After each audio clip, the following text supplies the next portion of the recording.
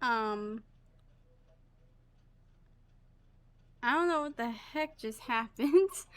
um, oh.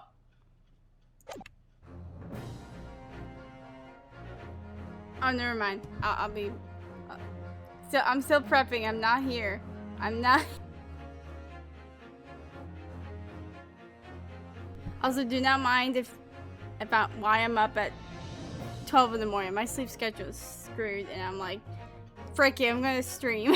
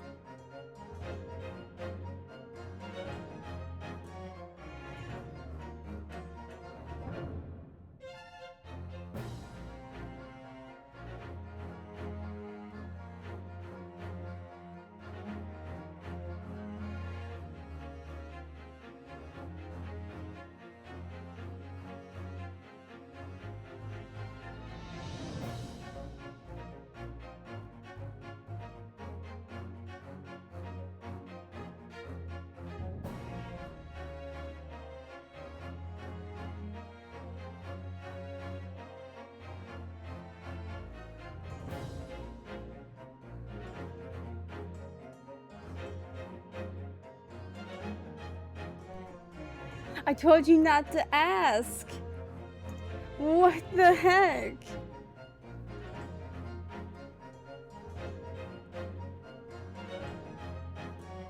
Bruh.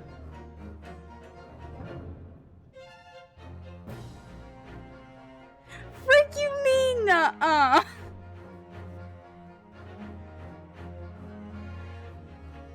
You started a stream.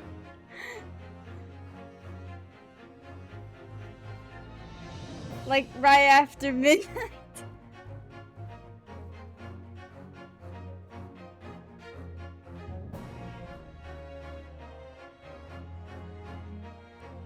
Look,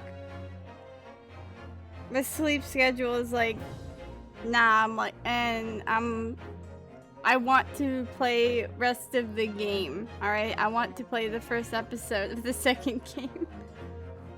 Cause this is such a good game. And I'm bored, alright?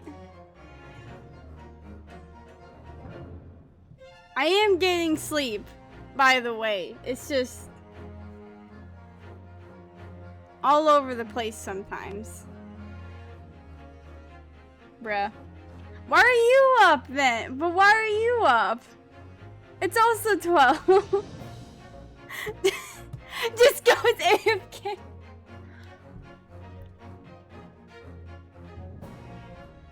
Like, I played the 5th, Your Honor.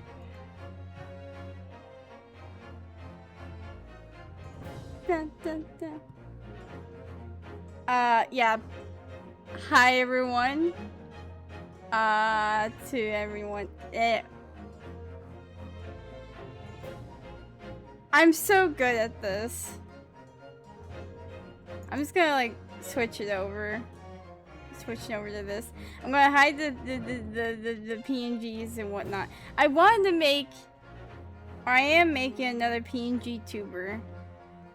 Cause why not? It's like, I want to make one for each of my OCs because I think that'd be fun. Just like, I guess for me to experiment how each of them would react in their own way.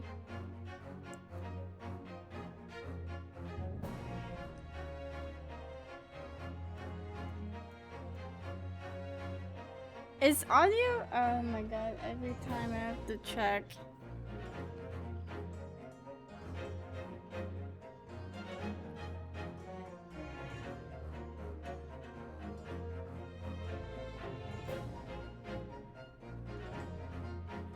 Every time I have to check.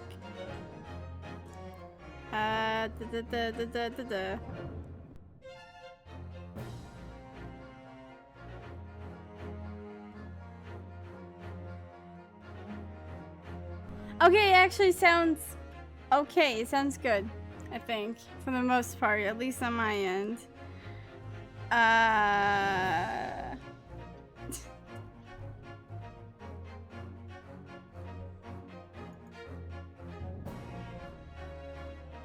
So we found out like some secrets from the Morse code thing last stream.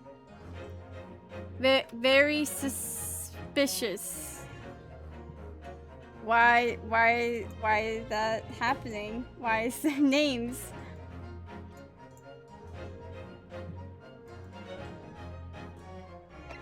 Like, there's 3 people's names that we know of. They're on that list. But why though? Oh, this is a good music. Oh, wait, I need to change it. Actually, wait, no. Wait, is it going to change? No, it's not, because don't mind me just like having a brain fart. Hold on. Where is everything at? Okay, I'm gonna switch over to the art stream real quick. Oh, you get like, frick, my PNG ain't working. Yeah, just look at you go for a second. I've hired this dog to stare at you, or at least to sniff at you. Sniffing. I need to do a thing real quick. I completely forgot to do this before.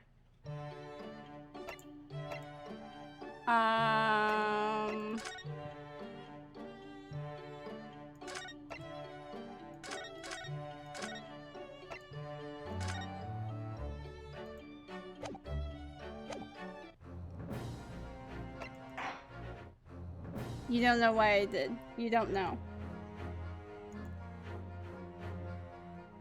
W-oof. Okay. Now we're actually gonna get into it. New game.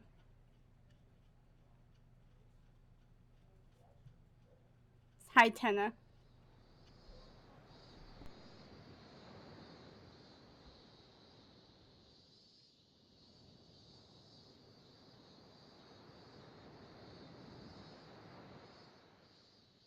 Standing here in the bright sunshine, looking out over the vast ocean.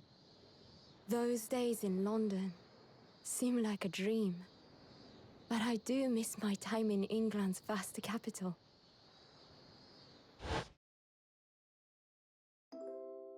You know, he's flourished into a truly wonderful lawyer. I've no doubt that at this very moment, he's fighting some noble cause in court.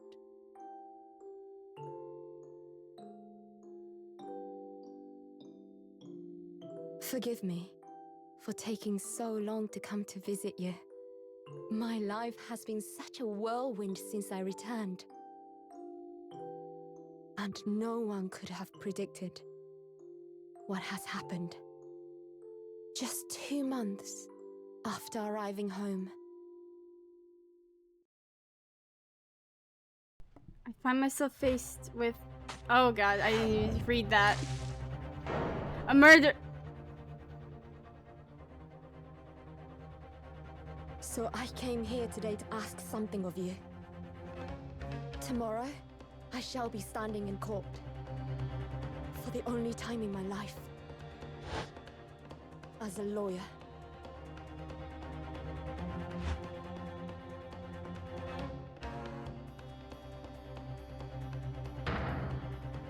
So please, I ask for your guidance. Kazuma-sama.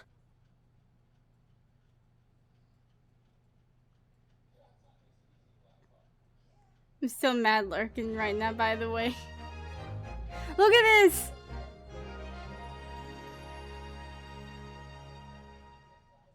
Oh no, they're dead, are they? Yeah, do you recognize that woman? Do you recognize her?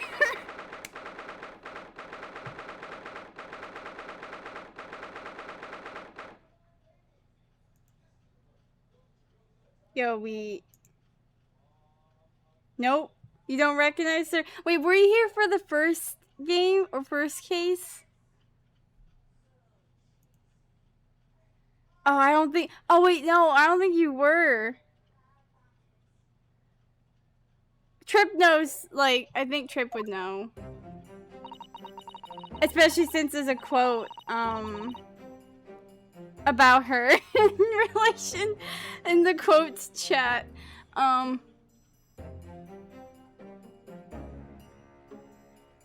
Swan hat, yeah, swan hat lady. Yeah, she gone. She gone.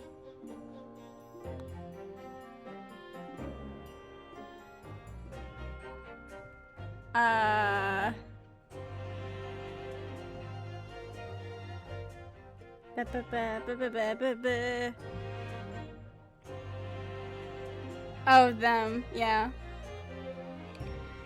I couldn't remember, like, wait, were you there when... Yeah, swan hat lady.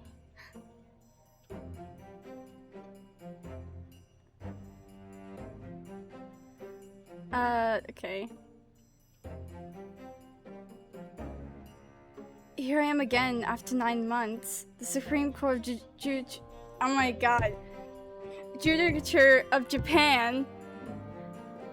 You can't blame all your problems on Ratatouille Swan.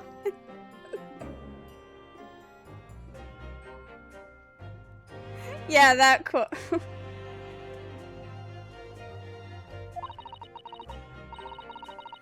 I feel so nervous, but I must steel my nerves and find a way to compose myself. Oh, hey Mikitoba, what's up? Good, you're here. It doesn't do for a lawyer to be late. Oh, yes, good morning, sir. I hardly recognize you. You cut a fine figure, consul. But you look as white as a sheet. And those wide eyes aren't doing you any favors either. Anyway. Dips. Don't credit. It's the first day, Mikitoba. Oh dear. The truth is, I'm so incredibly nervous, I feel utterly nauseated. I almost wish that I'd never been born.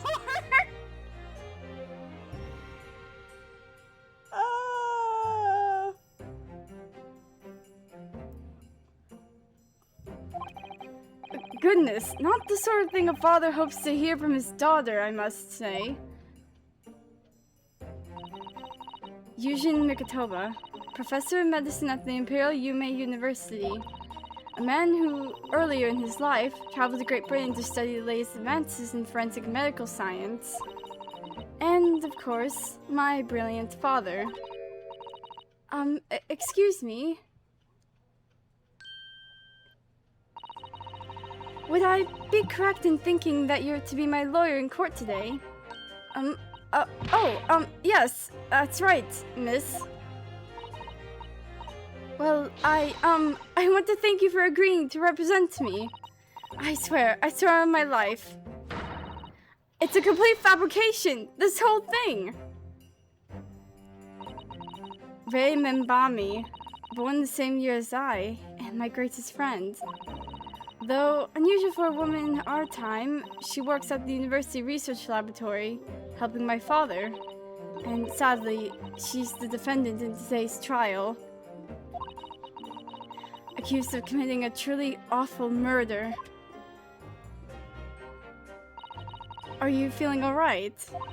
Since we started talking, you seem, well, to have become a little flushed. Oh, my, it's just that you look so gallant and dashing.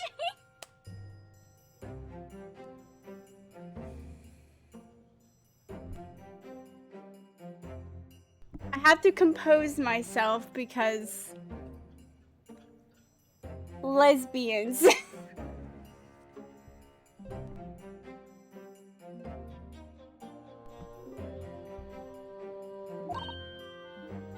Sorry?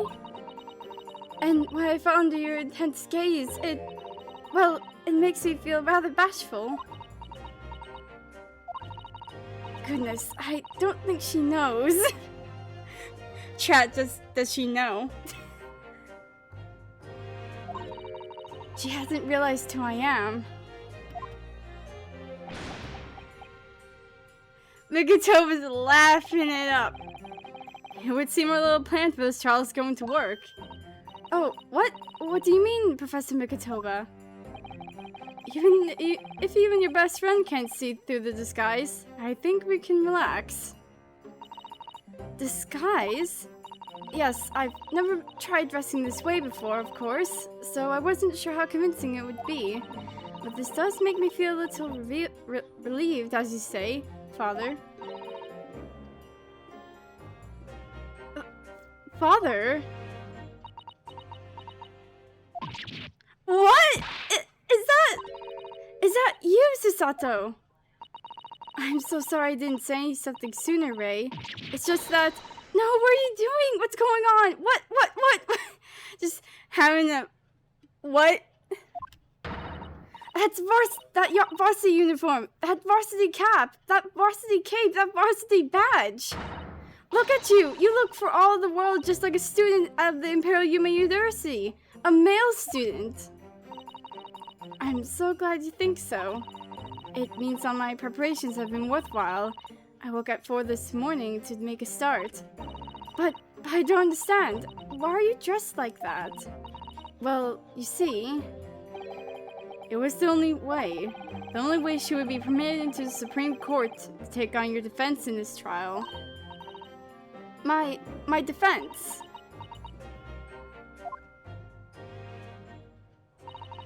Never before in my life have I felt so frustrated at having been born into this body. Courts in Japan are barred to women. We're not even allowed to set foot inside the courtroom, despite the fact that the laws of the land apply to all people, male and female, alike. But women are forbidden. Just for today, I'll be leaving my true self at the courtroom door, so that I can act as your lawyer. Oh, Susato, you go to such lengths for me. Of course, you're my greatest friend. I just worry that I shan't be the lawyer you deserve. Oh no, I have complete faith in you. Ray. It's so strange though. I mean, you're such an accomplished judicial assistant already. And yet, just because you're a woman... What a wretched reason! I mean, why shouldn't you be allowed in court? You're so gallant and dashing! Ray, please.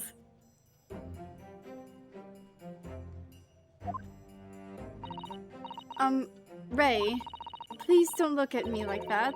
With those flushed cheeks and darting eyes. Oh, I'm sorry. It's just, you really do look so dashing. Aww. Yes, you mentioned that once or twice. You should be pleased. It means you look convincing as a man. I am pleased, I think. It certainly helped to bolster my confidence today. Ray, you're managing to put on a brave face in all this. but I can see through it. I notice how your shoulders are slumped, and how you're trembling ever so slightly.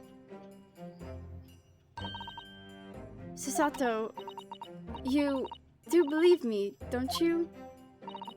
I didn't do it. I couldn't have. I mean, murder. Of course. You have nothing to worry about. Your conscience is perfectly clean. Isn't that right? Yes. Yes, it is. Perfectly clean. I have absolutely no doubt in my mind about your innocence, which is why I'll stand by you till the bare end in this trial. Whatever happens, I'll always be on your side. Because that's what it means to be a defense lawyer. That means so much to me, Susato. Oh. Defendant counsel, court is about to begin. Proceed to the courtroom at once. You should go in at once, Ray. If you're late, the judge won't hesitate to pronounce you guilty. Oh. Stand aside! I don't think I've ever seen her run so fast. Well, Susato, you've certainly surprised your father. Going to such lengths to be admitted into the courtroom, and with no prior experience of being a lawyer. There was simply no other way, that's all there is to it. But, Father, you haven't told her, have you? I mean, I'm right in assuming that Ray doesn't know how it came to this. Yes, quite right. I've kept that information from her. It would only worry her if she found out that no other lawyer would agree to take her case. Didn't want to burden her with that. And is it true? The reason why every other lawyer is refusing to take the case? Is it really because of who the victim was?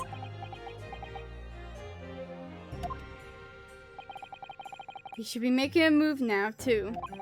As you know, law isn't my field, but I'll do what I can to support my students. Thank you, Father. I'm Susato Mikitoba, a judicial assistant. 8 months ago, I accompanied a student of law on a study trip to Great Britain. But 2 months ago, due to unforeseen circumstances, I found myself back in Japan. How many times have I wished that you were here, I wonder. Still, I have no choice now but to steel myself for the trial ahead. Wish me luck, Naruhodo-san.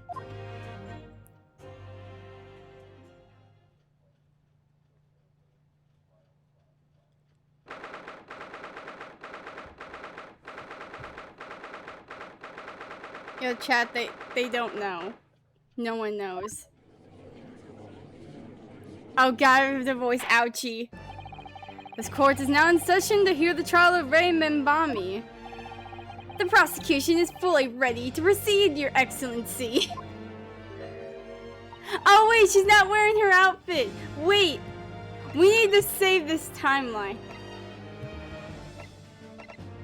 Where the frick is this? There it is.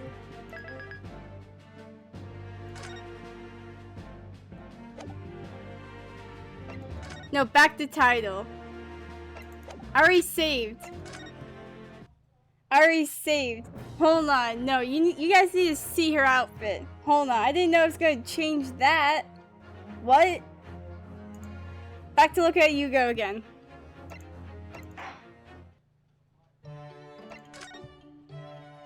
Okay, we are not... Okay, Sato. Turn that off.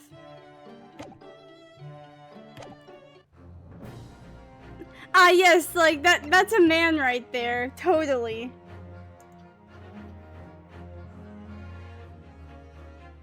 Oh my god.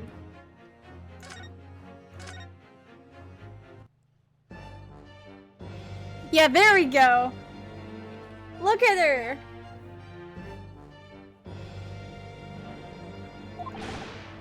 Defense Consul, are you ready? Yes, Your Excellency, we are ready. Ready? Ah yes, Consul. According to your registration details, your name is, Ryutaro Naruhodo. Is that correct? Sorry? Oh yes, I had to come up with a suitable male name for you for this little venture. So I'm afraid to say I simply put down the first name that sprung to mind. Well, Consul? Yes, that's right. That's me. Yes, I'm Ryotaro. He who has vowed to uphold the pride of the great Naruhodo clan. It seems Ryotaro may need to consider how better to uphold his manly act first and not overdo it. And those wild, wide eyes aren't doing you any favors either. Just relax and listen. Naruhodo? Fresh face in this courtroom, if I'm not mistaken. But the name Naruhodo, would that perchance be... You may be thinking of Ryunosuke Naruhodo, currently in Britain as part of a study program. This is, his cousin. That's right, Ryotaro here has been studying in the provinces, but was called to the capital for this trial. I assure you, in matters of law, his knowledge rivals that of any of Tokyo's preeminent lawyers. Any of them! What a pitiful situation! Having been rejected by every lawyer in the capital, the accused has had to call in a country boy.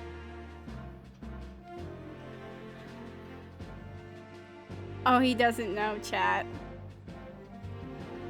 Also, the little bun on, like, his head or whatever is killing me.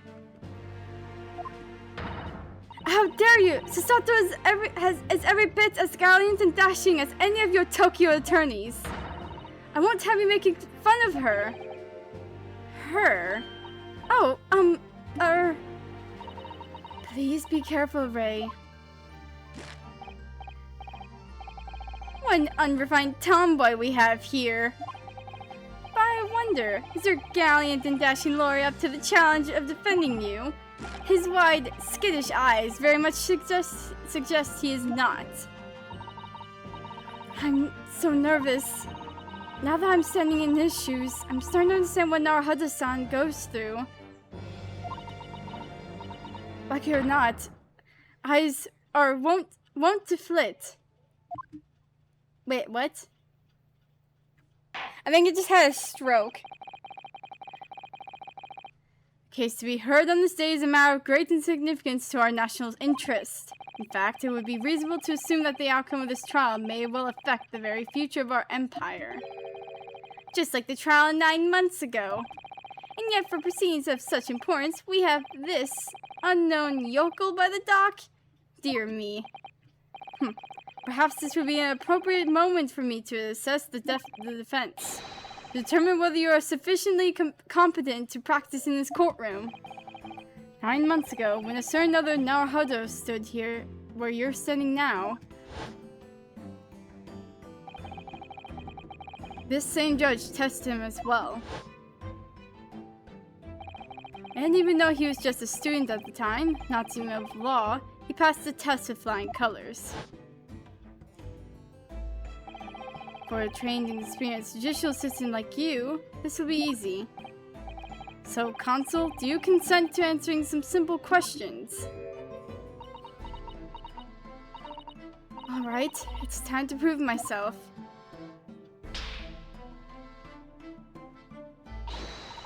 Yes, Your Excellency, but please do make them simple. Very well, to start with, you will state the name of the victim. That's simple. I couldn't forget that if I tried.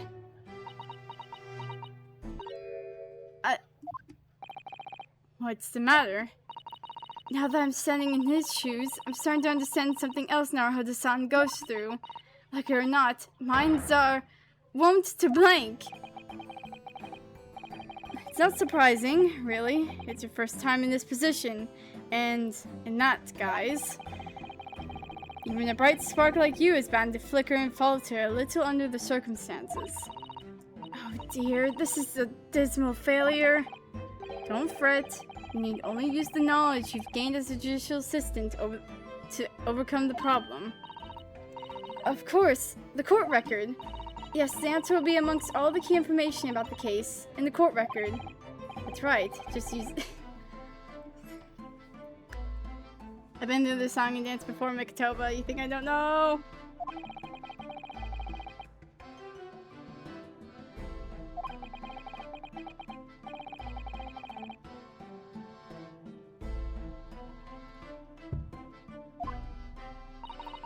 He's watching us. Okay.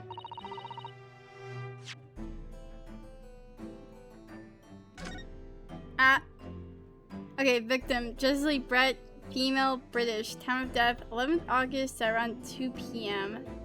Ascertained by examination and witness statements. Cause of death, single deep stab wound from behind, piercing a lung, and resulting in fatal hemorrhage. Death would have occurred within minutes. Notes, extreme meiosis, pupil constriction, and was observed in the victim in both eyes.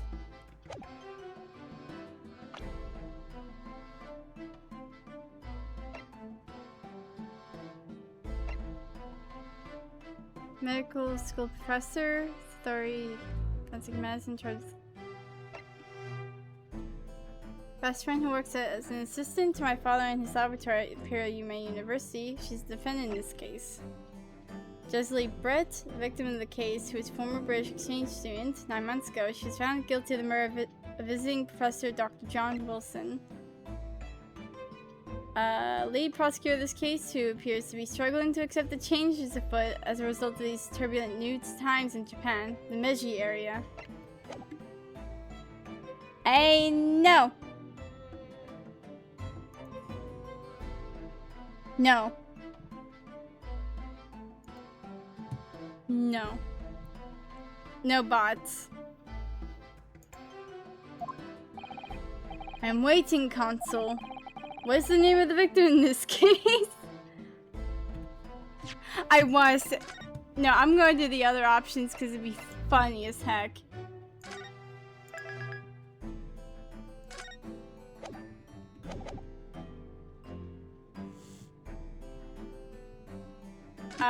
Yo, it's Ouchie.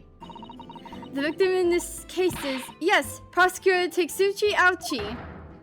What? Why the sudden triumphant cry of yes? Are you trying to kill me? He seems angry, and you're surprised. Did you consult the court record? You must look through it carefully. Oh yes, I did, of course. I looked at everyone on file, and I chose the person whose features appeared to be the most deathly. I must say, this most unusual mythology of yours leaves me almost speechless. His face is killing me.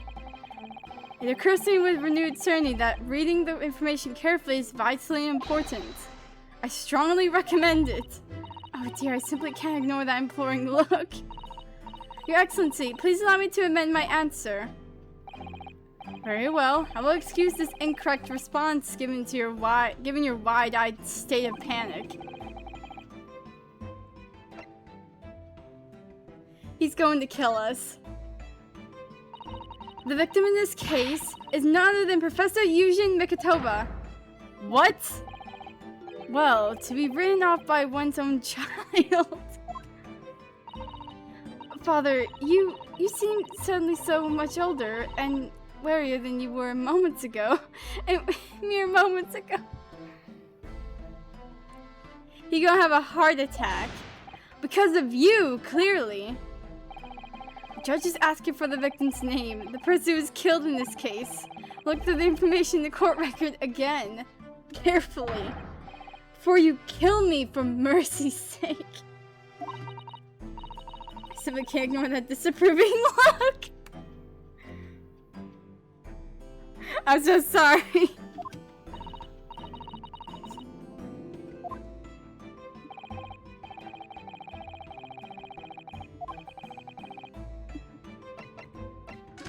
It's Jesley Brett. Oh no, Sasato. The name of the victim who lost her life in this case is Miss Jesley Brett. Jesley Brett. A name that will never be forgotten in this courtrooms of our country, I'm sure. Correct. And being a member of our Empire's judiciary, you will be well aware of the significance of that name. So, let me pose another simple question. As you know, Miss Brett was a visiting student from the Empire of Great Britain. Why, then, is her name inevitably associated with our own Empire's judicial history? Obviously, you won't have to forgotten that case from 9 months ago. But if it's proven hard to recall the finer points, everything you need is included in the court record. Obviously, I still remember. That was the start of everything. Giselle Brett, behind the woman's student persona, was the face of...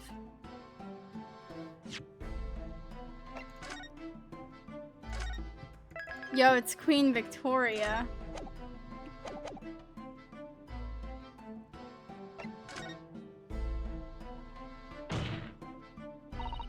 Queen Victoria, obviously.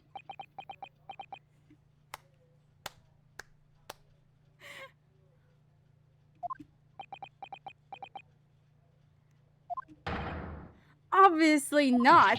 The Queen of England, studying overseas. I thought it sounded a little odd. Leave me out of this. I'm sure you know all the details of the case in question from 9 months ago. Oh yes, how could I forget? I know every last detail about it. Then what on earth was that absurd answer you just gave? No more absurdity, please, Consul. You will amend your answer.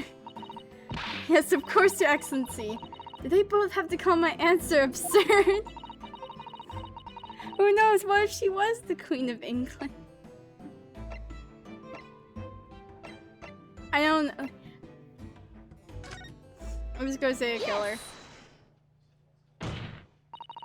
9 months ago, a visiting professor of medicine at the Imperial Yuma University was killed, and the culprit was Giselle Brett.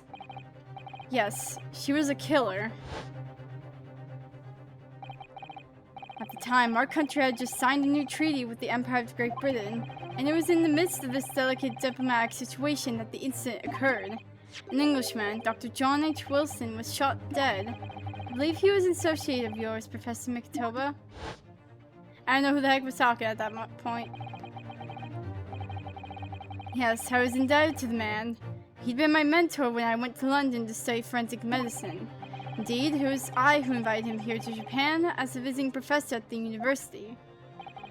Naturally, the murder of an Englishman on our soil was the matter of the government wish to resolve rapidly. Indeed it was, which is why a secret trial was conducted here at the Supreme Court.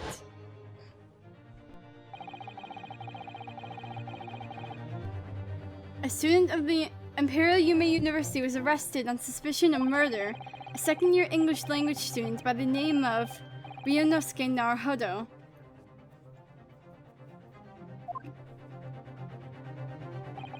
With the help of his best friend, a student lawyer, the accused conducted his own defense and exposed the despicable crime committed by Miss Giselle Brett.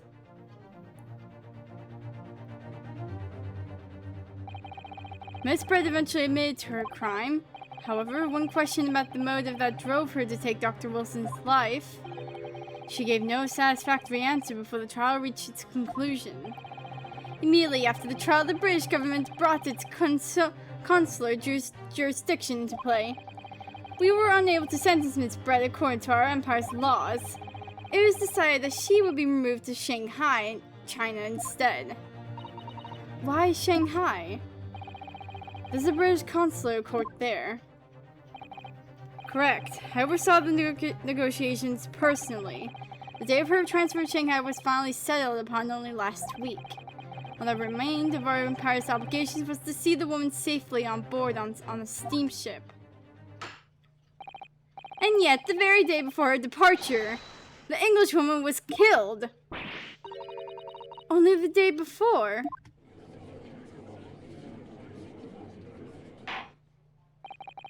That will do. I'm satisfied that the counsel for the defense is sufficiently capable of representing the defendant. Totally. Thank you, Your Excellency. Over the first hurdle. Now a summary of the incident, if you please. Prosecutor Avci. As is your wish, Your Excellency. The repugnant crime took place on the 11th August in broad daylight. On the outskirts of the imperial capital, under a bright blue sky, at a secluded bathing spot by the sea. The incident occurred inside a small beach hut, erected for bathers to rest or change their clothes. The cause of death was a single stab wound to the posterior abdomen that pierced the victim's lungs. An injury which proved fatal. There were two persons alone together in the beach hut at the time of the victim's death. Miss Brett, in her bathing attire, and the accused, Raymond Bami. Accordingly, there can be no doubt for the accused's guilt, especially when she considered she had a powerful motive. The police arrived rapidly at the scene and promptly arrested the young lady.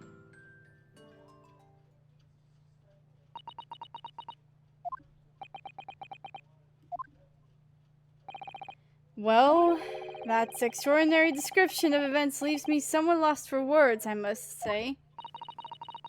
That's certainly true. The prosecution's summary was full of words that raised an awful lot of questions. As a lawyer, I really ought to pick up the prosecution's counsel on what he said about... Why was she at a bathing spot?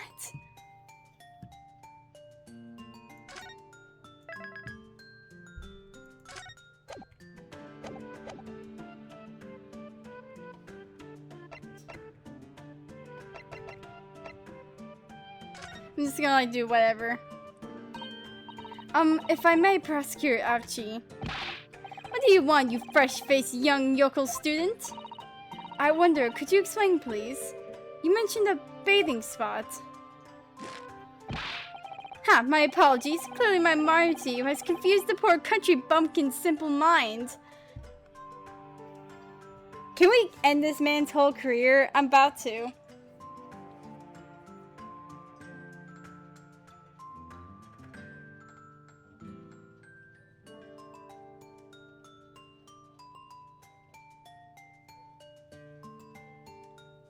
I'm about to end this man's whole career.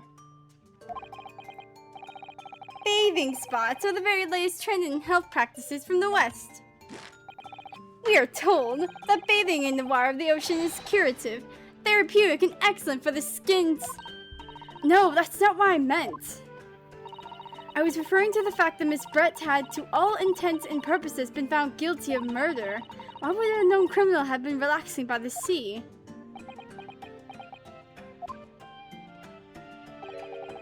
For old time's sake, I believe. Sorry. Miss Brett was to depart from Shanghai the following day. Her final wish, as it were, was to enjoy a day at our country's wonderful coast. And the British Embassy put extreme pressure on our government to comply. But on what grounds would we agree to such a request? Because, as usual, our government is unable to stand up to foreign powers. In matters of diplomacy, it seems we don't even have the courage to decline the whims of a known criminal. That's crazy. Don't look at me, Professor! It was the government who granted permission, not I. In any case, it was decided that with a dedicated detective on duty, nothing could go wrong. But in fact, a murder took place. I said, don't look at me! It was that young student girl who did it, not I! No one has proved that yet. I wouldn't provoke the man if you don't need to. This stage needs to gather more information, I think. As a lawyer, I really ought to pick up on the prosecution, what he said about being alone together. Membami-san. Yes, what is this Naruhodo-san?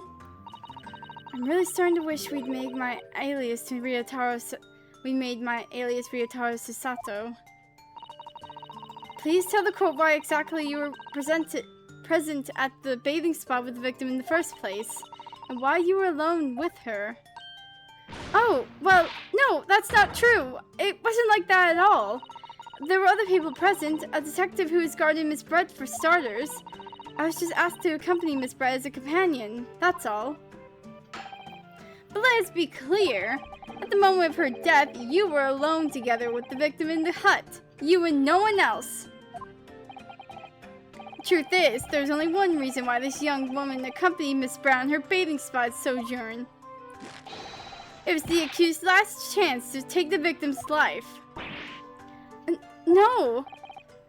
Because, as we know, the following day would see Miss Brett extradited to the British authorities in Shanghai. And the accused would never have an opportunity to dispatch her again.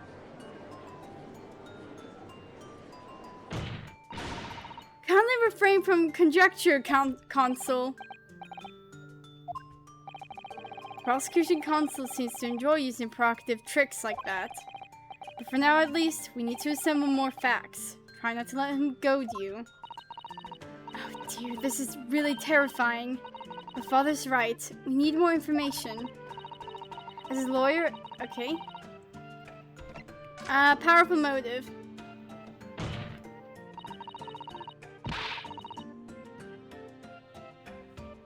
You're clearly exaggerating. Powerful motive is a blatant overstatement. It's the yokel boy using the long words he doesn't fully understand. I beg your pardon. No matter, let's put this to the accused, shall we?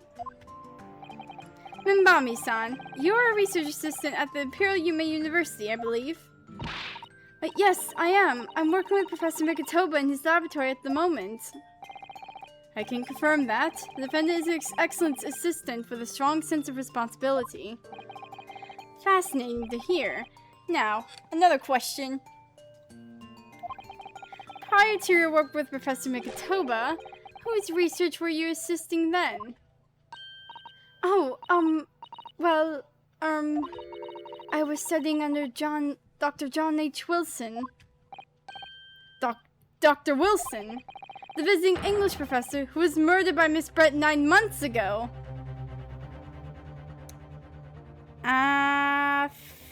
Frick.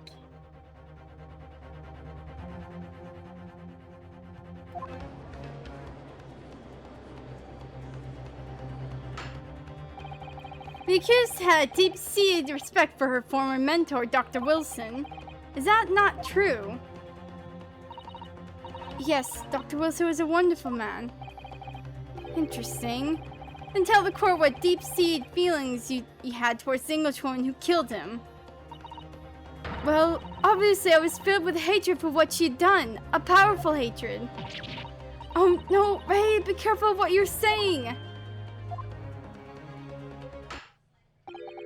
The motive was revenge. Plain and simple, Your Excellency. I believe we all have a clear picture of the incident now. Despite her guilt being determined 9 months ago, Miss Brett managed to avoid incarceration instead of continuing her research work at the university. Obviously, over that period, she and Ray would have encountered each other on a number of occasions. Seeing the murder of the mentor for whom she had such great respect enjoying such undeserved liberty. Yes, even if it was only temporary until Miss Brett's extradition to Shanghai, you can hardly blame Ray for her feelings of anger and resentment. Poor Ray. So, Your Excellency, if you'd be so kind to pursue this exhibit. A photographic print that shows the scene of the crime immediately following the grim incident.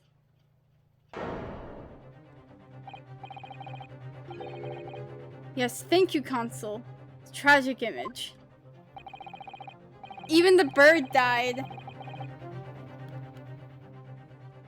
As you can clearly see, there is nowhere within the hut that anyone else could have hidden.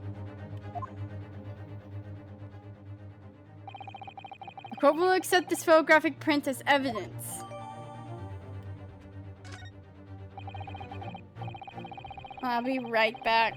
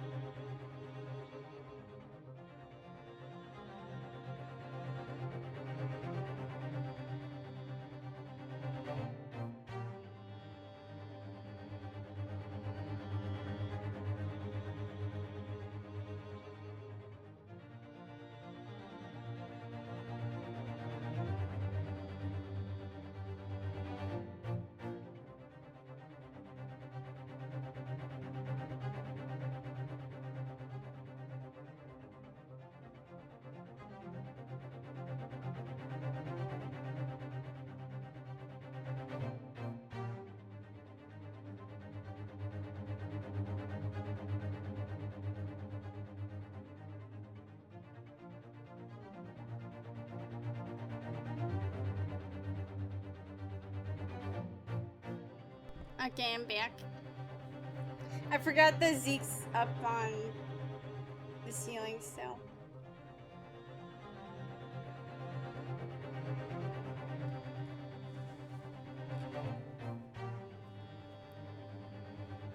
As I understand it, then, the victim and the defendant were alone inside the beach hut at the time.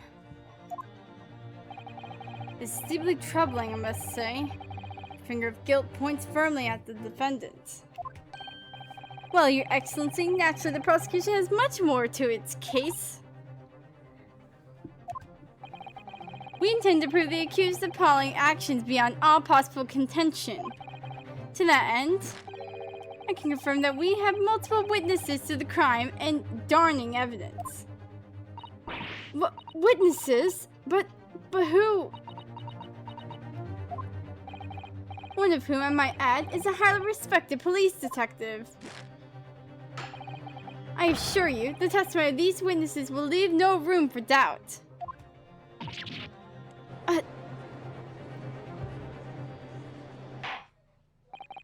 Very well then, Consul, bring forth your witnesses. I, Teksuchi Ouchi, have been waiting for this moment. Sorry? Oh yes, I haven't forgotten that trial 9 months ago, here in this very courthouse, when that irreverent little student boy utterly humiliated me.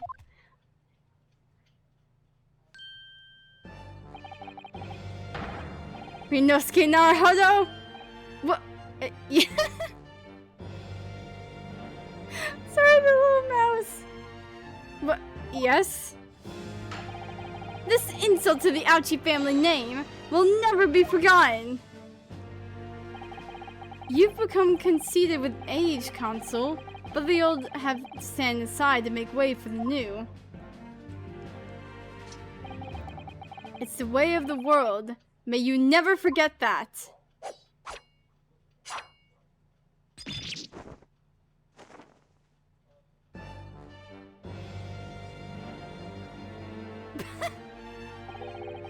Strike the head of a samurai whose top knot has been cut, and the bell of cultural enlightenment tolls. Yes, on that fateful day, my former self died. The star of your own mini-Meiji revolution. Are you modernizing as well, Consul? Silence! Since I swore revenge back then, there has been a minor miracle atop my head. A minor miracle! Look at that. Observe the Ouchi growth. You see the seed of hope sprouting forth from the barren expanse of my crown?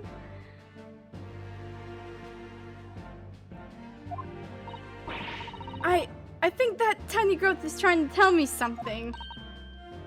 I am afraid I can't really see. Where's the hope exactly? Where's the hope? I said silence! Today I face another yokel student from the Naruhodo clan. Well, I will vanquish you, and my victory will be fertilizer for the seed of hope atop my head. You have been warned. With that, the prosecution calls the witnesses to the stand. It looks like the stakes are high on both sides in this trial. Prosecution and defense each has much to lose. We have more to lose than he does. A haircut is hardly comparable to Ray's life. Yeah.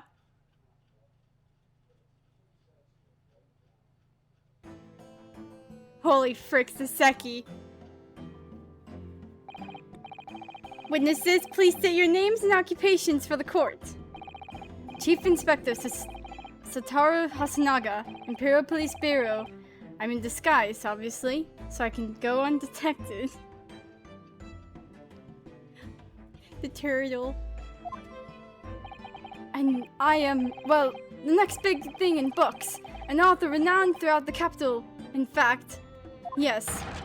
Soon to be sold out. The arts, the satirical. I am a cat.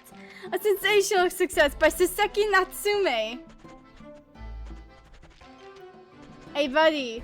Hey, what are you doing in the courtroom? Get the freak out! You're not supposed to be here. Oh, that's freaking Ryunosuke, never mind.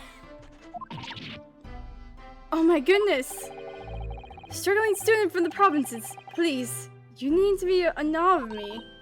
I needn't. It is only natural that you feel nervous in my presence, but all of you, please, relax. Call me Saseki, even. Yes.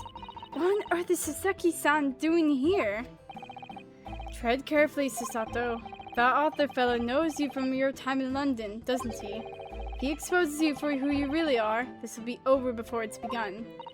Yes, of course. I know. I presume Saseki-san won't have forgotten about me. I could certainly never forget him. Although he does seem to have changed somewhat in the 6 months or so that it's been since I last saw him.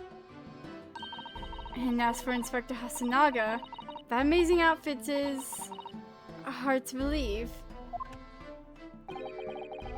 Do I have something on my face? More so what's atop your head? Well, your glasses for one, although they don't seem to be helping you see. Thank goodness he hasn't recognized me either. I suppose it's the disguise, is it? I thought that appearing here in the clothes I was wearing at the time would make for a more faithful testimony. It is my guiding principle to carry out all testimonies flawlessly. Well, I can appreciate why an Imperial Police Bureau detective might have been present. What business did a writer such as yourself being at the scene, Saseki-san? Well, you see, I had been asked that day to give a lecture. On the morning of the incident, in the Imperial Yume University's Grand Lecture Hall, no less. At Yume University. After the lecture, I had a very pleasant conversation with a researcher from the Medical Science Department. The professor over there, in fact. With Professor Mikotoba. Yes, that's right. It was arranged by one of the newspapers. They wanted some story or other about 2 former students who studied in Great Britain. Of course, being a renowned author, the press never left me alone. To secretly spy, snapshot, scribble stories, and scrapper in my privacy. No kidding. As you can see, the conversation was written up in this newspaper here. Read at your leisure, my provincial struggling student friend. I have plenty of copies. Thank you very much. He practically threw that paper at me.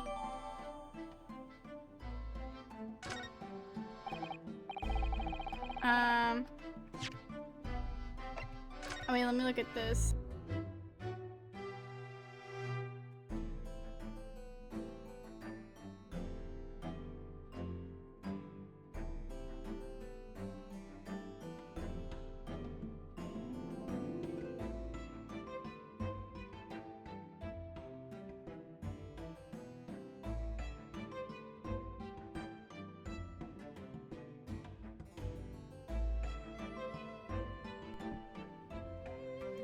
Well, pen in hand, stabbed in the back.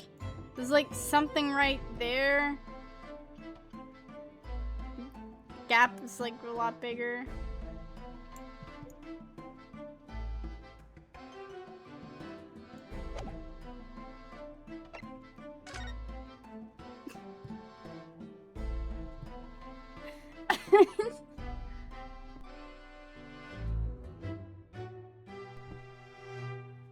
Look at him, he's so, like, excited. Look at the cat! Look at his baby!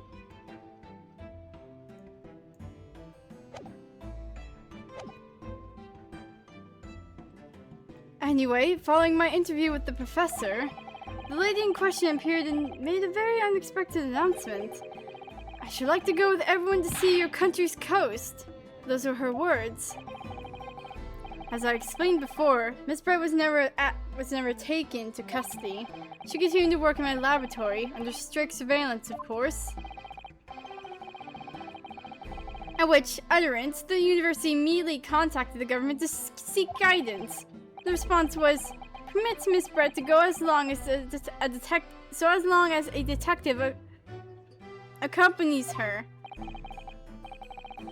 That detective, I am at liberty to divulge, was me, Chief Inspector Satoru Hasunaga. Thereby the entire party departed cordially for the seaside, it seems. It was extremely challenging to clear all other members of the public from the vicinity of the beach. But fortunately, I'm at peak physical fitness at the moment, so I was able to carry out my duty flawlessly. Oh my, Inspector, well, you do have something on your face now. Ah, how unsightly. I do apologize. Does that mean that you went to the beach too, Father? No, fortunately I had work to finish off. But unfortunately, of course, it meant that as my assistant, Ray was invited to take my place. Of course, being a renowned author, I didn't like to decline the invitation. But if only I had, I'd never have seen that awful sight! Relentlessly racked by remorse and regret! I'm not gonna let that guy in the back just continue.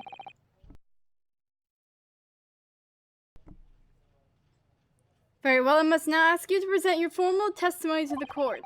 You will give an account of all that you witnessed on your impromptu excursion to the coast. Of course, Your Excellency. Relentlessly racked by remorse and regrets, I am. Still the ever so anxious Saseki-san.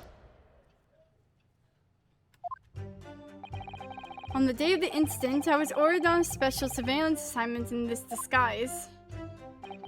I just managed to catch that crab when I suddenly heard a caterwaul from behind me. A caterwaul? What? I ran to the beach hut at once, where I found the pair in question. Yes! The young girl was astride the Englishwoman, dagger in hand, and she was stabbed wildly. I saw blood in the blade. It proved to me that she'd stabbed the victim multiple times.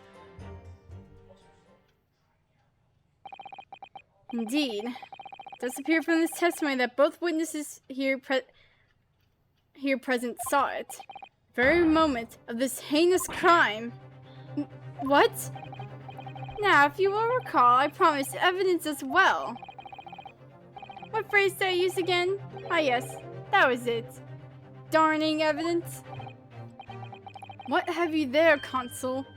A so-called fountain pen, is it? Correct, Your Excellency. Found at the scene whilst examining the body. Appears that in her dying moments with her final ounce of strength, the victim clutched a piece of evidence that would positively identify her killer. What? Your Excellency, if you would cast your eyes over the photographic print of the crime scene once more. Goodness me. Yes, the victim is clearly grasping something quite deliberately there in her hand. That's right, the fountain pen. And if you would kindly examine the pen, Your Excellency. The owner's initials have been engraved into the ebonite barrel. R.M. Ray Mimbami. Oh no, we've seen something like this before. The initials of the defendant. No!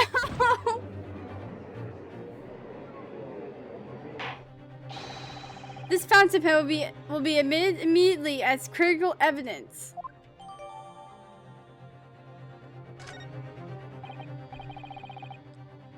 So have I admitted anything? Decisive testimony and darning evidence. There's a bright blue sky outside the courthouse today. Perfect way to ascribe guilt, I feel. I don't understand. The prosecutor Ouchie of 9 months ago had none of this man's poise, whatever, I don't know. Counsel for the defense, you may begin your cross-examination now. Naruhodo-san. Naruhodo. That means... Oh, yes, me. Is there another Naruhodo in my courtroom?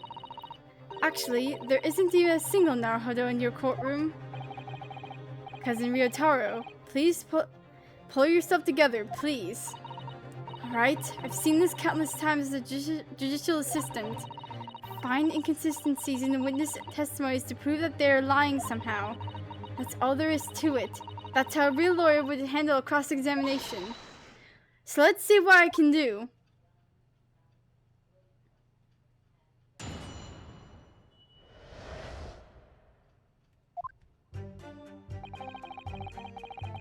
Okay, let's look at that pen if I can. Actually, wait, no, can I even look at it? I can't. I have to wait.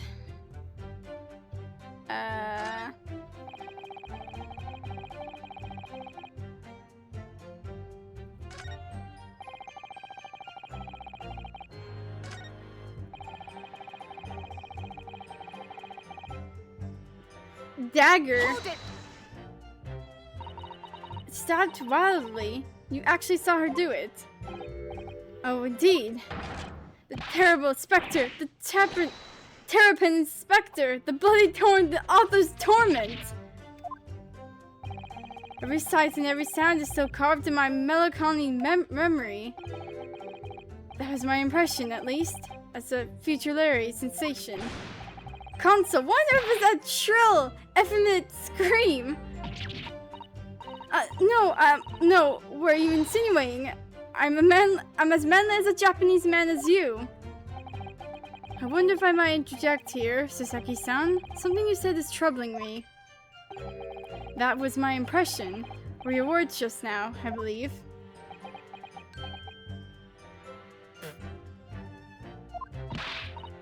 So, do you mean to say you're not confident that you really did see what you've described? No, yes, I know what I saw. My ears didn't deceive me when I heard that scream, hence my eyes didn't deceive me either. I could describe everything I saw vividly. I could publish it all in tomorrow's newspaper serial.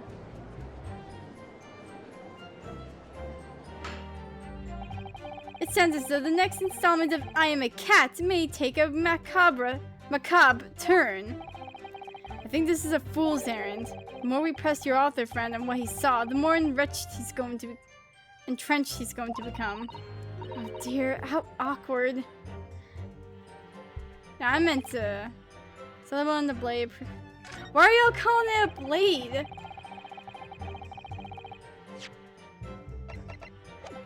God, let me freaking...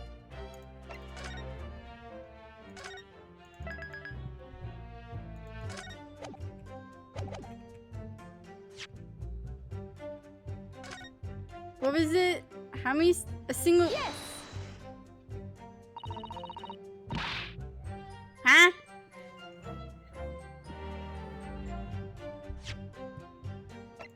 What?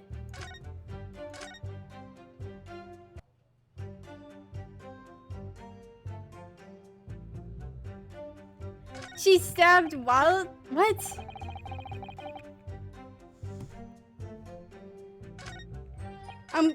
I'm glad that you're trying to catch a crab for some freaking reason, man.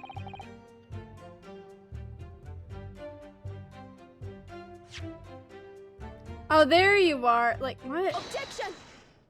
Yeah, frick you, man. Frick you! With that accusatory cry that just welled up from deep inside me, I think I finally understand. Every time Kazuma-sama and Naruhodo-san have stood here at this bench, the stakes have been very, very high indeed. What's the meaning of that menacing pose, Counsel? I'd like to I'd like the witness to clarify something for me. Who? What? Where? When? How? Not to you, Saseki-san. This query is directed at Inspector Hasanaga. At me? In your statement just now, you said that the victim was stabbed multiple times. Yes, that's right. As I said when I entered the hut, the defender was already standing over the victim, bloody knife in hand like a murderous demon. And yet, that cannot be. What? Get to the point, please, Consul. In the post-mortem report, it clearly states that the victim was stabbed one time only. Give me the murder weapon. Is the pen the... Wait, was the pen the murder weapon? I can't remember. In other words, Inspector Hasanaga's testimony is clearly flawed. And Saseki-san, me? You claim to have seen Mbami-san in the throes of stabbing the victim. Yes, I did! Wildly! But both you and the inspector confirmed the same point, that there was already blood on the knife that you saw the defendant holding. Yes, and? It's quite simple. We know the murder weapon was used to stab the victim only once. Therefore, there's no way there could have been blood on the knife if that single stabbing hadn't already occurred. But true! Then what exactly is your contention, Consul? Are you ever going to tell us? Yes, Your Excellency. There's only one logical conclusion. What Saseki-san in fact saw was not the moment that the defendant stabbed the victim at all, but the moment that the defendant in fact withdrew the blade from the victim's body. That can't be. Excellent work, Susato. You exploded them with that objection, and then proceeded to pull them apart systematically. Well, this takes me back. Yes, I seem to remember your cousin staged a scene much like this in the trial 9 months ago. A half-witted child with a half-baked objection, attempting to steal the show. You're right, there are certain similarities. Except that so-called half-witted child managed to outwit the prosecution, who was only half a head of hair. Slander! My head is quite adequately dressed!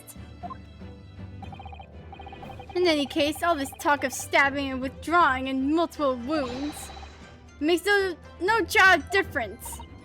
What? Why not? Engage your brain, young man. When the accused first plunged the deadly weapon into the victim, that was the fatal blow. And it was that moment, just as she had withdrawn the blade ready for her next strike, that the witness saw. The knife was already tainted with blood because the accused already stabbed the victim. Yo, give me the knife! For God's sake, give it to me now. You gave me the pen. All you have successfully shown with your little display is that the mustache author is prone to moments of extravagance.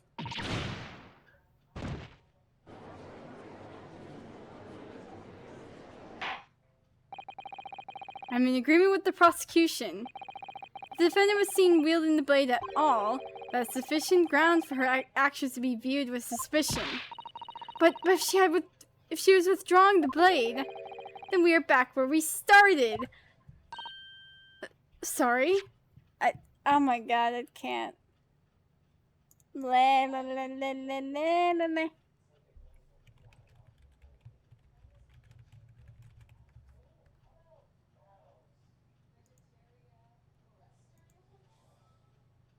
Man, I'm about to ruin this guy's whole career.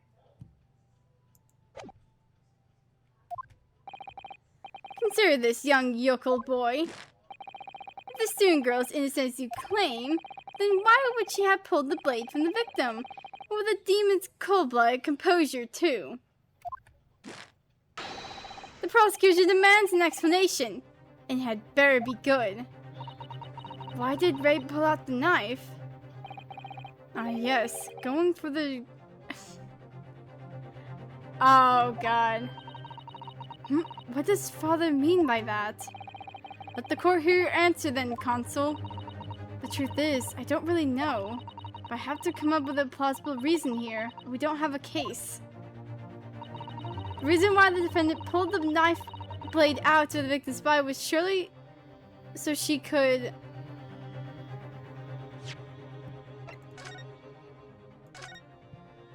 Oh, I'm remembering. Remembering. I had to put that pun in.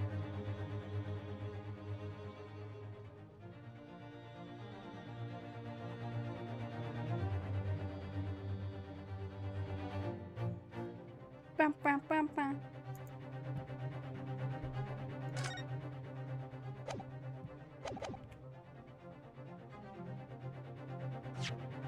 I just remembered what was...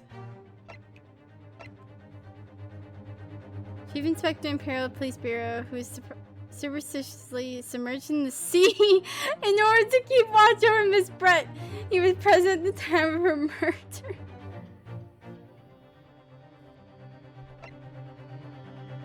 Sasaki Natsumi, a former visiting student to the British Empire who returned to Japan after a spell of bad luck with the law. He's now a successful author and a witness in the current case.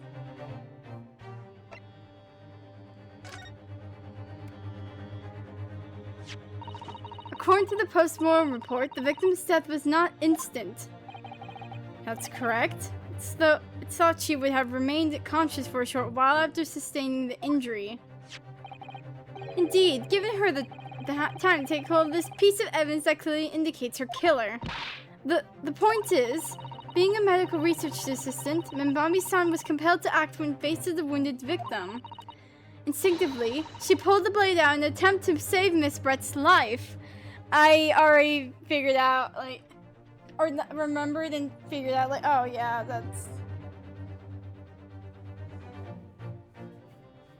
that's... She wouldn't have done that. Oh no, they figured it out. They know. Oh, Mikitoba's gonna be so upset. Did you hear that, Your Excellency? It would seem this is the best we can expect of this young yokel. Indeed. Is it just me, or does it suddenly feel much colder in here? Your Excellency, if I may. Speak, witness. I would like another opportunity to testify in respect of the slipshod assertion just put forward by the yokel defense counsel, I mean. Slipshod? An excellent idea, Inspector. Our young yokel hopeful as a mediocre of knowledge, when it comes to the law, it seems. But in matters of medicine, he appears to possess not one iota of common sense. Iota, I don't know. Very well, Inspector. I will permit your request. You will testify again before the court on the subject of the defense counsel's assertion. Yes, sir. I will do so flawlessly.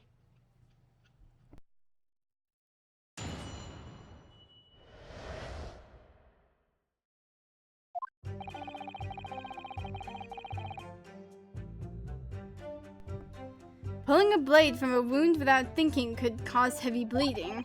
That basic knowledge that any medical research assistant with an ounce of sense ought to know. In other words, there is no good reason why the defendant would have tried to pull the knife from the victim. Let's not forget, the young student did have a motive for killing the victim. The man the victim murdered 9 months ago, Dr. Wilson, was the defendant's highly respected mentor. Is what you just said true, Inspector? Could pulling a knife from a wound really cause the wound to bleed heavily? Yes, think of the weapon itself as a stopper in the wound that prevents excessive blood loss. Until a doctor is ready to provide proper treatment, that stopper shouldn't be removed. Oh, I see. This is why yokel students should stay on the farm. Even a quack from some obscure mountain village would have some basic knowledge. Anyone who's ever given someone a little poke with a knife and pulled it out again knows it. Oh, well, I've never stabbed anyone, you see, or pulled a blade out of a wound, so... Of course you haven't. I didn't bring you up to behave like a bandit. Father, is it true, what they're telling me? Yes, it's basic remedial knowledge from medics. Ray would have been well aware of it. If she were to claim ignorance of such fundamentals, that would prove fatal in many ways. But then, why would Ray have done it? Could she have pulled out the knife in full knowledge of what it would be knowledge that it would be fatal for Miss Brett? I don't know. Ray never once mentioned anything about the knife to me. It seems almost impossible to believe, but... Could my friend actually have... Susato! Yes? Pull yourself together. We mustn't lose sight of why we're here. Consul, it's time for your cross-examination. Oh, yes, Your Excellency. However, I must warn you that if your cross-examination fails to identify any issues with the established facts, I will be removing my adjudication immediately afterwards. I understand. Believing in your clients and fighting for their cause until the bare end. I knew it would be hard, but I had no idea it would be this hard.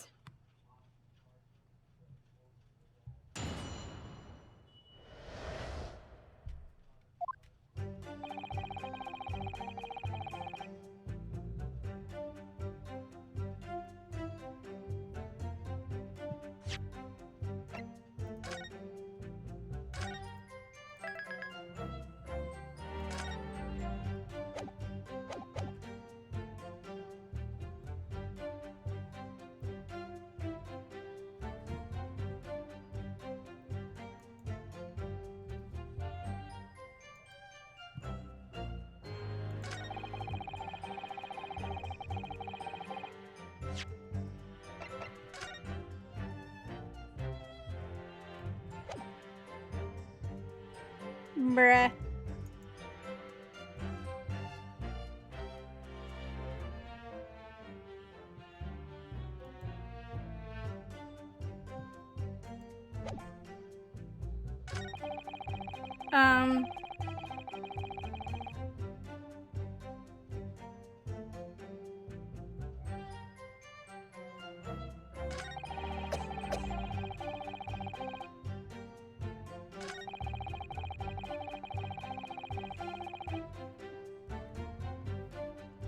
You're telling me stuff that... Okay.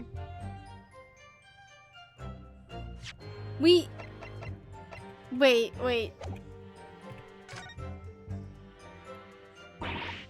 This is hopeless. I can't find a single crack in this testimony anywhere. If Ray knew that withdrawing the knife from the wound would threaten Miss Brett's life further, I just can't think of any way to explain why she did it. Sato, it's at times like these when it's especially important to remember the fundamentals. The fundamentals? Evidence is what counts in the courtroom, isn't it? Of course, but I've been through the court record dozens of times already. I think perhaps you're forgetting something, though. You needn't take the evidence at face value. You can and must examine it in greater detail, too. I realize this is your first time playing the role of lawyer in the courtroom. So if you need reminding of the rudiments, you need only ask. I'll do my very best to help. Examine the evidence in the court record. It's an idea, certainly, which I do. I know what to do. Come to think of it, Kazuma-sama and Naruhodo-san were always turning evidence over and over in their hands. Yes, I need to examine things in greater detail with space. By the look in your eyes, I see it's coming back to you. Go through the court record again and have a thorough look at everything. You may just find a clue. Yes, I'll do it straight away. Okay.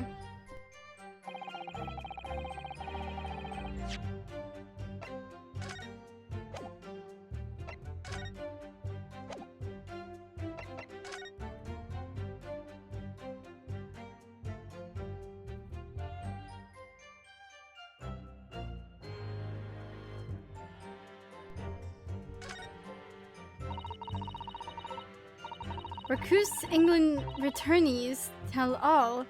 This is the interview with you and Saseki-san, is it, father? It looks as though it was quite an exchange. Yes, he became a little over-animated when he was talking about his time in England. The photographer managed to capture the moments, and his hand karate chopped me on the neck. Oh! Moments taken before disaster. I do hope you weren't hurt.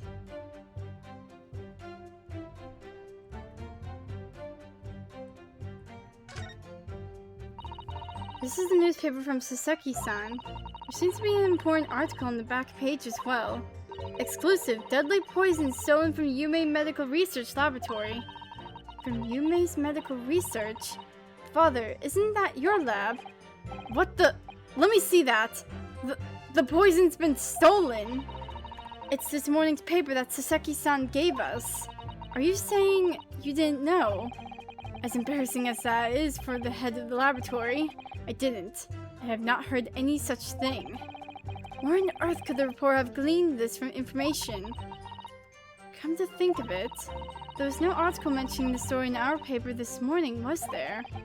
It's a highly toxic poison we've been working on in the strictest confidence. Put Ray in charge of the project. Ray, she was managing it. If what's written here is true, it means that she tried to hide the theft from me.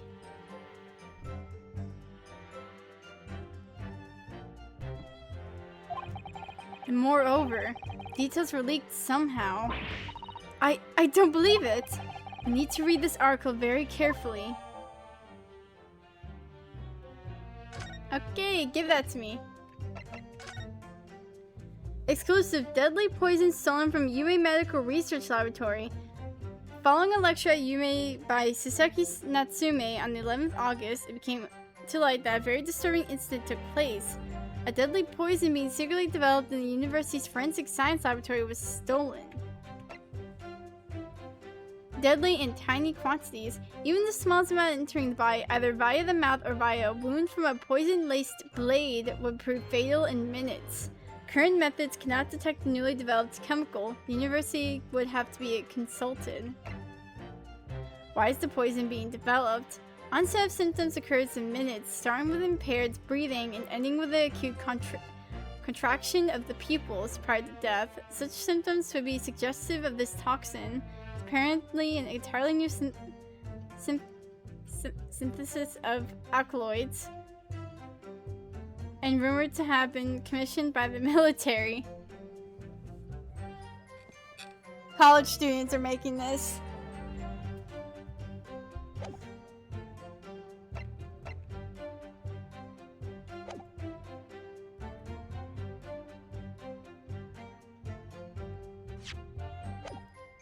Oh wait, can I look at the pen? Yes! Give that pen to me.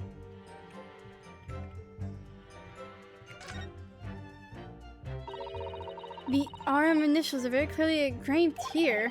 The fact that Miss Brett was clinging to this pen in her dying moments is very clearly a message too. To identify her killer, you mean? I don't think there can be any doubt that this is a key piece of evidence in this case.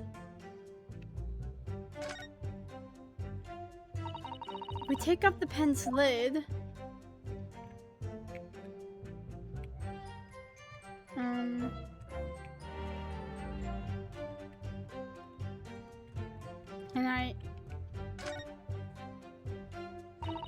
Now let's unscrew the barrel, shall we?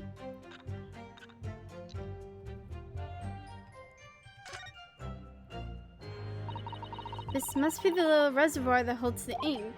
Yes, you fill it by drawing ink from a bottle up through the nib. Is something wrong, Father? Just that there doesn't actually appear to be any ink in there, that's all. Oh, yes, you're right. It's pretty much empty. Well, it could be on the verge of running out, I suppose. There's a very small amount of liquid still inside.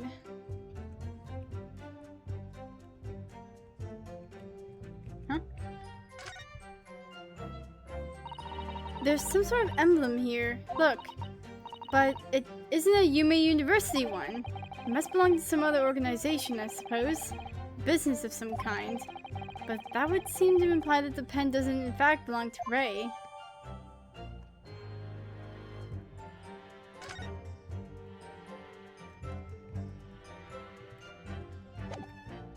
Any other stuff I need to know?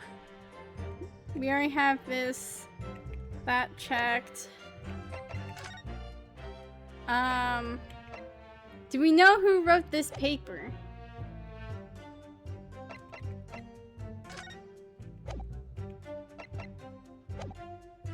Okay, pulling a blade from a wound without thinking could cause heavy bleeding. It's basic knowledge any medical research system with an ounce of sense ought to know. In other words, there's no good reason why the defendant would have tried to pull the knife from the victim.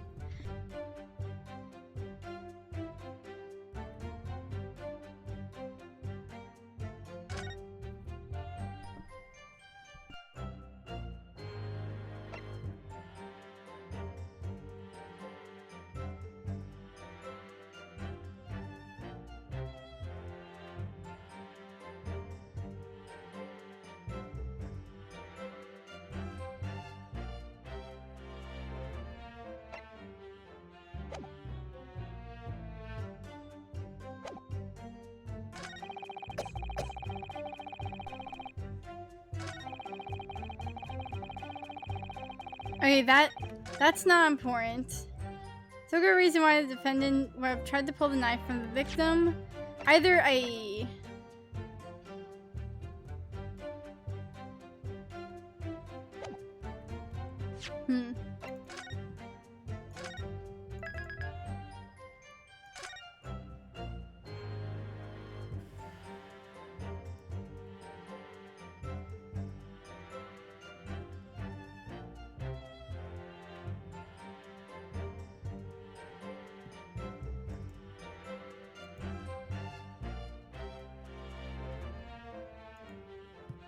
I think I have to... I was gonna say, like, maybe point this out, but no, like, if... Only she would have known about, like, the oh wait, no. It wouldn't just be her, it'd be whoever the frick wrote this paper as well.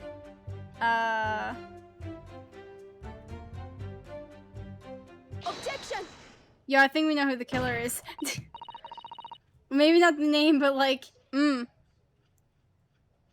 No, there's one possibility. One very good reason why the defendant might have decided to withdraw the knife from the victim's wound. What? The yokel not only has a poor grasp of the law, but is also a poor loser. This isn't a game! Tell us then, what possibility do you think you've identified? It's here, in this newspaper article. An article about a deadly poison having been stolen from a laboratory at the Imperial Yume unit. Objection!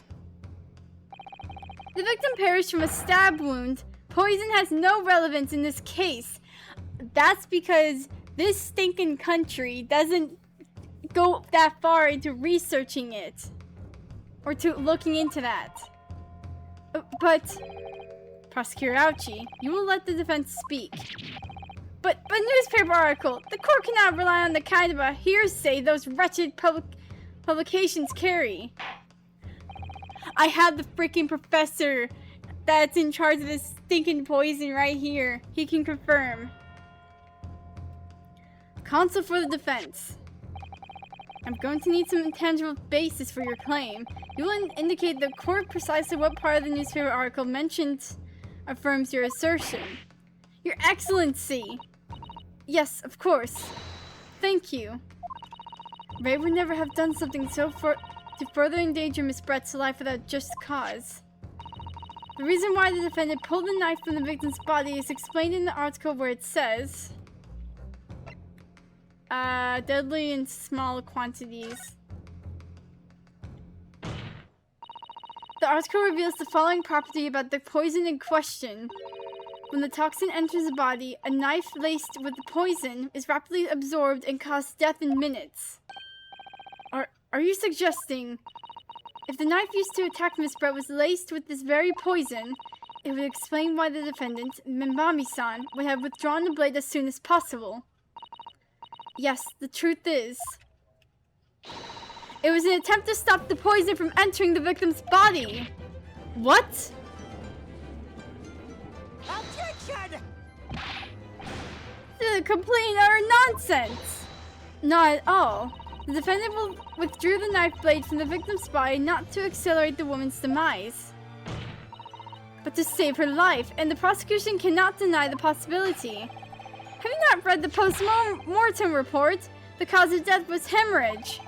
The word poison appears nowhere in the document.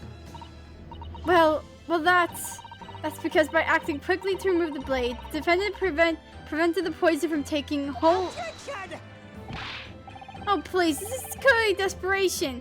The weasel's last breaking of wind. What?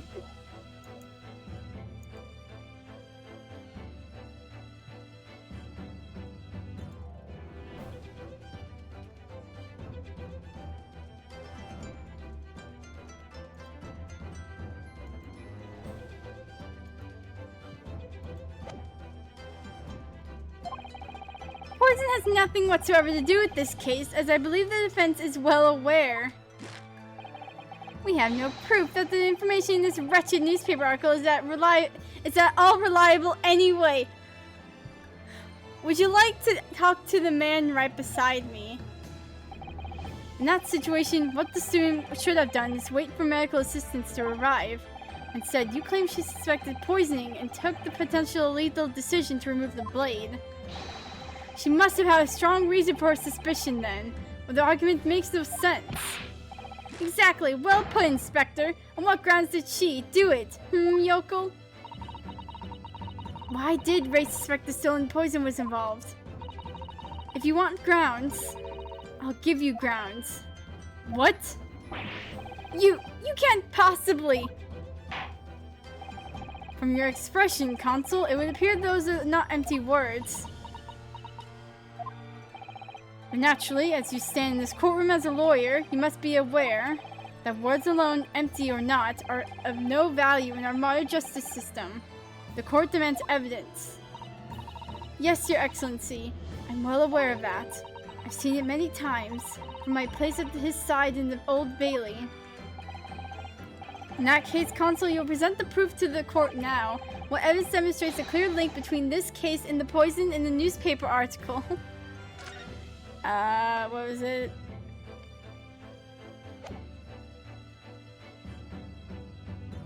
The freaking post-mortem report, you freaking...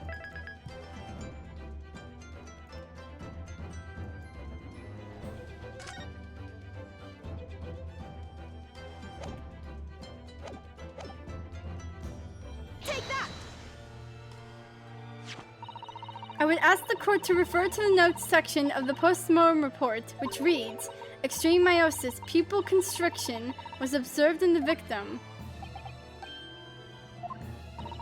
Clearly, being a yokel with no knowledge of forensic science, I have no idea. So please, do tell me. Presumably, the fact that this condition of the victim was noted in the post-mortem report means that it is an unusual symptom of death. Well... Under normal circumstances, the pupils dilate when someone dies. If there was extreme constriction instead, that's most certainly unusual, yes. What are you doing, you yokel detective? In the newspaper article, there's the following information about the stolen poison. Onset of symptoms occurs in minutes, ending with acute constriction of the pupils prior to death. What? If the defendant, upon seeing the victim stabbed in the back, happened to notice that the pupils of Miss Brett's eyes had constricted severely, yes, as a medical research assistant, she would have suspected poison immediately, without doubt. Prosecutor Ouchie, I think you'll agree, this is a very compelling evidence. You, yokel student and yokel professor!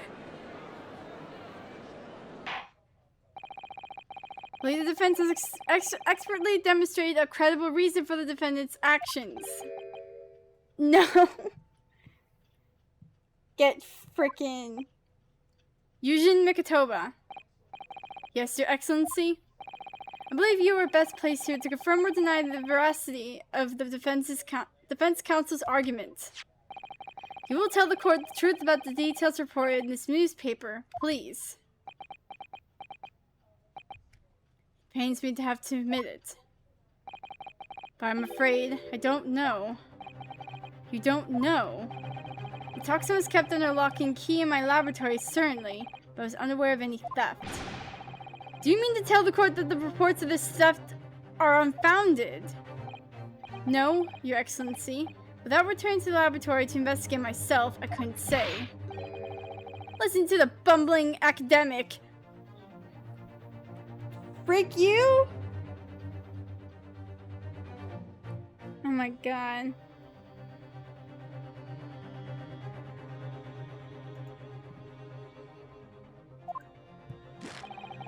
Unaware of the theft of a secret state research from his own workplace until he reads it in the newspaper. I take full responsibility for the incompetence of my supervision. Father. A pitiful situation for a university professor. You should have more control over your students, rather than allowing them off on killing sprees. That's totally unfounded.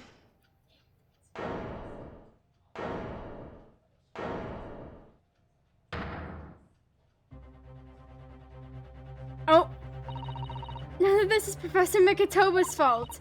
It's all my fault. Ray, Membami-san, you stand accused here. Outbursts like this will not be tolerated. But it was me. I was the one who had noticed that the poison we were developing had been stolen that day. What? So you knew? I'd been placed in charge of overseeing the project. It was the day that the professor and Saseki-san were interviewed together for the newspaper. That's when I noticed that some of the poison was missing. Just a tiny amount it was. Why didn't you let me know immediately? I was scared. The whole project was supposed to be confidential, but some of the toxin had somehow been taken. So I decided to try to get it back before anyone else found out. Because I had a very good idea who the thief was. The thief? You don't mean... Yes, of course. It was that dainty English woman. Miss Jesely Brett. That's why I decided to join the little group of people who go into the seaside. Inside the beach hut, I confronted Miss Brett. But she just sat on a stool on the back of the hut, smiling sweetly at me as if she knew she was untouchable. I know it was you who stole the poison. Well now, whatever do you mean? And then, she suddenly got to her feet, before falling to her knees in front of me and then collapsing on the floor. Oh god.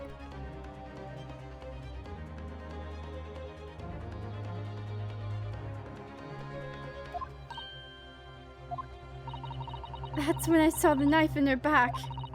I couldn't understand what had just happened. And then, a moment later, I was seized with fear. The pupils of her eyes they'd shrunk into tiny pinpoints. I don't believe it. In other words, you realized that the victim was suffering the effects of the stolen poison. My mind started racing. I hadn't seen anything past Miss Brett's lips whilst I had been with her, which left only one possible way for the poison to have entered her body. On the blade of the knife in her back. And that train of thought was what spurred you to withdraw the blade. Yes, if the amount that had entered her bloodstream was small enough, she might still have a chance. That's what I hoped. Really, I'm so sorry for staying silent all this time.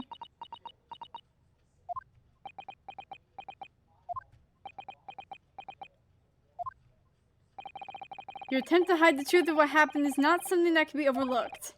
However, I have duly noted the courage with which you confessed in the end. Thank you, Your Excellency. It's barely perceptible, but I do think balance has shifted a little here, in this courtroom now. Objection! Your Excellency, do not be deceived! The victim just collapsed before your eyes, you say? Well, Mimbami-san, if that is the case, perhaps you would explain how Miss Brett came to be stabbed. Well, you have no answer because the simple truth is that you stabbed the victim motivated by revenge. Objection! But you have no conclusive evidence to prove that assertion, do you? Ouch, he's like, try me. Oh, I have evidence. It's very much conclusive. What's the prosecution counsel up to? It was brief, but he hesitated for a moment there. I'm almost sure of it. You will produce the aforementioned evidence at once, Prosecutor Ouchie. Perhaps some praise is due, young yokel student. What? I had imagined there would be no need for me to submit this evidence. But you brought this on yourself. What the? Could a more darning shot exist? The cruelty in the air on that beach is almost palpable. Hey yo, who took that? This evidence, more than any other, reveals the true extent of the accused's murderous nature. For it shows the precise moment that Mimbami-san plunged her dagger into the victim's back. No, that's not true! No! I don't believe it.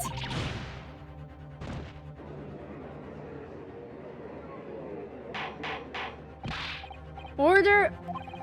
Counsel for the defense, it was you who was responsible for that shrill scream that just pierced my courtroom. Perhaps its voice is yet to break. These yokels are slow of mind and slow to mature. I'll show you who's slow to mature. Careful now, Susato is starting to show her face here.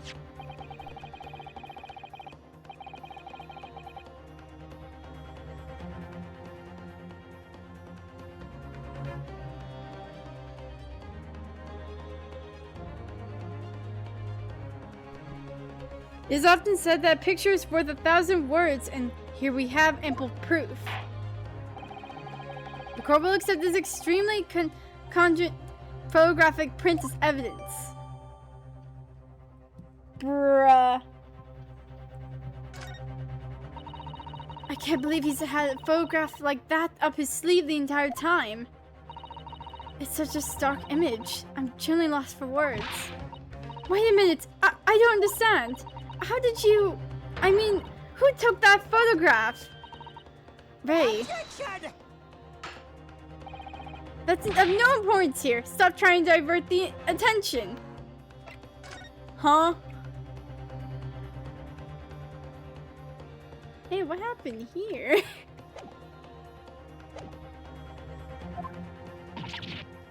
Objection! That's an absurd thing to say. It's crucially important. Whoever took this photographic print was a witness to Miss Brett's death. The court must be allowed to hear this person's testimony. I will uphold the defense's demand. The prosecution will reveal the identity of the person responsible for taking this photograph at once. Well, I'm afraid I can't do that. Pardon? You see, this print arrived at the Imperial Police Bureau headquarters by express post yesterday, but there was nothing to indicate the sender's name or address. The provenance of the print is unknown. Goodness. Are we to understand then, Counsel, then full knowledge of the fact that this photograph has the murkiest of origins? You nevertheless believe it's fit for submission as evidence in the Supreme Court? When you first produced that print before, I noticed that you hesitated for a brief moment. Because you knew that it wasn't completely reliable evidence, didn't you? Silence, you yokel student and blabbering professor! What matters is the blatant truth that this print is so eloquently expresses. But the defendant has already admitted to pulling the blade from the wound. Clearly this isn't the moment that the knife was plunged into the victim's back, but the moment it was withdrawn. Don't waste this court's time with your ramblings. Indeed, without knowledge of who produced this print, we have no means of verifying the claim. And the scene it captures is without doubt the most compelling evidence presented to the court. If the defense is unable to shed any further light on the matter, I believe the conclusion is clear.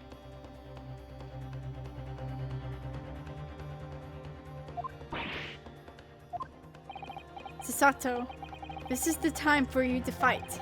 If what you've established so far is true, then there can be no doubt. This photograph shows the moment that Ray withdrew the blade from the victim. Yes, we just need to prove that somehow. You'll have plenty of time to rue your defeat on the slow train back to the provinces. And to rue the day you came up against Teksuchi Ouchi in a court of law. If I can't determine who took this photograph, then the trial is going to come to an end. There must be a clue somewhere. There must be some way of working out who took it. Well, Consul? Your Excellency, the burning question is who took the photograph, and the truth is... Oh my god.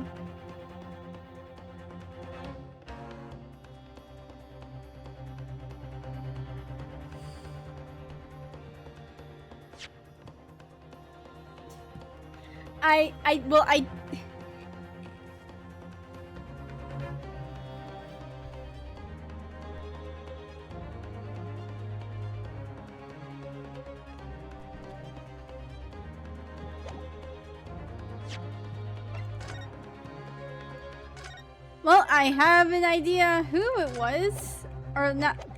Well, I know who it was, but,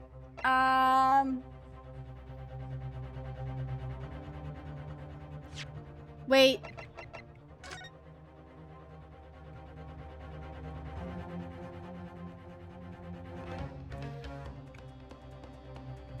Oh, okay, yeah, there's a crack here. I have the answer. I have the answer.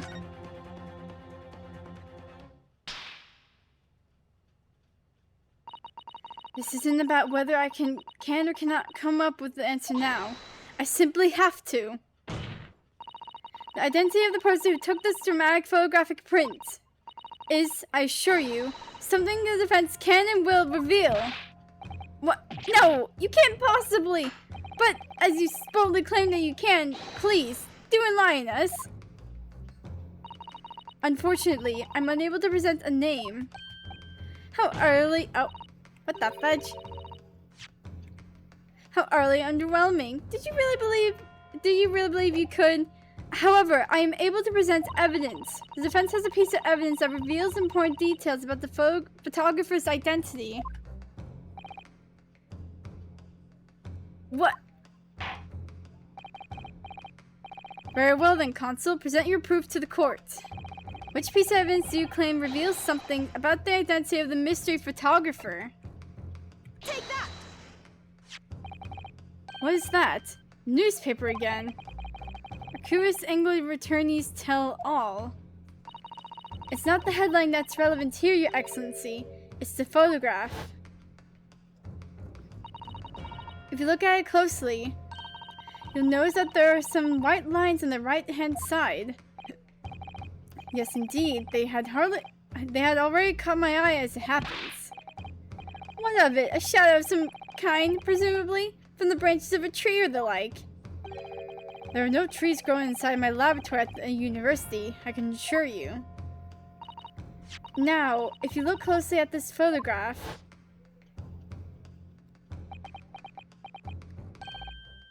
Good gracious! Yes, exactly the same pattern of lines is present on this photograph too. Well, that tells us nothing. Yes, it's a shadow of some kind of kind, definitely, from the branches of a tree. There wouldn't be any trees growing inside a hut at the beach, Consul. He's grasping at straws here.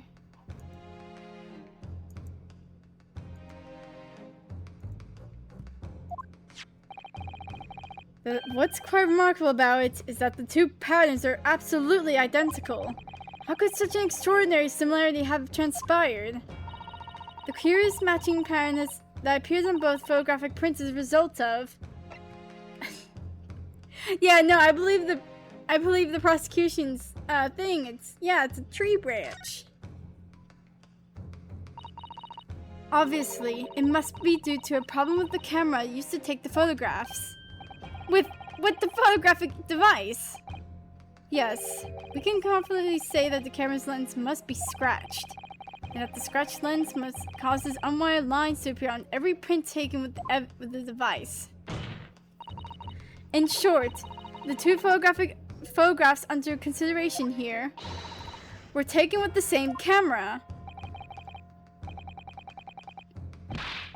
But there must be hundreds of such camera devices here in the capital. So, is she trying to pass as a guy? A silly fella? Yeah, since women aren't supposed to be in court, she has to step in. Especially since most of the other lawyers wouldn't take Ray's case because of Jesely Brett being part of it. So Susato has to step in. The name's Ryotaro Naruhodo.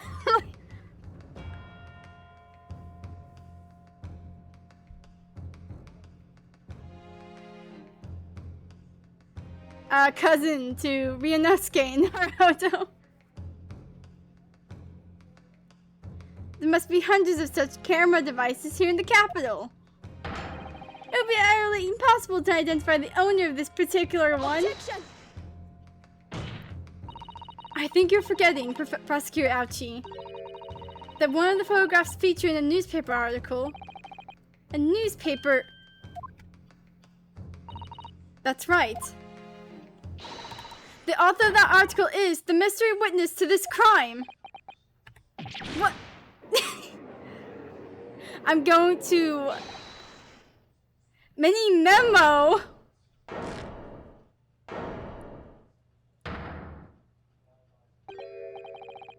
I see why you were called a Raccoon England returnee. What are you yelling about? You've already testified. It's mini memo, I tell you! Mini memo! Mini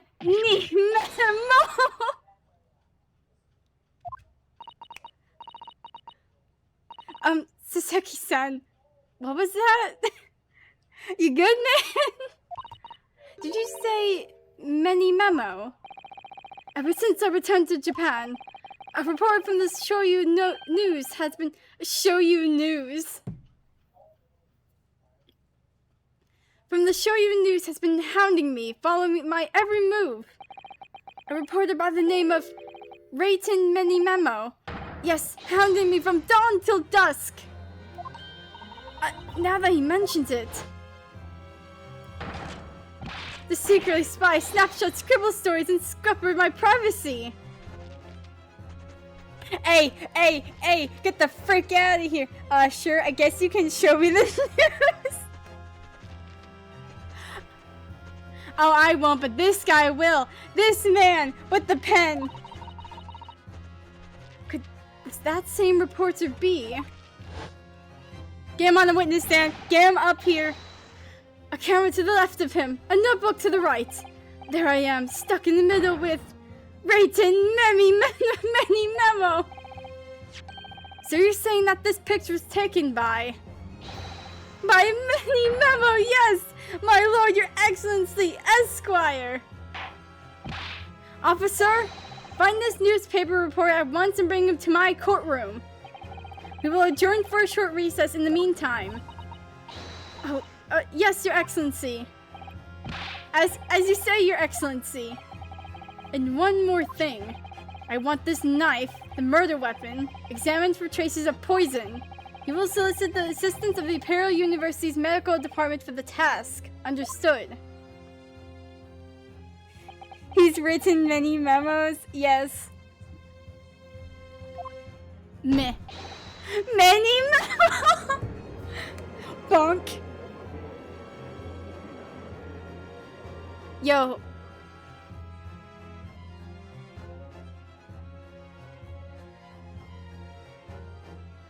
I'm about to end this man's whole career.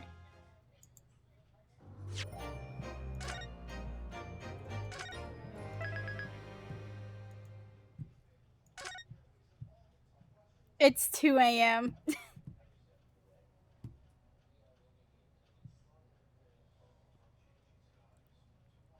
Time to play 99 Nights in the Forest. What? Okay.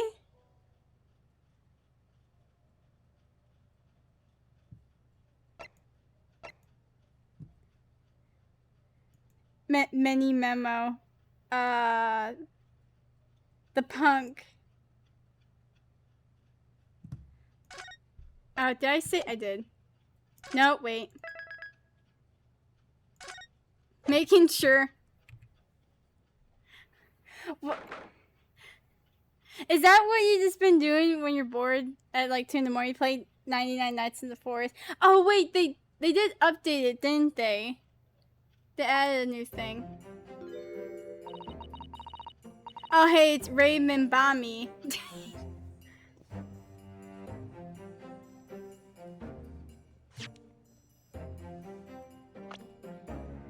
Give me that freaking knife. That freaking bird that I hate.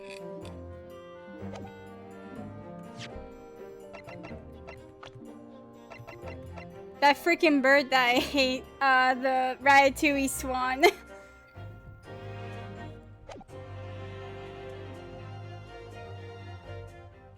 No, Ray, don't say sorry. Even though you did withheld information that the poison was stolen, so you're in big trouble. I'm so sorry, Susato. I should have told you about the toxin. Ray,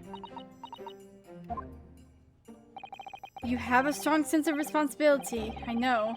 That's why you decided to shoulder the burden alone. No, that's not it at all. I was scared of my failure coming to light, that's all.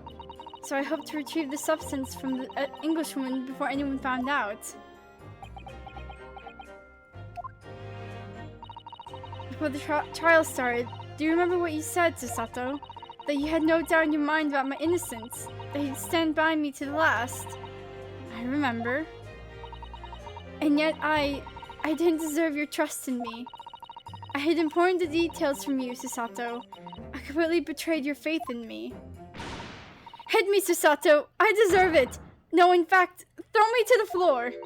No, that's too good for me as well. Drag me through the city streets! I'm no better, you know. Even though in my heart I knew that you'd pull the knife blade from Miss Brett's back, there was just a brief moment when, in my mind, I doubted you. Susato, I'm sorry. After I stood here and promised you that I'd stand by you, would always be on your side, I betrayed your faith in me too. And as such, I failed you as a lawyer. Oh, no, no.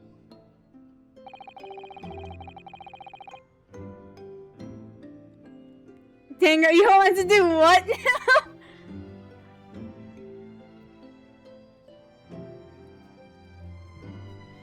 Ray has the, bisexual panic.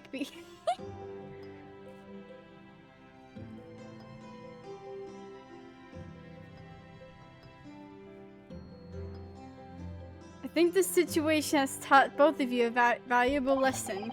Placing your unbridled faith in another is no easy task. Yes, Father. That fact has certainly struck home. Which is why I can see more clearly now. So, Ray, yes?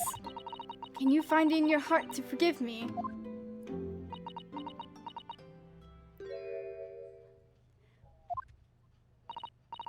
Oh, Susato, you know you'll always be a gallant and dashing lawyer in my eyes now.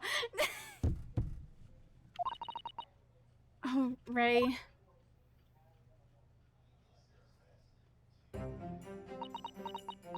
They're perfect for each other. I was so scared, you know, when it happened. I didn't know what was going on. The Englishwoman was sitting on the back of the hut, listening to what I was saying. I know it was you who stole the poison. Well now, whatever do you mean? And then, a moment later, she suddenly got to her feet. Before collapsing on the floor in front of me, with a knife in her back. It all happened right before my eyes. And you were the only people in the hut at the time. That's right, just Miss Brett and myself. There was no one else. So I just don't understand how she could possibly have been stabbed like that. A great mystery indeed. I still can't believe it happened. That's why I just couldn't bring myself to speak up. It will be alright. However it happened, and whatever really went on by the sea that day, I promise you that I'm going to prove everything you've said you saw was true. Spoken like a true Mekatoba. Now, I think we should discuss what's coming up in the trial, don't you? Don't you?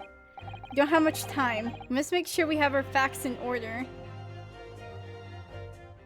Because I need to go get a drink, so I'll be right back. I've hired this, this man to stare at you.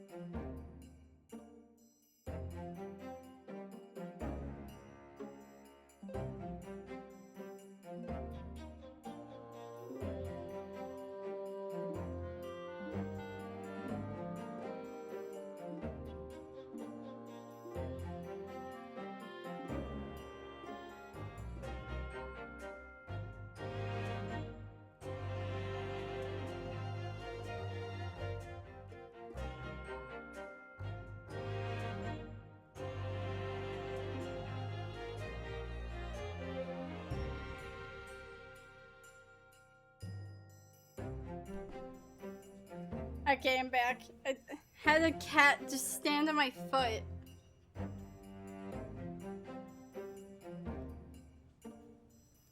I was afraid it's gonna like climb up my leg.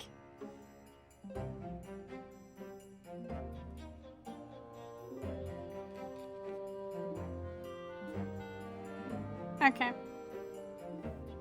Don't have much time. We must make sure we have our facts in order. Yes, I expect the poison is going to come under the close scrutiny in the upcoming proceedings. The police should hopefully have identified it on the blade by now. The trouble is, it's a completely new laboratory synthesized blend of alkaloids. The police won't have any way of testing for it. Oh, I see. Yes, without this chemical reagent, it's impossible to detect the toxin. Chemical reagent? I sent a colleague of mine off with some earlier to deliver to police headquarters. I think perhaps you should have some as well, though, just in case. Ah, heck yeah, eye drops.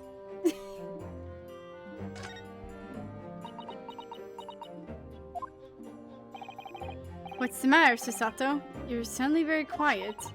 It's this newspaper article. Exclusive, deadly poison stolen from Humane Medical Research Laboratory. I'm wondering how the information got out, given that it was a government secret. It was all the Englishwoman's doing! What? It was when the professor and Saseki-san were being interviewed at the laboratory. That so-called English lady swanning in without any compunction said to Professor Mikitoba, "Oh, Professor, surely your guest would love to hear about your work on the substance there." It put me in a very awkward position, to be frank. But Saseki-san's curiosity had been piqued, so I had little choice but to give him a cursory introduction. So then, Saseki-san knew about the poison. Don't be saying that my boy Saseki done it. The man who wrote I Am a Cat and just has 3 cats living with him.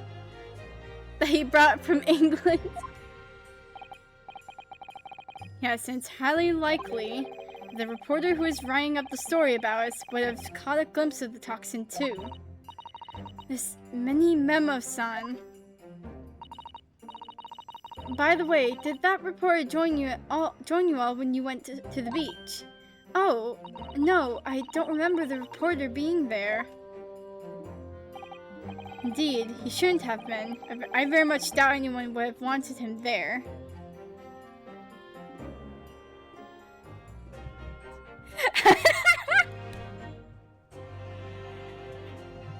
I'm a cat. I'm a cute cat. Dance, dance, dance, dance, dance, dance.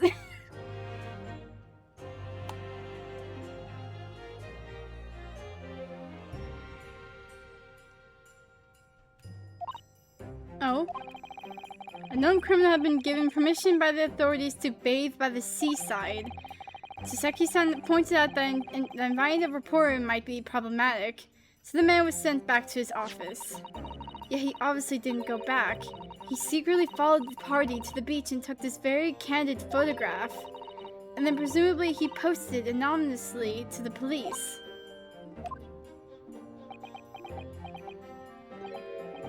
Yes, that must be what happened. Consul, we've just heard that the new witness is now ready to testify. The trial is about to resume. Please proceed into the courtroom at once. It's time to steel ourselves once again, then. Defense attorney, Ryotaro Naruhodo. Yes! Ray has put her faith in me now and told me everything.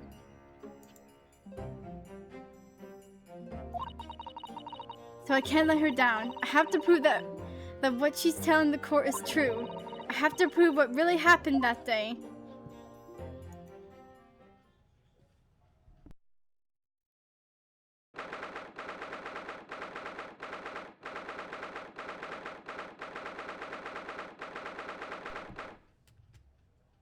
Oh, God.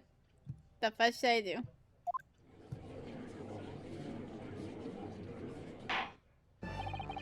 I hereby call this court to order as we reconvene to continue the trial of Ray Membami.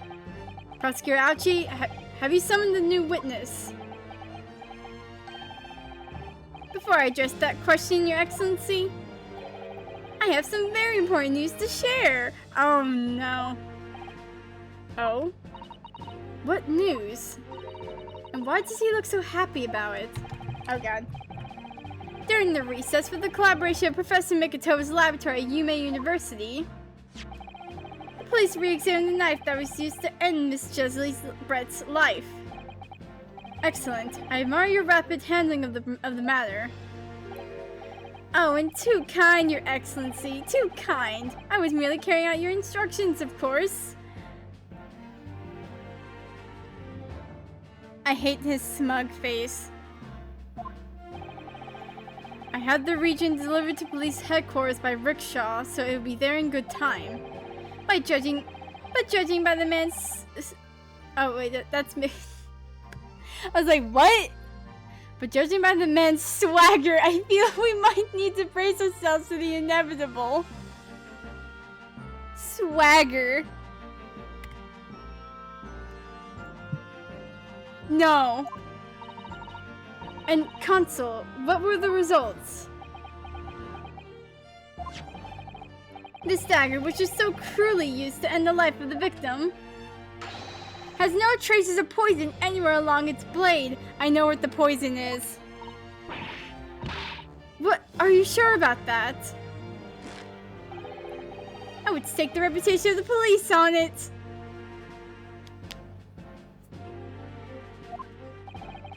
Armed with the region, the test is extremely simple. They couldn't have made a mistake. Give me that. In short, the accused's feeble excuse earlier has been utterly destroyed. Get freaking Minbami-san in here, for God's sake. Actually, no, before I do that, I'm gonna look at this. Actually, no, I'm looking at it after he does his testimony. Now the prosecution's ready to call the new witness. The newspaper reporter who managed to capture a photograph of the crucial moment. Good. Very well, officer, bring in the witness. No trace of poison on the knife. If that's really the case, how could the toxin have entered the victim's body?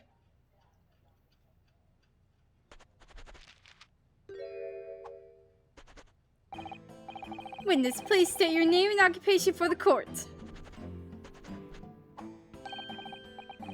Written mini memo of the Shoyu News, and what people like to call a journo. What's a journo, father? Do you know? Simply a contraction of journalist. I'm there when the news breaks, putting pen to paper to catch those scoops so they're in print the next morning. They don't call me the hero of the Herald for nothing. The nice guy of news.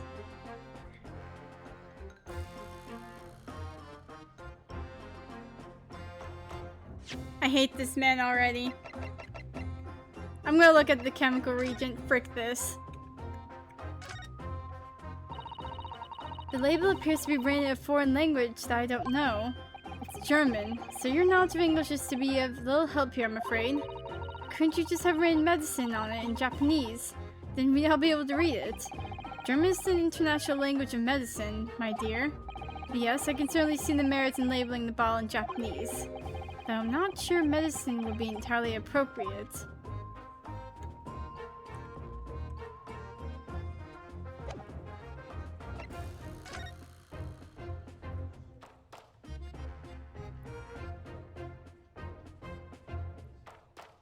The music is really good though.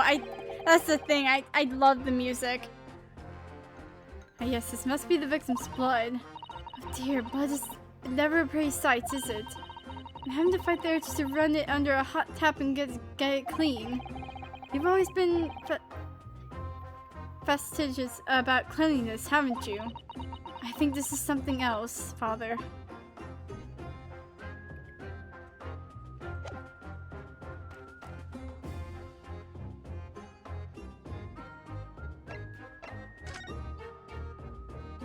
Huh?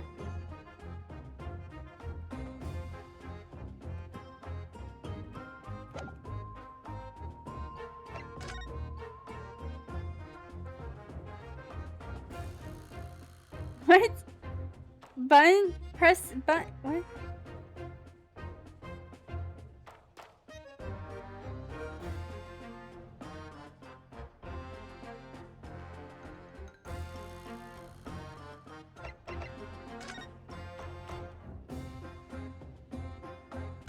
I'm gonna unscrew this real quick.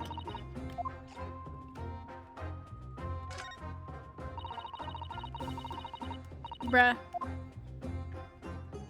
I have to like... On knife?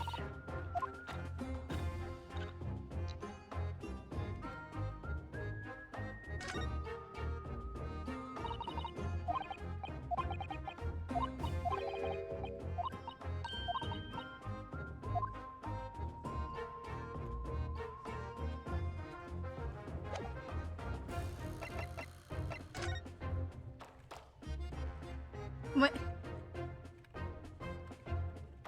It's not, I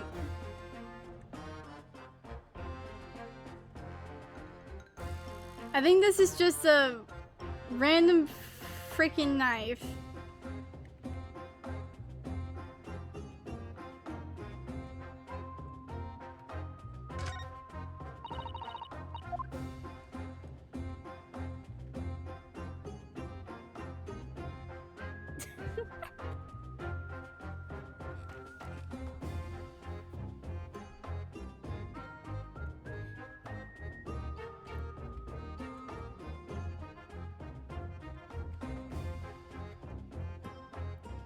If it's not gonna highlight like a lighter blue than the normal blue here, then that's not something to examine.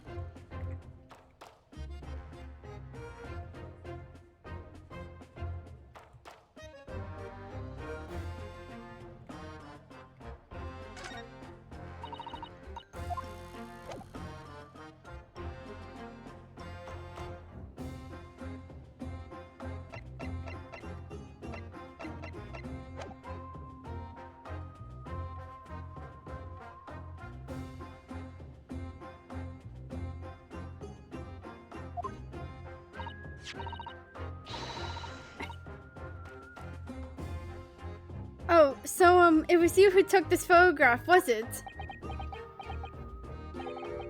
Well, well, what have we here? I'm sorry? Well, brace yourselves, people! Many Memo senses a scoop in the offing. Female student up to foul play, defended by curiously handsome young lawyer in Supreme Court!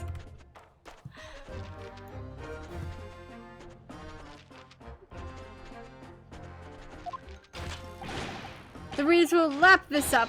We'll set it above the fold at 72 points in 5-legged format for the morning edition.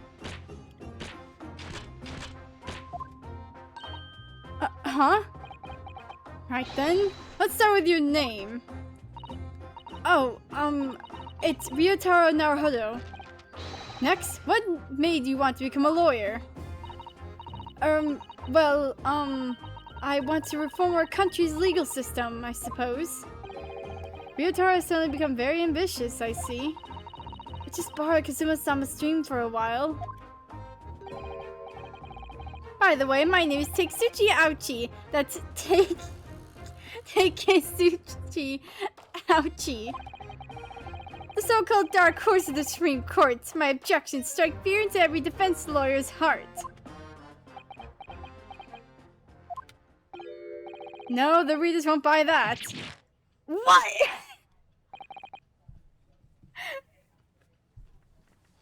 Appalled. Witness? Yes? What this court demands to know is whether or not you were responsible for the taking of this picture. It was delivered anonymously to the Imperial Police Bureau only yesterday. Yeah, I wouldn't be a journo if I didn't click quick when presented with a scoop like that now, would I? Sometimes stories call out to me. Sometimes I have to chase them down. By the way, you've got to be fast. Like, fast legs to run with and fast hands to write with. It's no good if you don't note it down, I always say. That's what I call a mini memoism.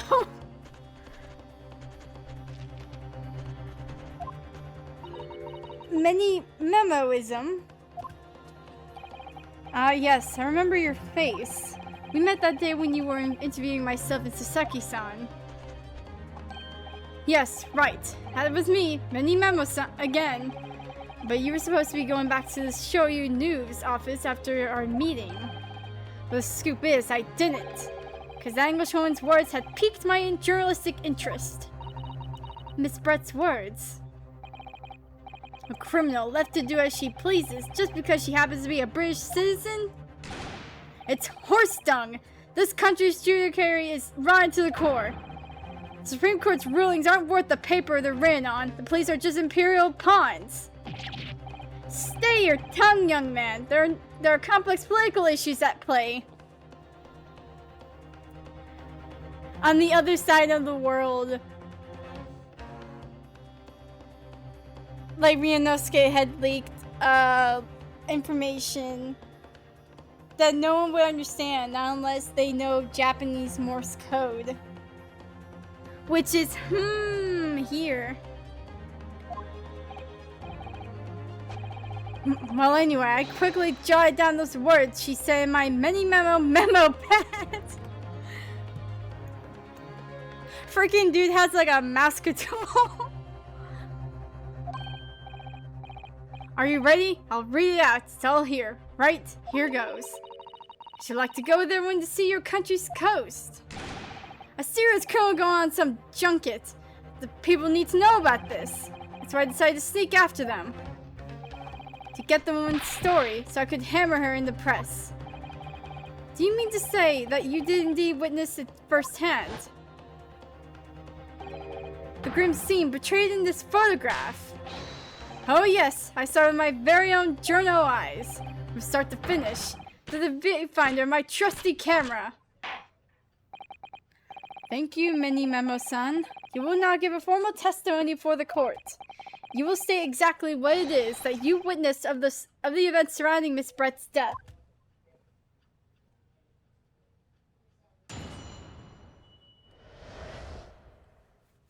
Yo, I keep looking at his face. He reminds me of someone. I just can't tell.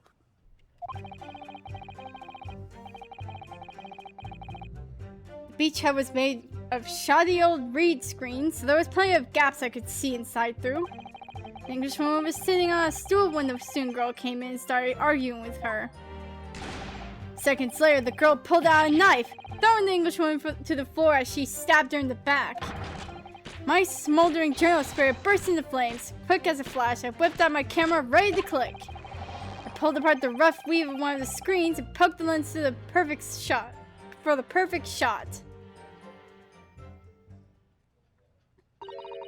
Reed screens, you say?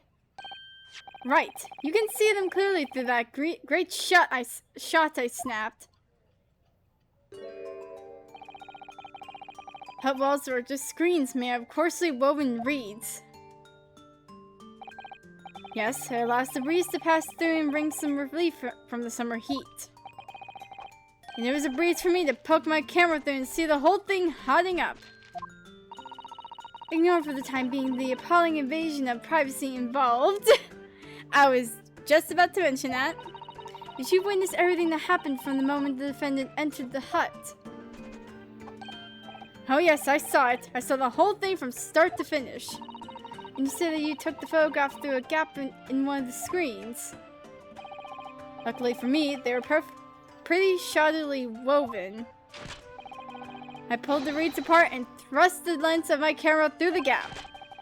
Would I get away with it? Or would I be seen? It was a gamble of a lifetime. A tenacity of purpose that's considered admirable in a journalist, I suppose. Run a risk one day, run a scoop the next. That's many memoism in a nutshell.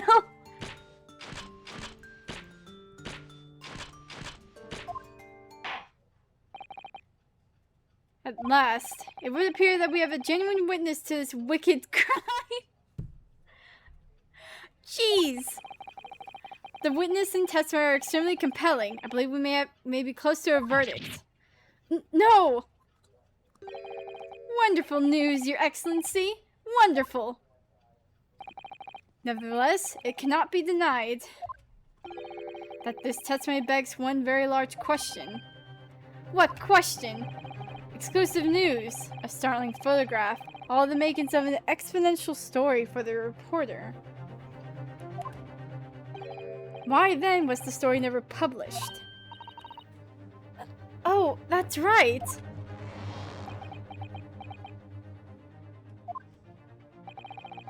It seems clear to me that there are circumstances at play here that are yet to be understood. More pathetic excuses! Very well then, Consul, proceed with your cross-examination. Yes, Your Excellency. There's more to this reporter than meets the eye. He's keeping something about this case very close to his chest.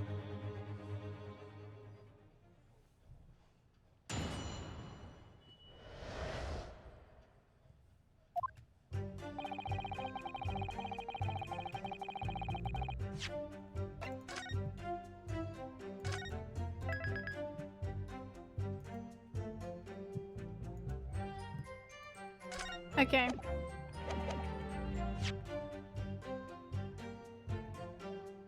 I want to see the people.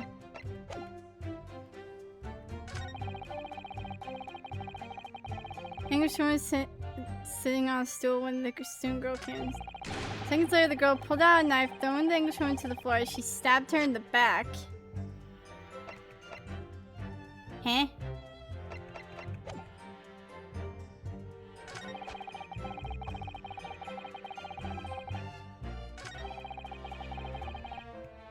Okay. Hold it! Do you swear before this court that you actually saw the precise moment when the stabbing took place? Ha! The precise moment? I didn't just see that. I saw the whole heckish scene play out from start to finish. I have here a simple plan of the beach hut. Perhaps you could use it to explain to the court exactly what you witnessed?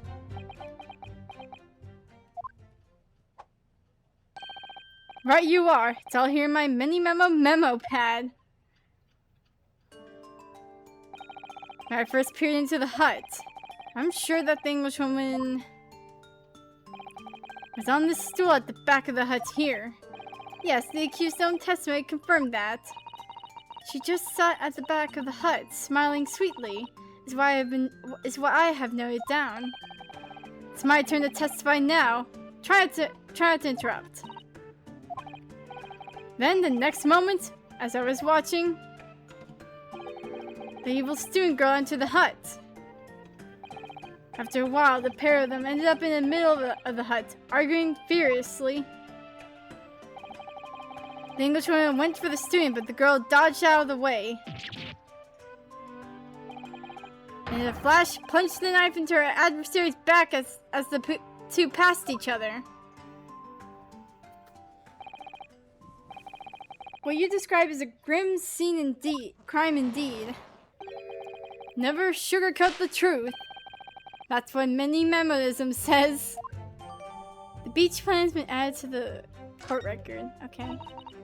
By the way, mini memo-san, whilst you were watching that terrible scene unfold before your eyes through the gap in the screen, did it not occur to you try to prevent the tragedy rather than capture it on film? This is not the top 10 anime fight scenes.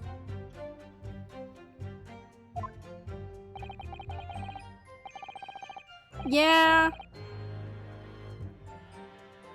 Journalists have to be observers. We can't get involved. That's our reason to deteriorate.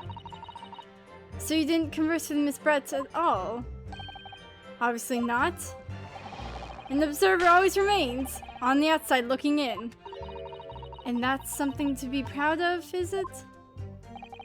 Your Excellency, if I may. Yes, Professor? I think the witness's last expertly phrased statement should perhaps be added to his formal testimony. Father, what are you... I will grant the defense's request. Mini Memo-san, you will supplement your formal testimony to the aforementioned statement. Well, nihilism is the foundation of many memoism, but I'll gladly prove that my words aren't meaningless.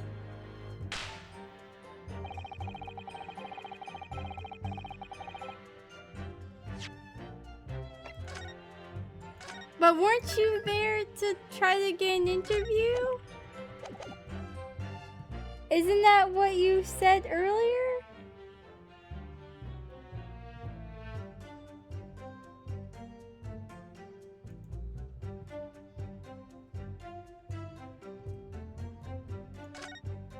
Ah, dang it. Times have spied the whole affair from start to finish. True that his testimony is devastating, but it does seem as though he's holding something back, doesn't it? If that's how you feel, I suggest that you trust your instinct and press him on everything he said. As you've no doubt seen done many times before in your role as judicial assistant. Yes, I have. I've seen witnesses like this pressed often. I know exactly what to do. Okay, well, I got information.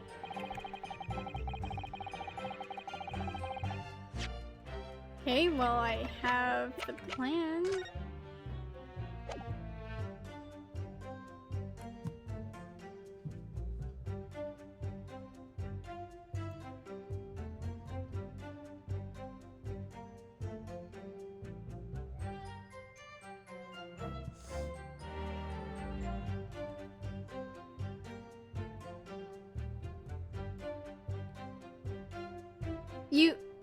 But you wanted to come in there and... Wait.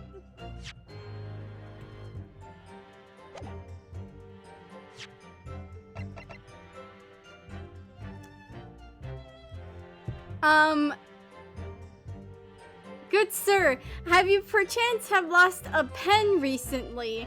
I know you have a pencil on you, but you have some ink. I can clearly see on your hand, on the top corner. Objection! What's that about? Many Memo-san, until now I have had a firm belief that newspapers are in the business of uncovering and publishing the truth. You're spot on there. The press doesn't lie, which is why I'm proud to wear the emblem of Shoryu News on my arm. Are you proud? Are you proud? To show that armband now. In a way, that's more mini-memoism. Sadly, though, it seems the journalists who write for those papers don't always share the same passion for the truth. What are you suggesting with those recriminatory words, Counsel? Many Memo-san, do you recognize this fountain pen?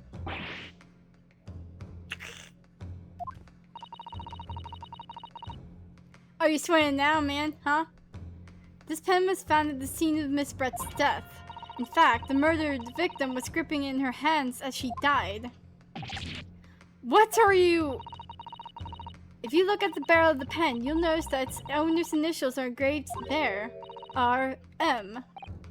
Yes, thank you for bringing that up, Consul. The initials of the accused, Raymond Bami. Is it a coincidence, I wonder, that your initials are also R.M.? No!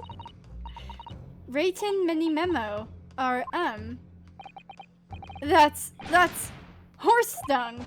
Can't you see? One of the central tenets of memoism is being a pencil user. And yet, as the court will clearly be able to see, on your right hand, there is a very obvious blue ink stain. It would appear that you must have rather carelessly left it somewhere recently. Your favorite fountain pen, that is. Horsey horse dung!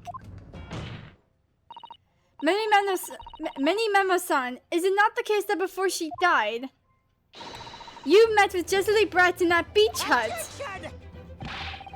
Why should we listen to this absurd nonsense? It's nothing but another excuse. Exactly. Shoryu News will stand behind me all the way. I deny everything. There must be many people with the initials RM, as there are stars in the night sky. The defense has neither the time nor the inclination to count every star in the sky. And there's no need anyway, because this pen has more to tell. Yes, there is another clue. A clue that undeniably proves who its owner really is. In that case, Consul, the defense will now show the court where this alleged clue lies. Of course, Your Excellency. The clue in this fountain pen that clearly reveals its owner's identity is... Frick you. Got it! As well as the initials, there is also an emblem on this fountain pen. An emblem that you will of course recognize, Mini Memo-san. Goodness me, it's the emblem of the Shoryu News! In other words, the owner of this pen is an employee of the Shoryu News, whose initials are RM. Suddenly the stars in that sky don't seem so numerous, do they? Well, Mini Memo-san, how do you respond? No! Order! Order! Explain yourself, witness!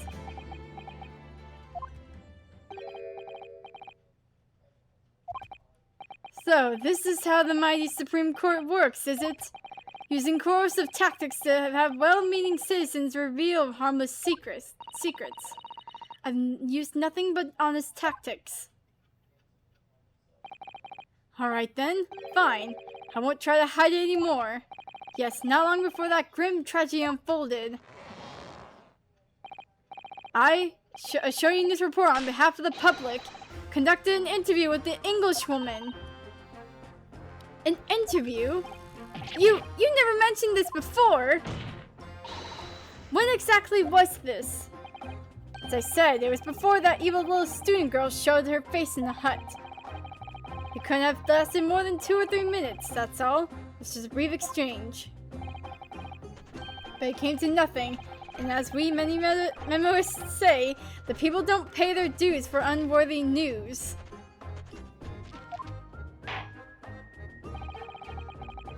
However insignificant you deem it to be, this court cannot overlook the meeting between yourself and the victim. You will testify now under the oath about the precise nature of this meeting and what transpired.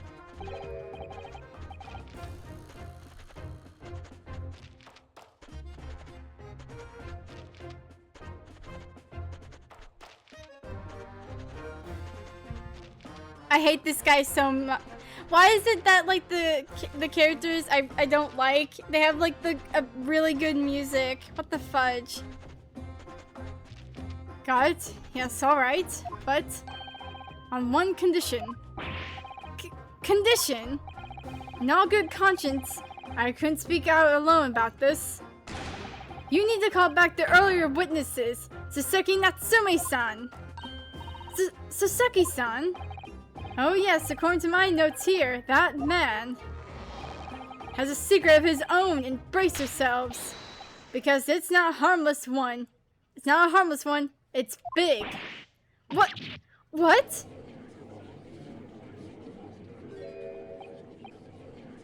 Many mannerism states that one man's secret is every other man's front page story. Very well, I will grant the witness's request in this instance. Officer, summon the earlier witness back to the stand. Saseki-san, hiding something.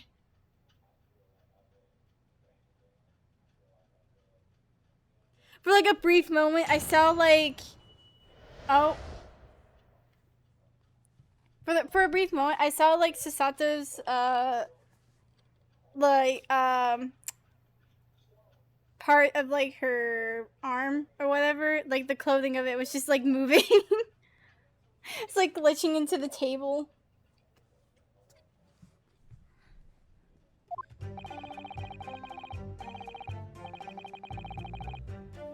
I asked the Englishwoman for an interview, but she declined, so I left the hut without making a fuss.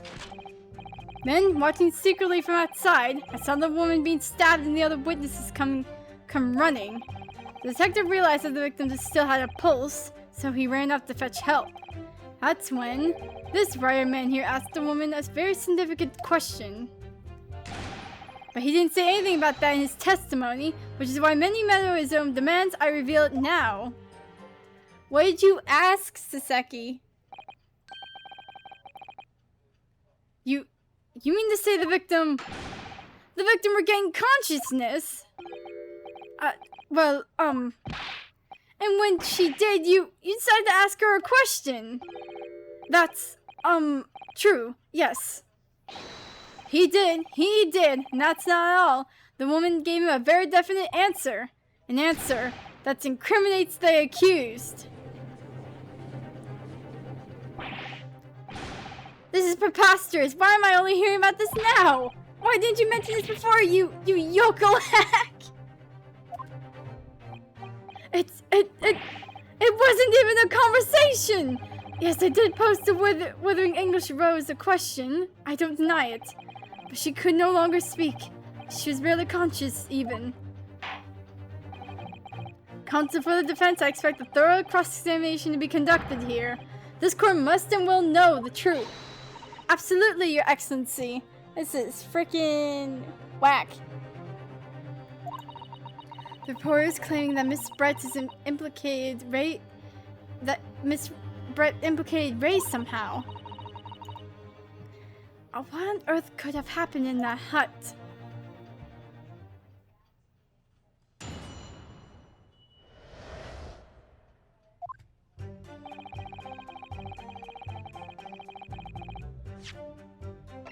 Okay.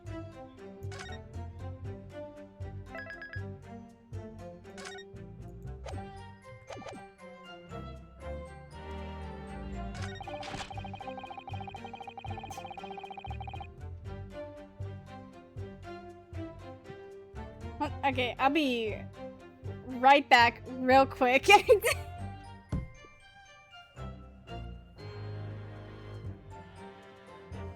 He's just here to observe.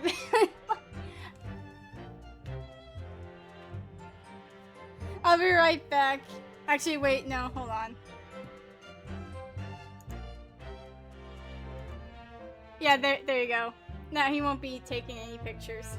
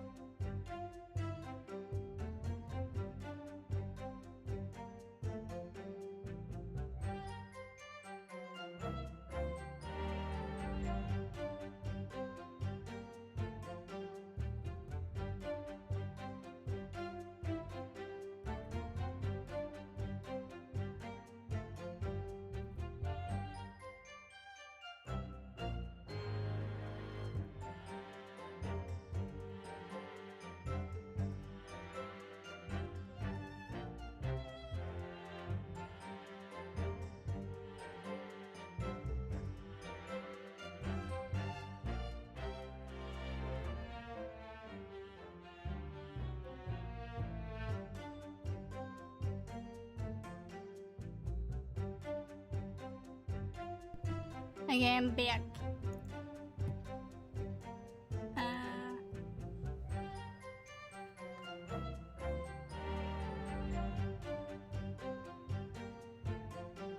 Hold it!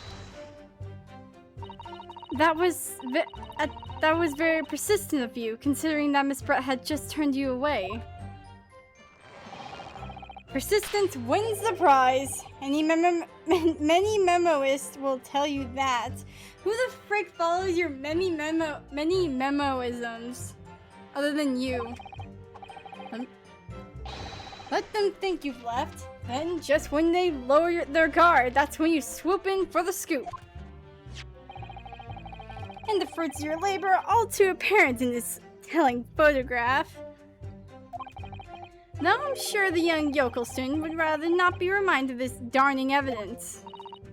Actually, it's thanks to that photograph that we managed to identify this witness. And now that you found me, I'll tell you whatever you want to know. I've got nothing to hide. I'm sure. Please, do go ahead, witness. The court's eager to hear what you have to say. Try to stop me. There's a story to tell here, and I'm going to tell it.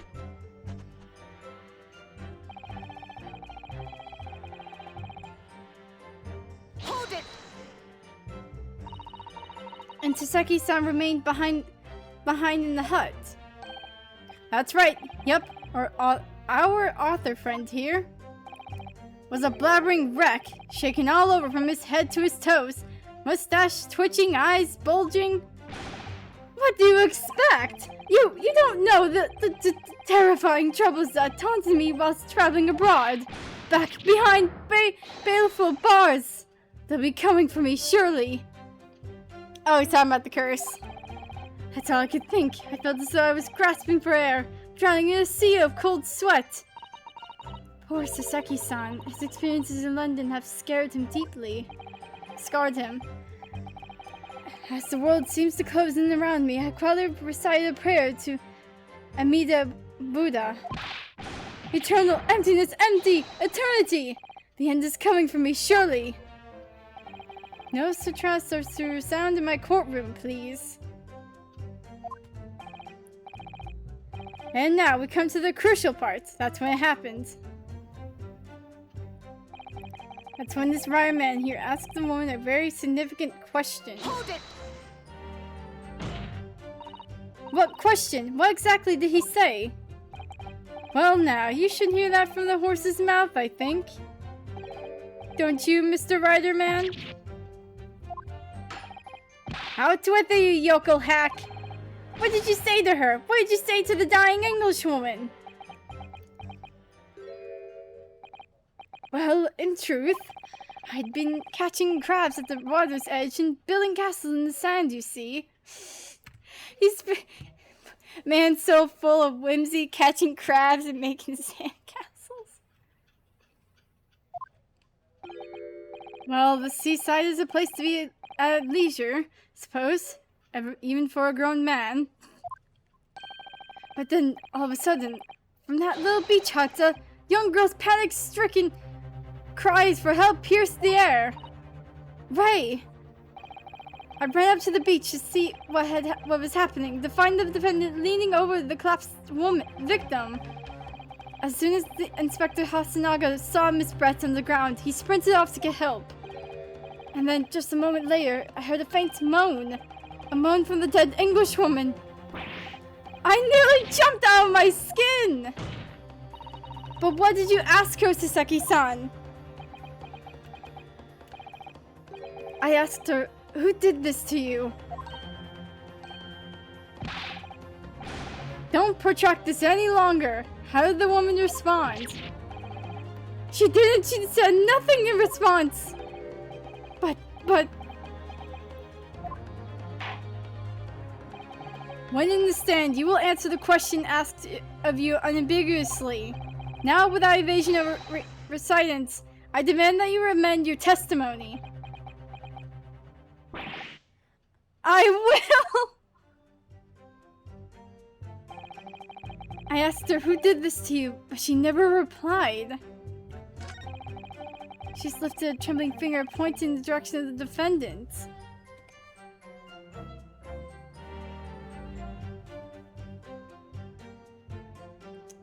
Okay.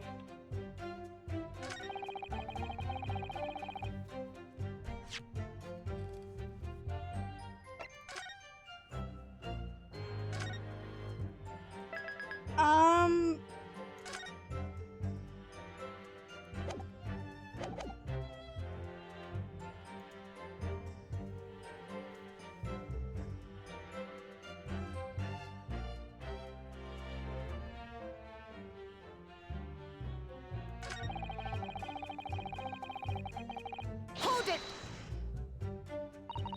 Miss Brett pointed a finger at the defendant.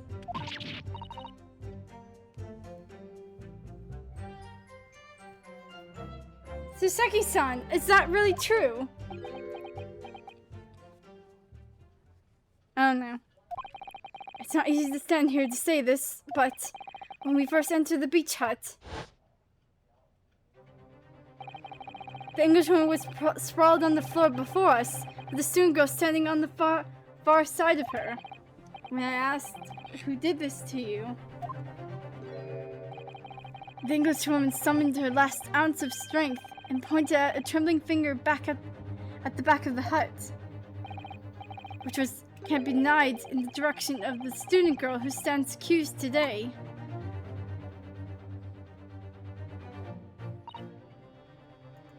No, Saseki-san, why on earth did you neglect to mention this in your original testimony?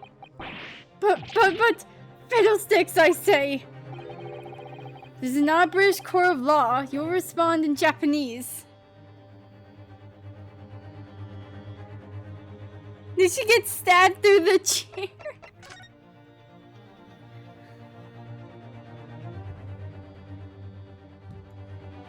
That... She was on a stool. But look at that gap right there. Where she was originally sitting at.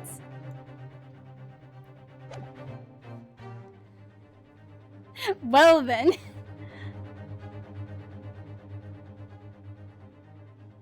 Wait, fire.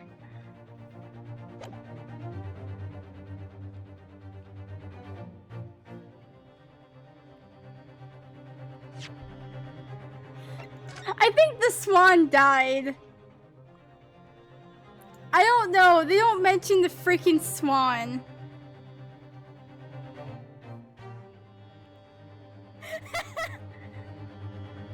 Did it have a feathery heart attack?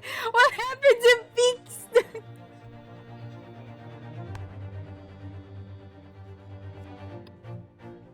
What happened to like all those like little baby swans? All the ducklings or whatever.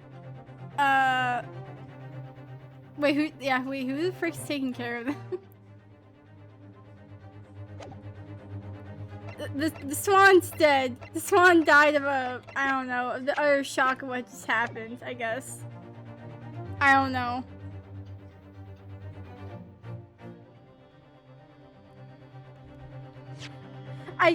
I really, like... Fiddlesticks, I say. Please speak in Japanese.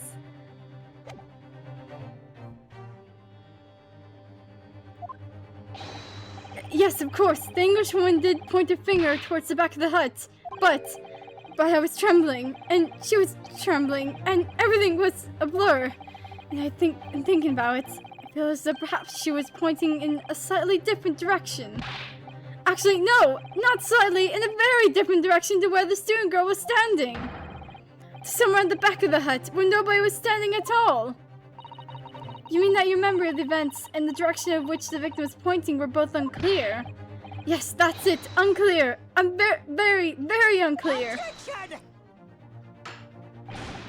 Your Excellency, surely this proves the matter beyond reasonable doubt. Yes, the woman may barely have been conscious, and yes, perhaps her finger wavered slightly. Oh, just slightly. But there can be no doubt that this was an attempt by the victim to confirm the identity of her assailant. Why?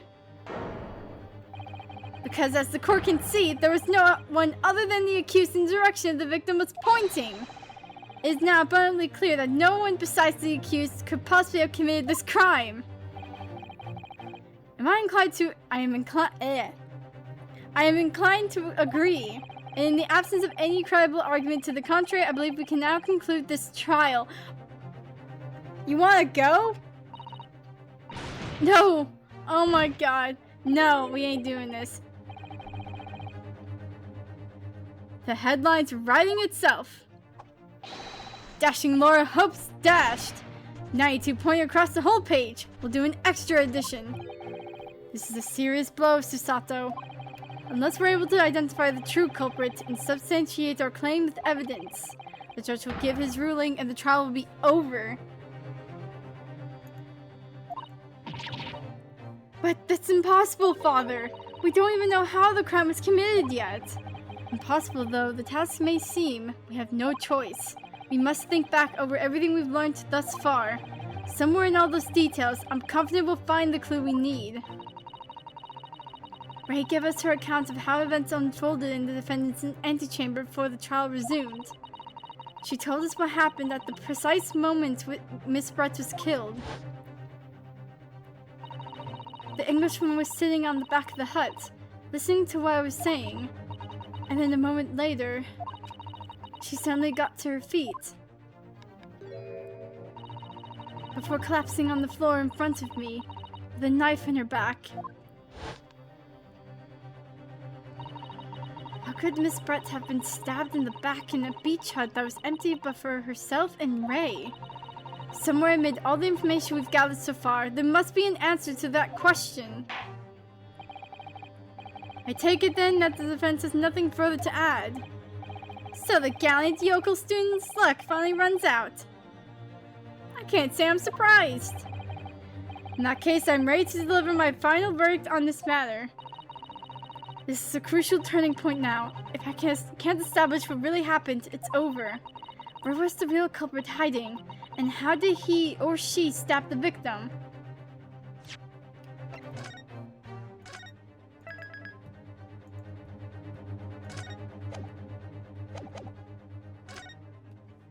Objection!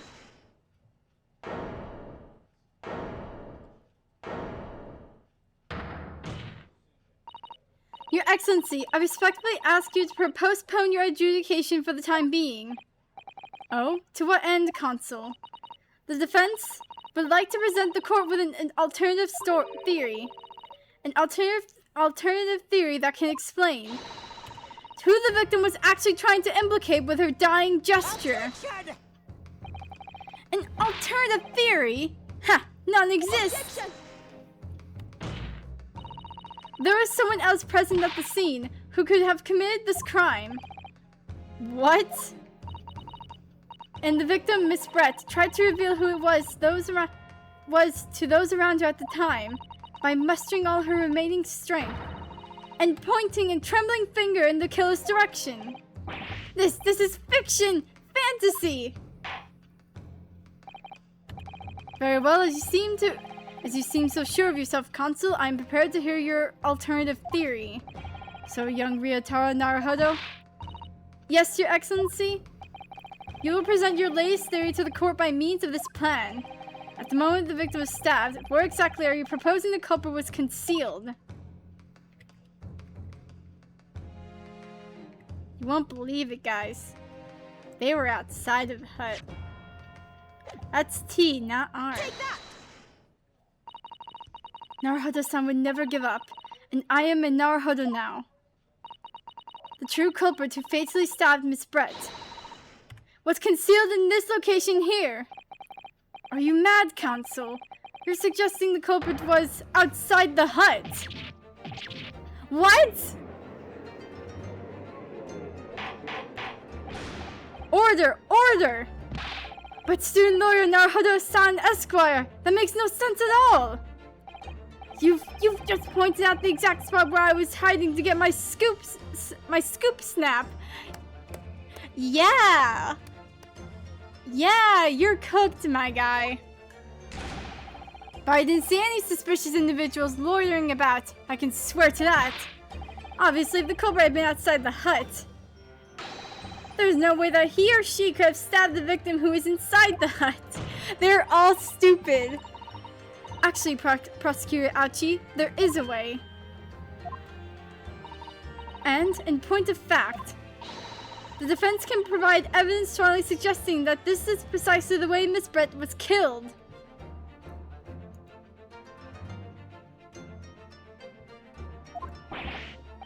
You're bluffing! You're bluffing! The defense assertion is clearly too fantastical for the court to comprehend. You will need to give us more guidance, Counsel. What piece of evidence corroborates your theory that the victim was stabbed from the outside? From outside the hut. What the fudge?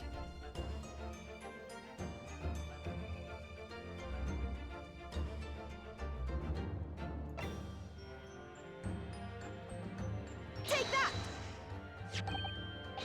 that! The original photographic print of the crime scene. Yes, it's clearly visible in this print. The trace of the fatal thrust that was delivered from outside the beach hut. Objection! Do you take us for fools? There's no hint of any such thing. I am not sure that everyone present would agree. Someone, at least, appears to have noticed what it is that I'm referring to. Consul, once again, I must call on you to be explicit for the court. Where on earth this photograph is the trace of the stabbing which you claimed it took place from outside the hut?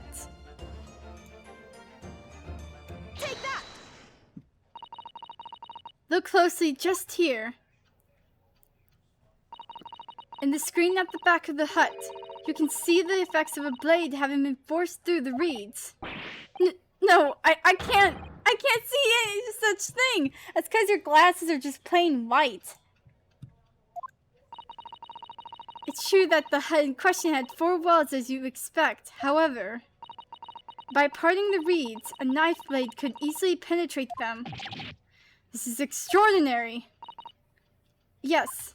The true culprit actually stabbed the victim from outside the beach hut. And everyone present at the scene, there's only one person who could have done that. Only one person who was directly outside the hut when Miss Brett was killed. Reiten Menimemo-san, it could only have been you!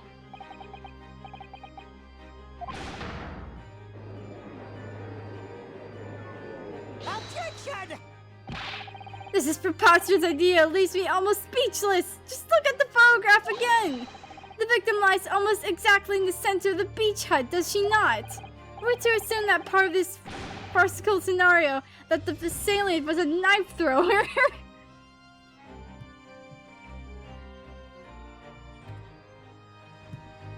Objection! No, of course not. We're not? Bruh. Oh god. I'm clicking on everything here.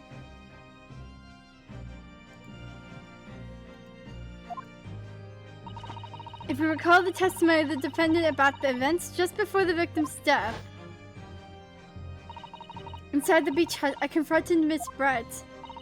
But she just sat on a stool in the back of the hut, smiling sweetly at me as if she knew she was untouchable.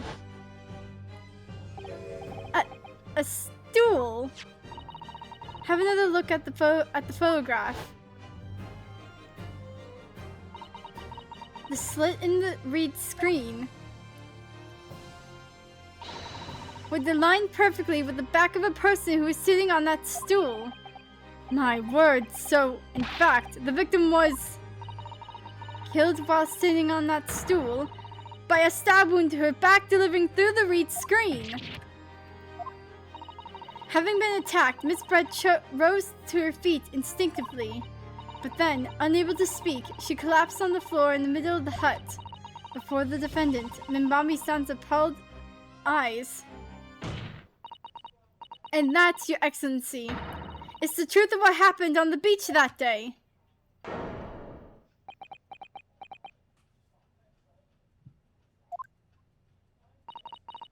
By your silence, Menimemo-san, I take it that you don't deny the charge. This is absurd! You best believe it. That will do. It would appear that we have a tacit admission of guilt from the witness. Accordingly, this court has successfully established the truth of this matter, which means that the defendant, Minbami-san, is innocent of the crime. Oh, thank goodness. I finally made him cave. I must say, I've never been more proud. No, this can't be. The Ouchie clan can't. What of my growth? My growth of hope. Your little seed on the top of your head is freaking pathetic. It was all an operation. I can't accept this. I won't. I see no reason for the continuance of this trial. I will therefore move to conclude proceedings by delivering my final verdict and...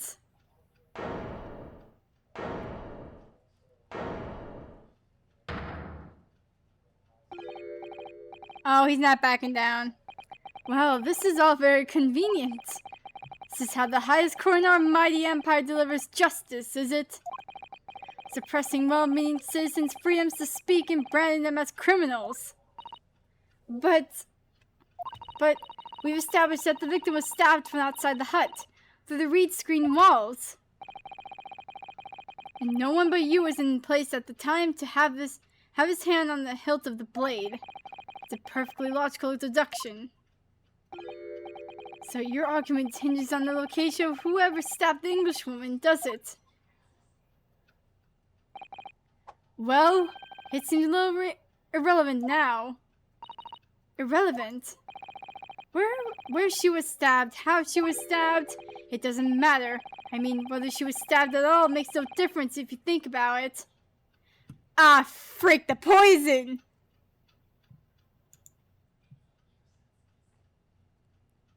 Frick.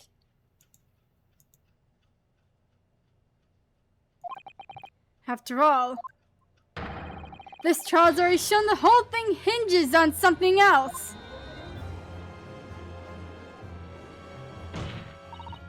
What are you talking about? Brace yourself, little man. I'm talking about the fact that everything's changed. Because of the dirt you dug up. What? Enough obscurity. Explain yourself, witness. What's to explain? I'm talking about the poison, of course. The poison? Let's ask the professor for a comment on the situation, shall we? I understand that deadly poison you were developing was stolen from your laboratory, correct? It's been shown that this poison was administered to the victim, Miss Brett. Is that right? That is correct. The unusual construction of the victim's pupils are a sure sign that this particular poison was used. His pen perhaps has trace amounts of the poison. I see. So presumably that means that the victim already had the poison in her body before she was stabbed. Given that her pupils were clearly constricted, it seems highly likely, yes. If she had been dead already, the poison could not have circulated in her blood.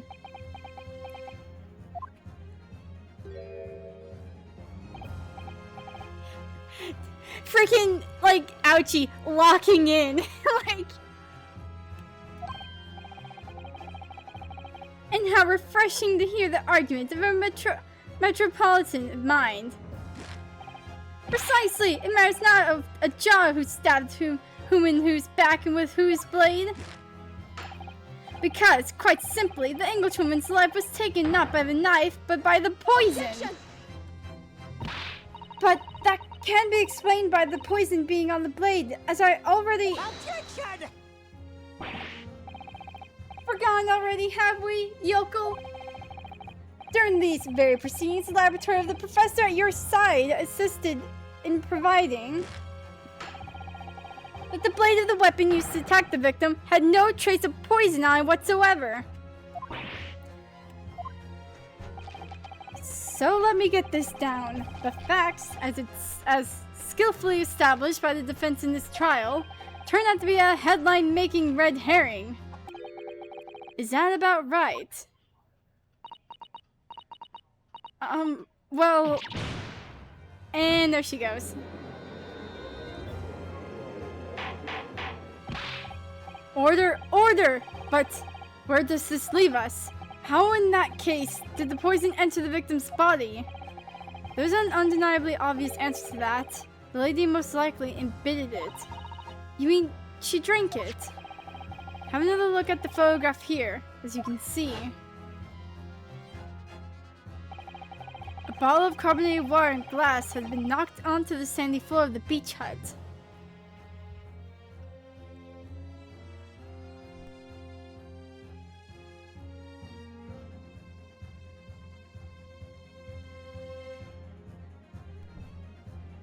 Well, that'd be ironic.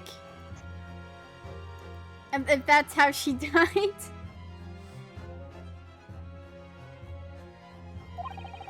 Poison could have been slipped into either.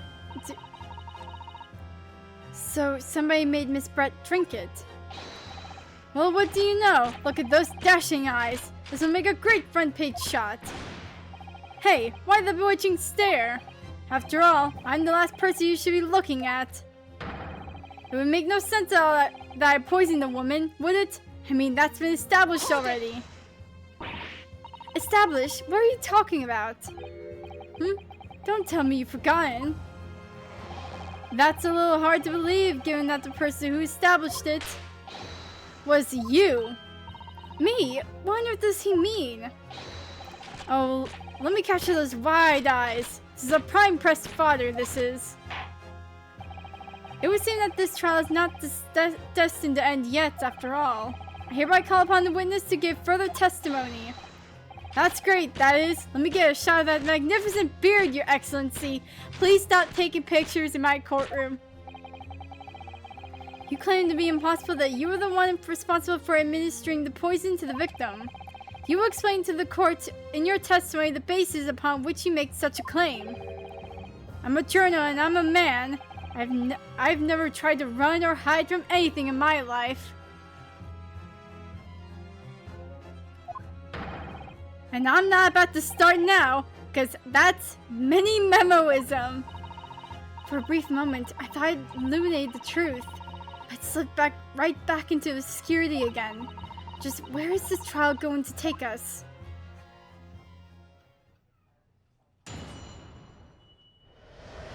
I love how Saseki's still freaking here. Just like, oh yes, I stabbed the Englishwoman. It's that very fact that proves I'm innocent. Because why would I have bothered to stab the woman if I already poisoned her? When I heard the student girl and the pompous English murderer arguing, got my goat. The courts weren't going to punish Brett for what she did. Someone else would have to see justice done. So you admit it then? That everything happened as I described? That you are the one who stabbed Miss Brett in the back through the reed screen? You can blame this miserable country of ours. A country that bows to the presence of foreign powers and lets murderers walk free.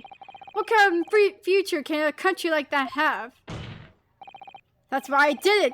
I did what our pathetic leaders didn't have the guts to do. This has a lot more meaning to it. Stop banging in the middle of that charming lady's back. I punched the blade of sweet justice right in there. Cat? There's a cat. What the fudge?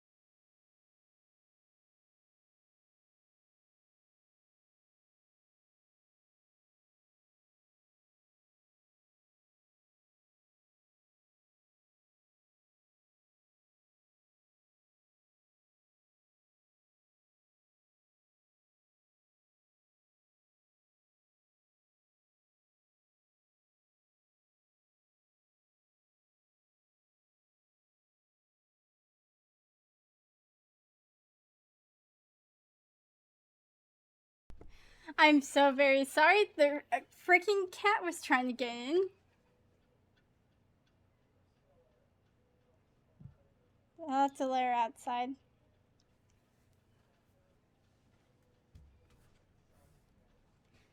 As someone who spent his life seeing that the truth is told, I feel really, really awful about giving false information in my testimony before. But as it turns out, there was somebody else who had it in for the victim and got to her before me. That's right, you guessed it. That pretty little student girl. Now there's a woman after my own heart.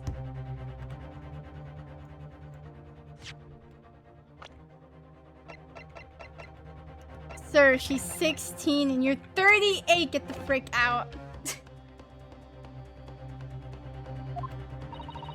You're implicating Ray again.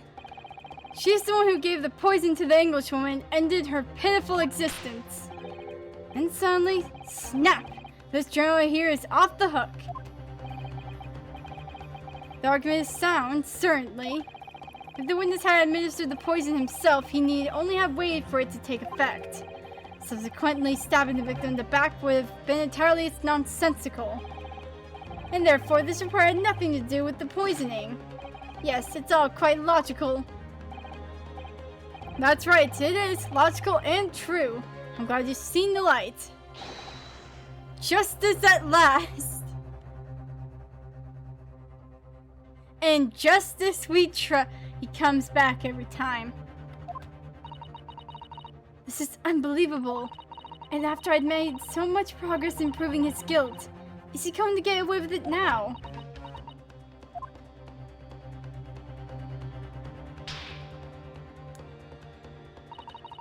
Think of Kazuma-sama and Naruhodo-san. They never start looking for a way forward until the judge's final gavel. Very well then, Consul. Proceed with what I assume to be your final cross-examination in this trial. Yes, Your Excellency.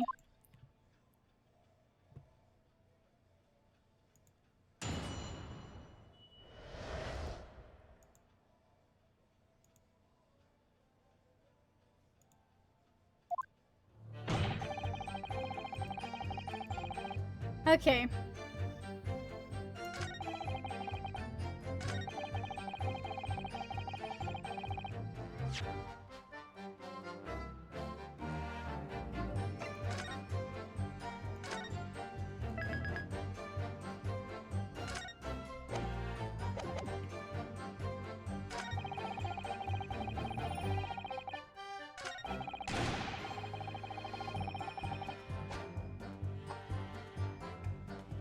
Hold it!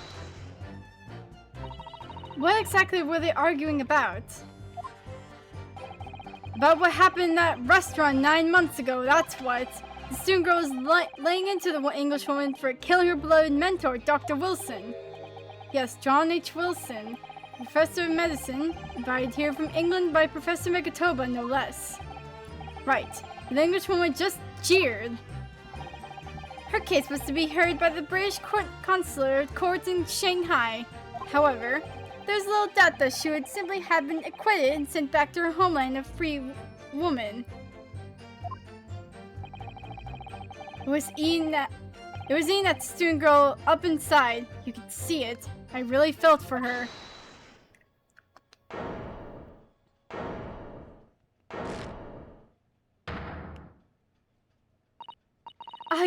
I can't. I can't stand here and listen to this tripe. Ray! Young girl, you stand accused here. You can't just blurt out whenever you feel like it. No, you can't. Sorry, but I'm in the middle of some very important testimony here. Just keep quiet and listen. But this awful man is making all of this up.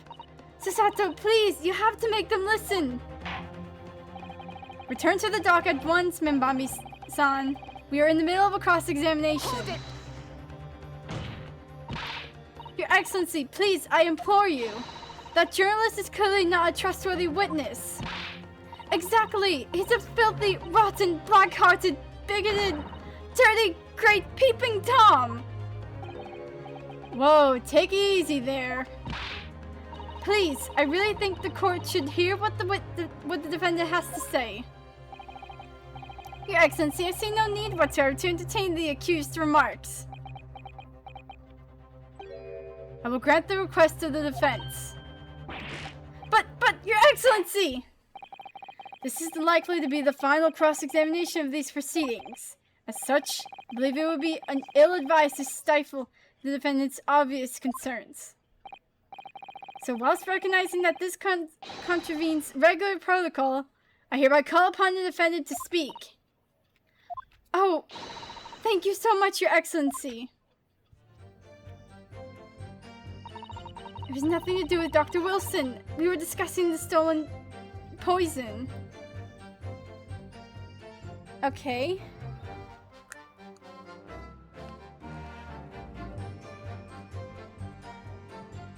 Hold it! The stolen poison that killed the victim, you mean? I suspected her of being the one to steal it. I mean, just think about how she killed Dr. Wilson. That's true. Additionally, Miss Brett certainly had knowledge of the new poison.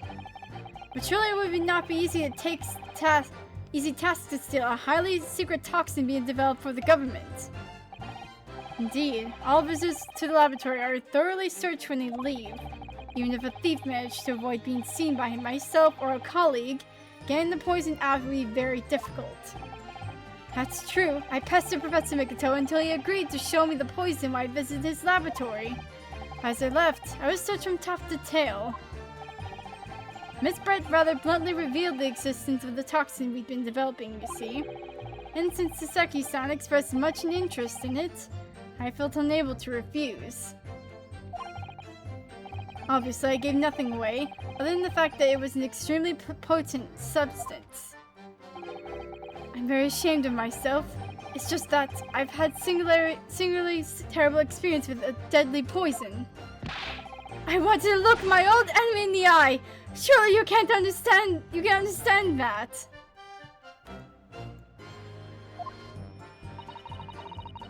To find out if my suspicions were true, I confronted Miss Brett about the poison. I told her that if there were to be an incident involving it somehow, it wouldn't just be the university. The military would be dragged into it. The whole government even. It would be a complete disaster. And how did Miss Brett respond to your concerns? She just curled those beautiful lips of hers and said she didn't know the first thing about it. In English, actually.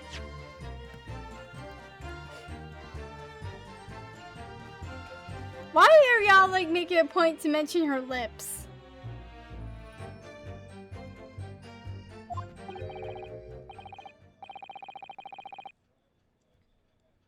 Ah yes, Minimamo-san. One small question if you don't mind. I do mind. Can't you see I'm busy? Clearly you were outside the beach hut listening in whilst the defendant and Miss Brett were conversing. Presumably then. It was you who wrote this article about what you heard. Exclusive. Deadly poison stolen from Yume Medical Research Laboratory. The story was published in this morning's edition of Shoyu News. The details are too accurate for it to have been written by anyone else. Sorry, don't know what you're talking about. Yes, look at this! The entire article! It's almost what I said to Miss Brett, word for word. Well, Minimamo-san? As a journo, and as a citizen of a free country, I don't have to reveal my sources. That's a founding principle of Mini-Memoism. Father's clearly right about this. That reporter did write that article. He based it on what he overheard from outside the hut.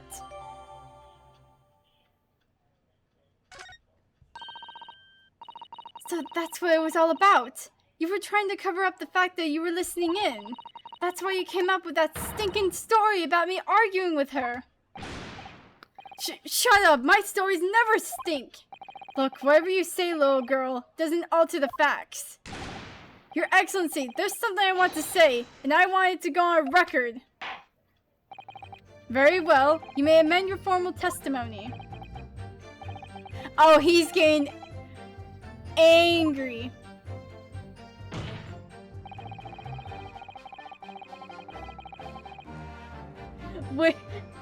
Where is you? Where is Plushie Gang? Where is I? I am hiding it for the time being.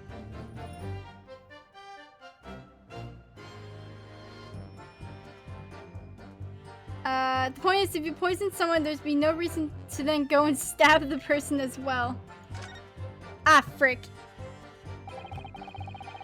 I didn't mean to click. If the victim had unwittingly taken the poison already, the reporter would have had no reason to stab her. On the face of it, that logic sounds entirely reasonable. But there's no question that this man was responsible for Miss Brett's murder. We could think of a plausible explanation as to why he might have stabbed her even after the poisoning. I feel sure that everything would drop into place. That's what we should be looking for. Yes, I agree. But in order to do that, I must try to glean more information.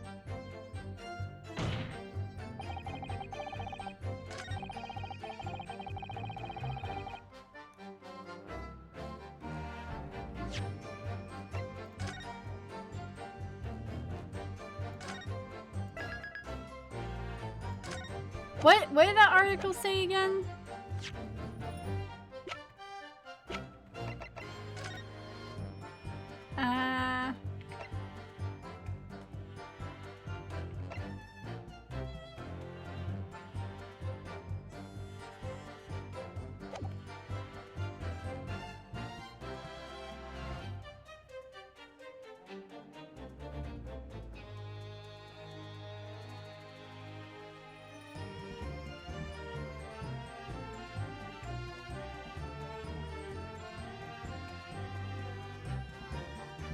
Objection! Well, I can think of one reason.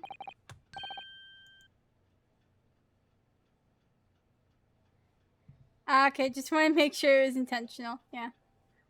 What? But before I explain, I'd like you to confirm something for the court. Did you glean all the information for this newspaper article from what you overheard from outside the hut? Of course he did! There can be no question of that!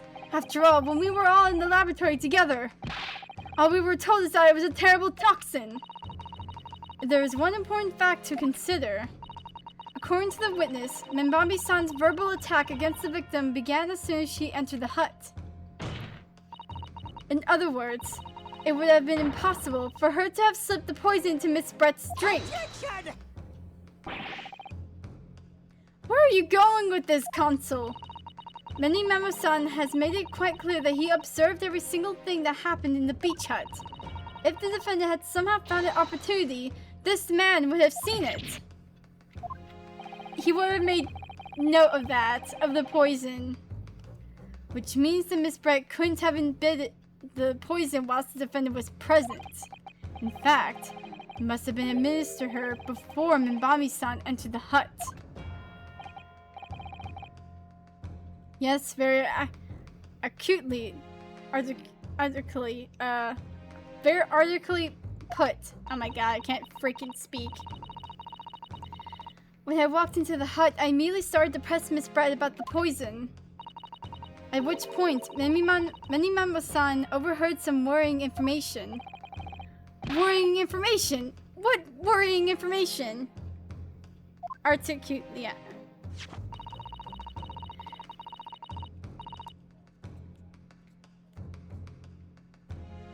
The information which he subsequently included in this newspaper article, namely, that the poison was being developed in strict secrecy, that it couldn't be readily obtained.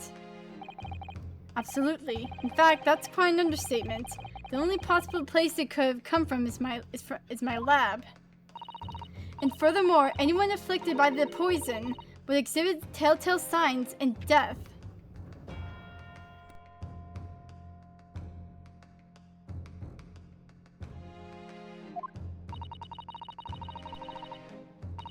The extreme constriction of the pupils. Yes, it's quite stark when you see it. There are other poisons that show similar symptoms, but not among new substances that are undetectable. In other words, it would be clear that the victim's life had been ended by the use of this particular poison, which would reduce the number of suspects to only a handful of people. Everyone in my laboratory is aware of the unique properties of the toxin we've been developing. None of them would be foolish enough to attempt to use it for some nefarious deed. Minbami-san being no exception. Therefore, we can conclude that whoever administered this unique poison to the victim was a layperson unaware of its telltale properties.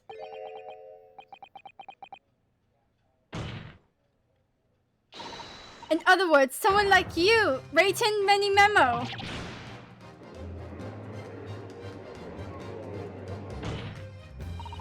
It was you who stole the poison from the laboratory that day, and it was you who administered it to the unwitting victim. But you quickly realized that was a terrible mistake. Because the poison caused such an unusual symptoms and was so traceable. As you listened in from the far side of the beach hut's thin walls, you learned of these facts. And you already given the victim the poison at that point. It was too late. So you hatched a plan to disguise your mistake. A plan that involved stabbing the victim in the back through the reed screen. But what good could that possibly do? Isn't it obvious, Counsel? The plan was to kill Miss Brett before the poison could take effect. Once in the blood, the poison causes the onset of pupil constriction. But he had a hope to precipitate the victim's death before that happened, hadn't he? Exactly. Because without any revealing signs of the new secret poison's use, no one would have ever suspected. This is extraordinary. Yes, the effects of the poison meant it would be too easily identified. So the killer had to mask its use, which he attempted to by plunging a knife into the middle of the victim's back.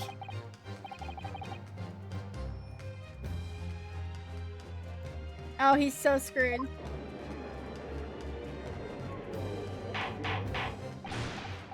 Order! Order! The argument presented is sound. The court is satisfied that it warrants consideration. Does the prosecution have a counter-argument it wishes to put forward? Well, there are a number of... yes, I counter completely. Objection. The prosecution's evasive response clearly shows that in much the same way as he nurtures the remnants of his top knot, he is clinging to lost hope. Jeez!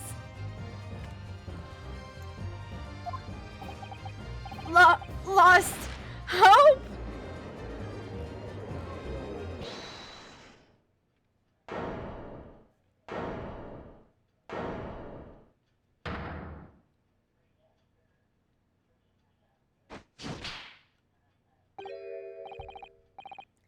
Saseki just like, nope, frick this. You pathetic, useless fallen samurai. Fallen, who are you calling fallen? I don't need a counter-argument. When you say, my virgin girl. No one cares about your stupid hair.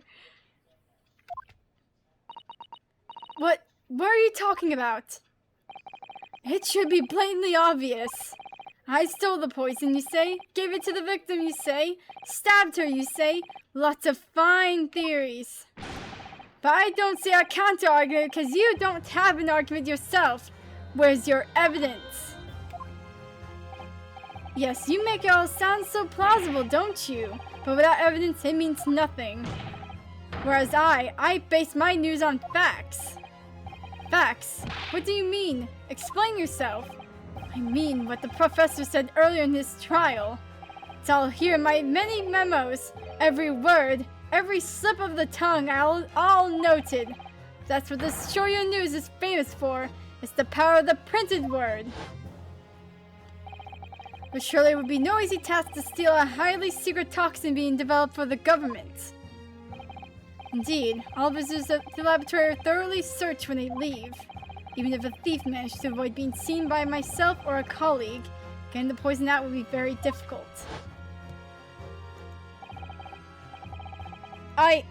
I'll be gone! Are you...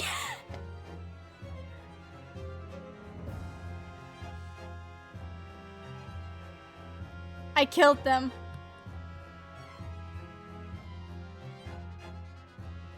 How's that then? Blown the story wide open?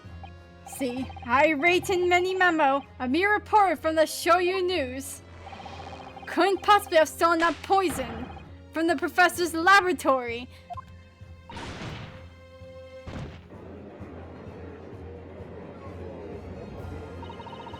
But there can't be any question of it. He must have stolen the poison that day. He stole it and used it to kill... And if that's the case... So, back to the empty pen, right? Yeah! As you identified, the poison itself is the definitive evidence we need. Because whoever stole it from the laboratory that day is the true culprit here. What's your point, you annoyingly handsome country bumpkin? Does he know? My point is this. There's only one way that you, many Memo-san, could have stolen the poison that day.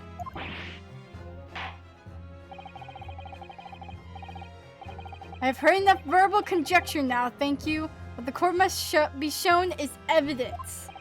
What proof do you have that this witness stole the poison on the day in question? Okay.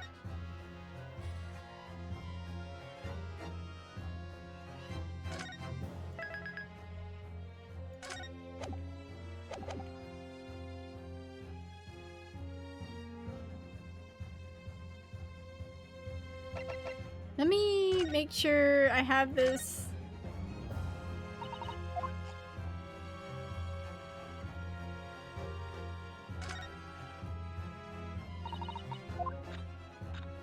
The barrel, oh yeah, there's liquid inside of this. Okay.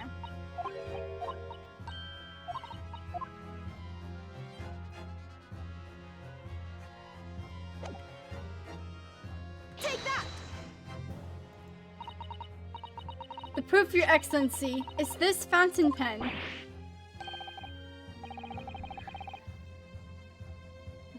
I just want to like make sure I got everything on the pen. Yeah. Fountain pen. How can that possibly be relevant? These magical pens somehow seem to have enough ink to write many thousands of kanji characters. I believe they arrived in our country for the first time some 15 years ago now. I swear by a weasel-haired calligraphy brush and nothing else, these newfangled pens are merely a fad. Well, as a forward-thinking man of words, obviously I love my fountain pen. Suck up a soup con of sumptuous ink, and someone's words is awash with words in the blink of an eye.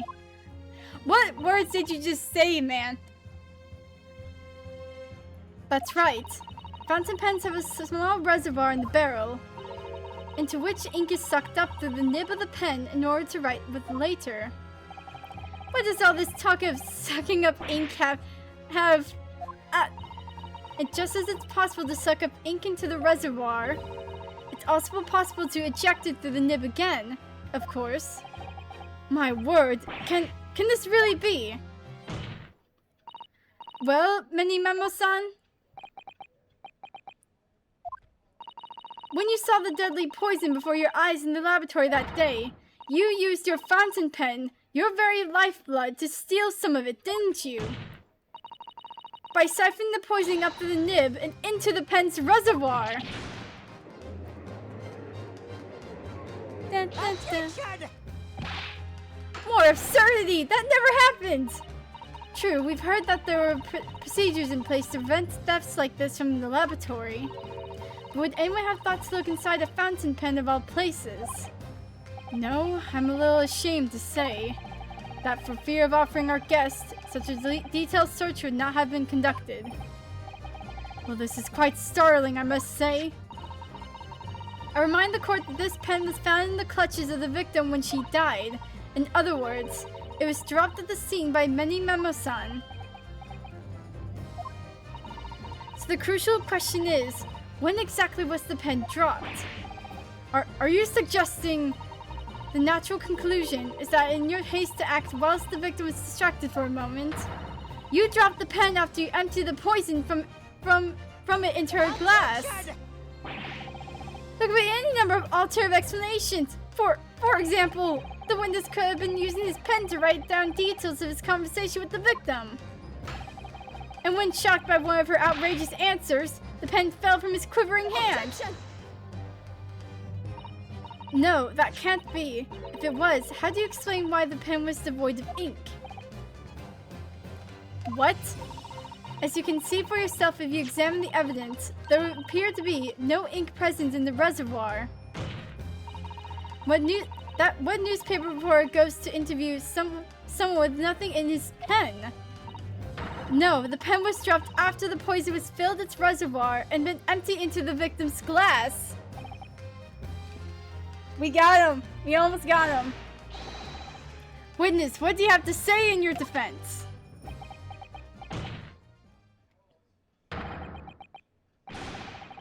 So this is how our modern justice system works, is it? So what if the ink in my pen runs dry? So what if my pencil snaps? Oh, I can always claw my way back into the game. I have plenty in reserve.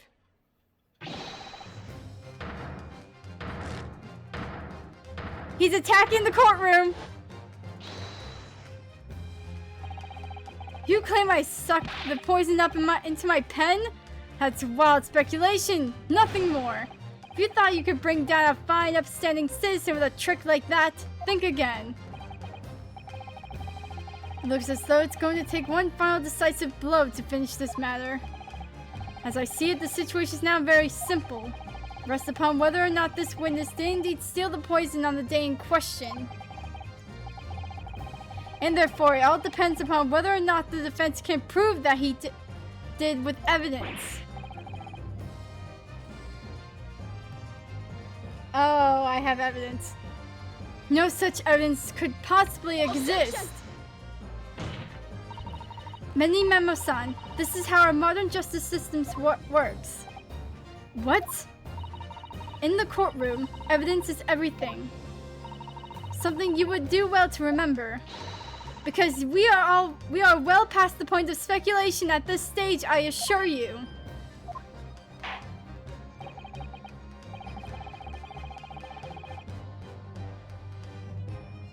Very well then, I call upon the defense to present the aforementioned evidence. This is it then. This will be the final piece in the puzzle. The defense can prove by means of this item that it was the witness's pen that was used to steal the poison. Oh my god, freaking let me press R to present. Console, what is that bottle? This bottle contains the unique chemical region that can identify the poison in question.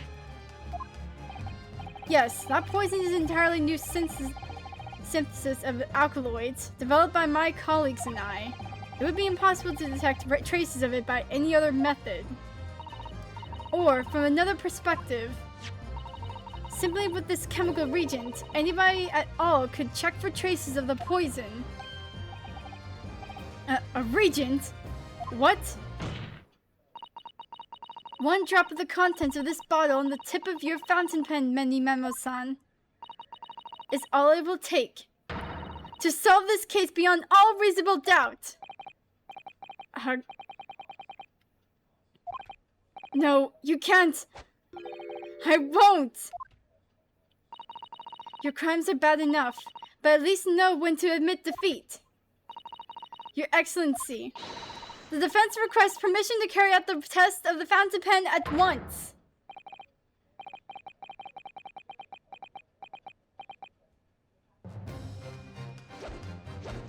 Oh, there he goes. This is my fault. The Empire drove me to this, trying to hold its head out of a civilized nation. I reformed powers. I took up arms in the form of... Oh my god. And then Susato with me. I'm there. Yeah.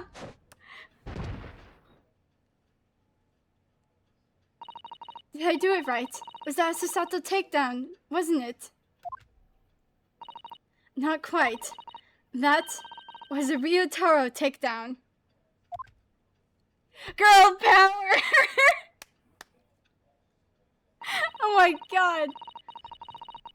The instant the first drop of the reagent touched the nib of the fountain pen, it was clear to everyone present.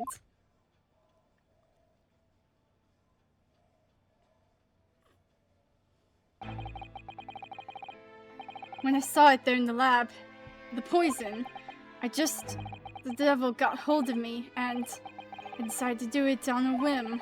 I excused myself and emptied all the ink down the sink in the bathroom, washing the reservoir out carefully. And then you waited for an opportunity to suck up some of the poison, didn't you? Into your fountain pen. Yes, that's right. Answer me one thing, Minimamo-san. Why did you steal it? For what purpose? Isn't it obvious? To find out what it was made of and expose it in an article. I mean, it was a secret project after all. Too juicy for a journal like me to pass up. Then why did the Englishwoman end up dead? I went to that hut intending to quiz her on her situation. That's all. As a reporter, a known killer enjoying full freedom, evading justice by leaving the country, I told her what I thought about it. And she just laughed in my face! Oh, what's this? A Far Eastern caveman purporting to practice journalism. Really, you must learn the difference between reporting and listening at doorways. You ignorant plebeian. What did you call me? This country, that is pretentious to a justice system, to a free press, it's really very depressing. You see our superior ways in the West, yet you lack the mental capacity to emulate them. Get out here, you oaf. Get out and crawl back into the cave you came from.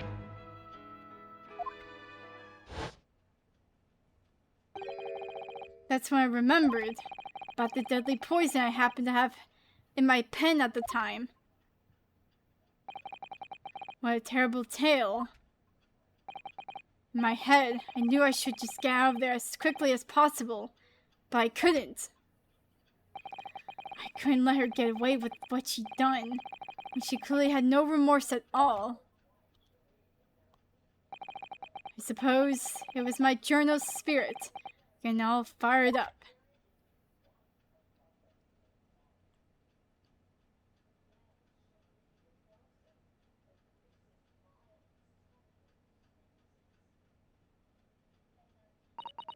I'd like to ask you something. Yes? You often talk about justice. But surely as a journalist, you could have used other means to deliver the justice you sought. There's no justice in the press. Sorry. After that trial 9 months ago, I kept digging and digging out to find out what had happened in that courtroom. And finally, I discovered the truth. It was a cover-up. That's what it was. A cover-up? What do you mean? I will remind you of your position, witness. Be careful of what you say. Oh, come on! Doesn't it strike you as strange? We're certainly not allowed to convict a foreign national. Consular jurisdiction should never have come into it. And yet that puffed-up Englishwoman was going to sail away into the sunset a free woman. The only possible explanation is that, behind the scenes, some deal had gone down between Britain and Japan. What sort of deal? I'd done my research, dug up all the dirt. It was all ready to be published. But you know what happened? The editor just tore the article up. He came under pressure from the government, you mean? If our government is going to let criminals walk free, they're going to crush the free press. Then what choice do I have but to see that justice is done myself? Let's not forget, Minimamo-san, that you committed murder yourself, and you tried to lay the blame at the defendant's door. I'm sorry, but you're no better than Jesuit Brett. What? The truth is, you have no right to talk about justice at all. I suppose. It would appear that we have reached a conclusion in this trial at last. Counsel for the defense, Ryotaro Naruhodo. Oh. Yes. Sorry, Your Excellency. Must just musing in a manly way here. It's almost unbelievable that this is your first experience of the Supreme Court. It was an excellent performance. In truth, it very much reminded me of your cousin's exploits. Oh, Naruhodo-san. Ryunosuke, you mean? The way you handled the trial 9 months ago, or the way he handled the trial 9 months ago, and the way you handled this one, gives me hope that we are genuinely entering a new era of justice in this land.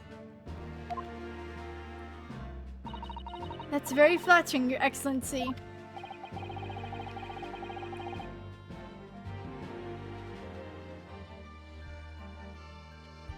Hearing the defense you put forward today made me feel most keenly that the future of our justice system will be forged by you and your compatriots. Weird. Thank you. So, Prosecutor Avchi, do you have any final thoughts? Oh no, he's gonna cut the top knot! Prosecutor Ouchi!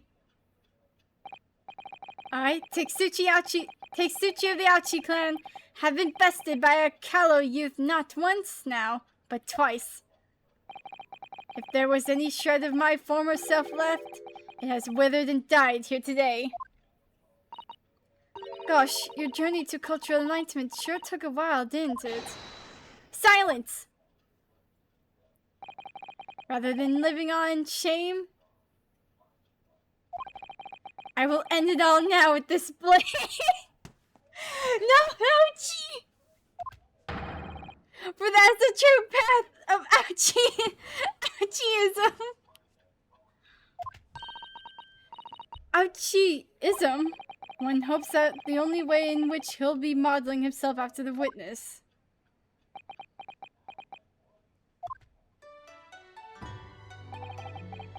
Sprig of my top knot, the time is right for farewell. Hope is lost forever. Take Suchi.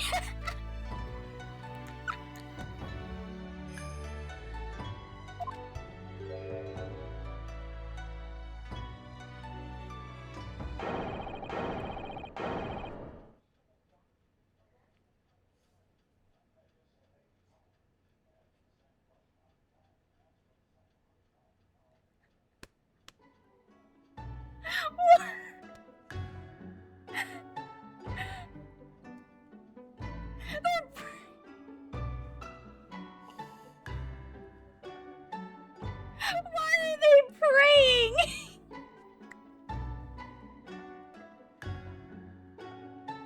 Oh.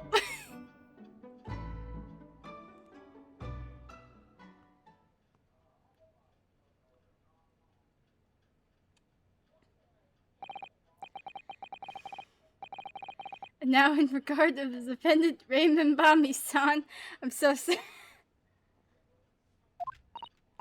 Yes, Your Excellency? I have reached my final verdict. Hereby find you not guilty.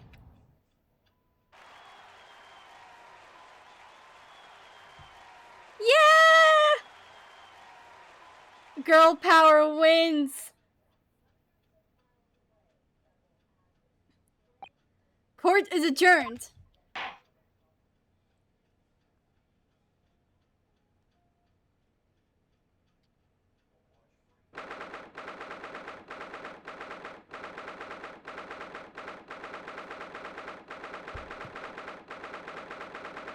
I realized this would have been like a great. I should have done this on the 13th. That would have been hilarious. It's over. My heart is still pounding in my chest, though it's all I can do just to stay standing. Lawyers have such great responsibility, such a great burden to bear. Don't they, Naruhodo-san? Susato! Thank you so much! You were so dashing in there! Ray and Father! Honestly, I'm so touched by everything you've... Oh no, I think I'm going to cry! No, don't cry, Ray! It wasn't easy, but together we made it. I was on the verge of tears at the end too. The only reason I'm still here is because of you. Oh no, I can't take all the credit. It took courage to tell the truth in there. You did wonderfully, Ray. So I would have to say that the congratulations belong to you. Susato, don't be so standoffish. Sorry? We're friends, equals, and the trial's over, so no more of this formal humility nonsense. It's time to celebrate with swagger, to throw caution to the wind. What is swagger?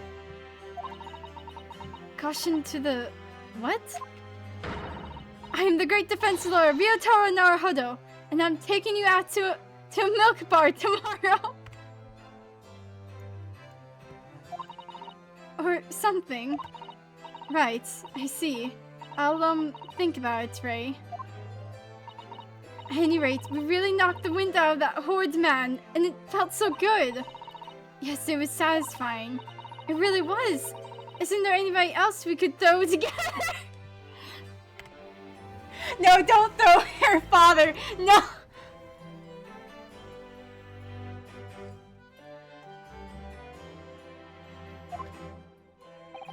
I hope you're not looking at me, Ray. Oh, my goodness! No, of course not! Of course not! There it is at last. Ray's lovely smile. Lesbians. You fought for your friend to the very last.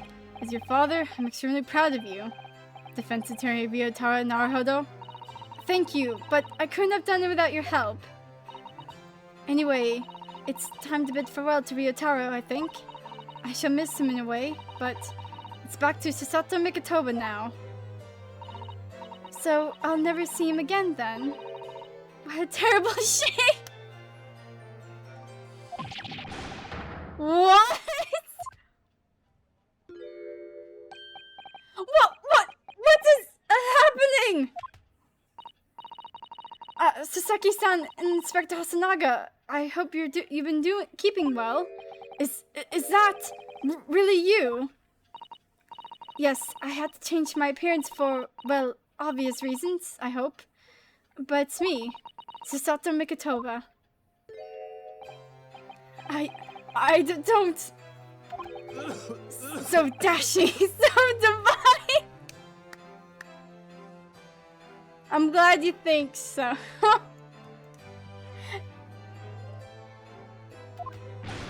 No. Really doubly dashing. Yes, and devilishly divine. Just look at you. I had no idea, Mr. Sato-san Esquires, that you were locum student Naruhodo-san Esquire's cousin. Astonishingly astounding ace attorney. I am the ace attorney. Poor Sasaki-san, so confused. God bless him. I still remember the first time I ever met him. He was in a prison cell in London. What an extraordinary conundrum it was that the unwitting student from Japan found himself embroiled in. But after Naruhodo-san's skillful defense at the Old Bailey, Sasaki-san was free to return to Japan. And now he seems to have earned himself great fame as an author. I'm stunned! That's a truly impressive disguise! Even I had no idea, and I'm a chief inspector at the police bureau, who came up with Mr. Turtle, no less! We all love and respect Mr. Turtle. I'm not sure you would be admitting to that, and you should be admitting to that, Inspector. Amazing. You're a woman of many faces, I see. Just two, really. And this was a once-in-a-lifetime event, I hope. Oh, I'm not a patch on you, though, Inspector. Well, I'm a professional, of course. I do worry about Inspector Hasanaga sometimes. I really do. 9 months ago, when he appeared here at the Supreme Court to testify, he was undercover, disguised as the head waiter of a restaurant. And then on the steamship to Great Britain, of course, disguised as a sailor to keep us safe on the journey. He got beaten up for you guys. Respect this man. Though that didn't help you, did it, Kazuma-sama? From my perspective, I have to admit that I have mixed feelings about all this. I mean, now the truth has been lost forever. What do you mean?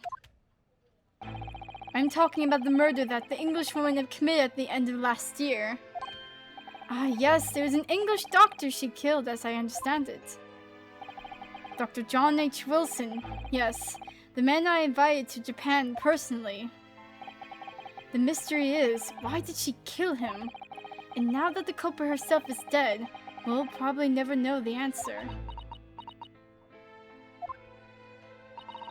On the voyage to Great Britain, we had a most unexpected encounter with Mr. Sherlock Sholmes, the great detective, I mean. Yes, I remember Mr. Sholmes well, of course. Ah, my arch-nemesis, how lightly you utter his name. Well, according to the stories published about him in the Adventures of Sherlock Sholmes, the detective once had a partner who helped him solve crimes, a best friend. And that man was an exceptional doctor of medicine by the name of John H. Wilson. What? Dr. Wilson? I just can't believe that it's a coincidence. I think that the English doctor of medicine killed here in Japan 9 months ago must have been the friend and partner of Mr. Sholmes. And if that's really true, then the poor girl won't ever see her beloved father again.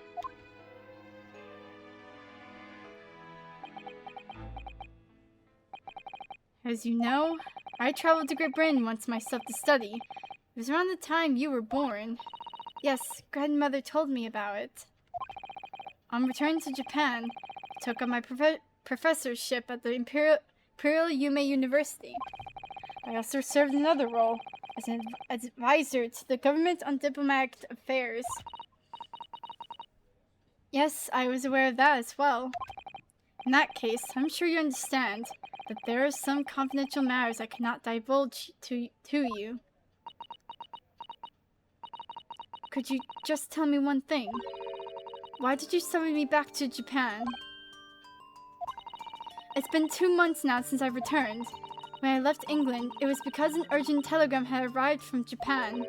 It said that you collapsed with a high fever, and you were growing weaker by the day. What? Where did that news come from? That's what I'd like to know, because after that long sea voyage, I found you in fine health, Father. Was there something in Great Britain that you perceived might inconvenience me in some way, or harm me? That's really the only explanation I can think of.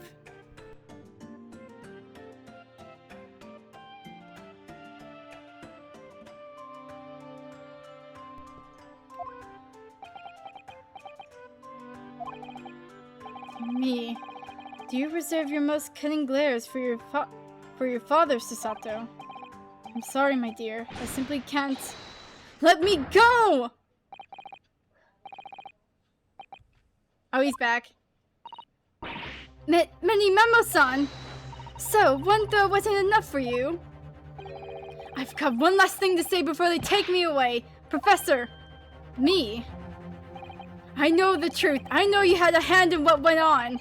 In that visiting student's fate. Visiting student? Cicely Brett, you mean? No, not her! The student of law who left for Great Britain 8 months ago! What? Student of law? He must mean... Kazuma-sama! What are you talking about? What does any of this have to do with Kazuma-sama? Nobody here in Japan knows anything about it. They don't know what the guy never made to England, that he died on that steamship, and that he'll never... Oh! Oh! Well, I didn't expect to find him in here. I didn't expect you to come in here. Yo, the judge is standing. Holy frick.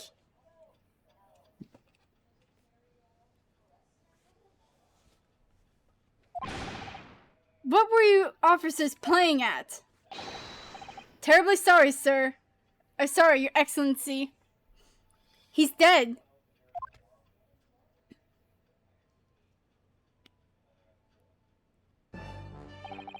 I was coming to tell you that the rickshaw has arrived, Eugen. It's a good job I came by. Yes, thank you for dealing with him. And I'll be there shortly. Oh, Your Excellency. The trial is over. I'm not Your Excellency anymore. Merely your father's friend, Seishiro Jigoku. And may I say that since I saw you last, you seem to have taken on a more dashing appearance, Susato. Did you know all along, from the start of the trial? The judge sees everything, Susato. I couldn't let you take the risk. If Seishiro here hadn't known and then he recognized you, so I had a word in his ear beforehand, as an old friend. So Seishiro, shall we? Yes, having ruled on that case, we now have various diplomatic issues to address. Before you go, Father! Sorry, my dear. We shall have to return to our earlier conversation at a later date. Well done again, both of you. You did admirably. Oh, thank you very much. What'd you think of my Seishiro's sling, eh? It's been a while since I sent a man flying like that.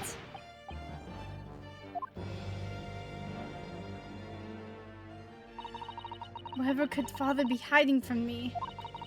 About Jesuit Brett? About Dr. Wilson? And now it seems, according to the reporter, about Kazuma-sama. I'm going to have to bring this up with Father sometime, when nobody else is around. Judicial Assistant Mikotoba and Son Esquires, could I have a word? Oh, yes, of course, Sasaki-san. What is it? I think perhaps it could be fate that we're meeting again, like this somehow. You see, there's something I need to tell you. Oh? I believe that it may be related to the reason why your father summoned you back from England. This I have to hear. Please, Sasaki-san, tell me at once. I will! As you know, my time in England was terrible, cursed, I have no doubt. Such awful things I was embroiled in.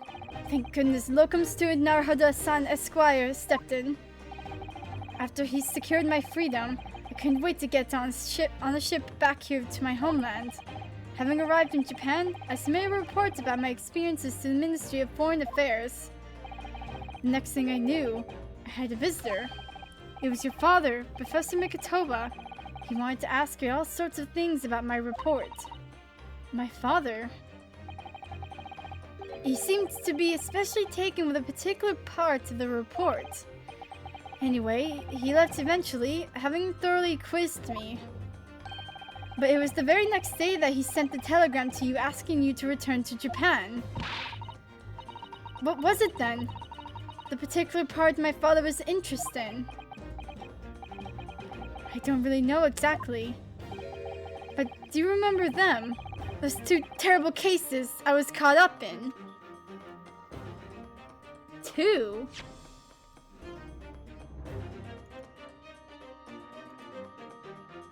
What do you mean? There is only one, though. Of course, I could never forget.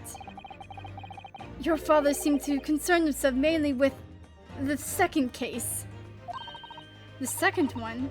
You mean the one Mr. Sholmes forbade any of us to talk about in public? Which is why the case involving you that any member of the public is aware of is the first. Well, I don't care! I don't have to listen to what that dastardly detective says! Anyway, the point is, it seems that case somehow holds the key to all these curious unanswered questions. The horrific, hideous, heinous case. The case of the haunted lodgings.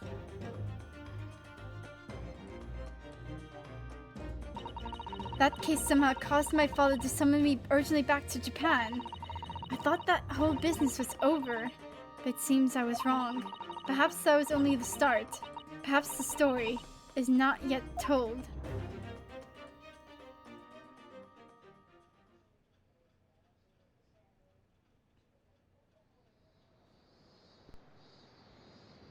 So, the mystery of that English woman's death is solved, thank goodness.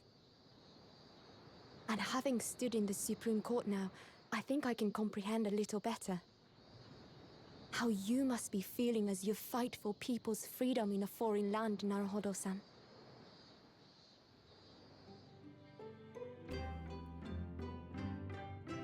But actually, I'm writing to you today because of another matter. I met Soseki-san and we talked about that second case he was involved in. Father has said nothing to me, but I feel certain of it. That case holds the key to some great unsolved mystery. My notes on the case should still be in the office, tucked away at the back of the shelves on the left. Perhaps you might like to look over them again. Today, for the first time this year, it feels as though summer has arrived. The sky is a brilliant blue. It makes me long to see you again. Yours, Susato.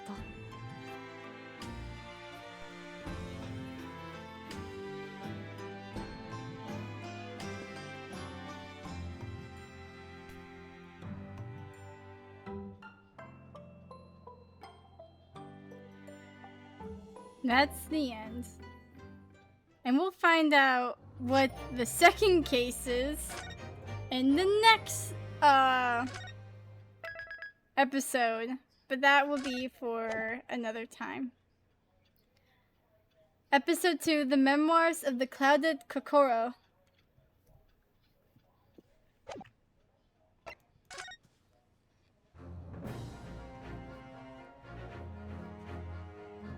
But that will be all for today's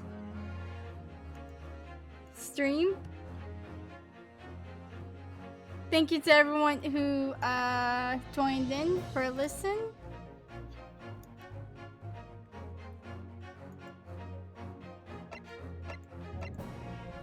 I know I said I would do the escapades after the other thing, but I really want to continue on with like the main like little story bits.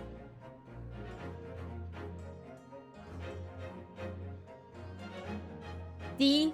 Why are you saying D? What?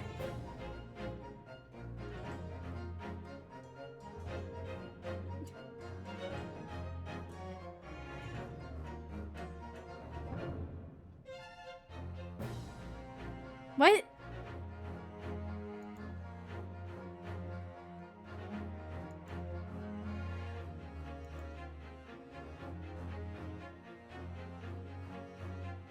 Oh, I didn't see the other freaking... I didn't see the thing. Oh, it's a smiley face. What the fudge? I was like, what? I was so confused. Okay, I was like, what are you saying D for? Okay, I got you. But yeah, hope to see y'all next time for whenever I do this again. I'll probably like do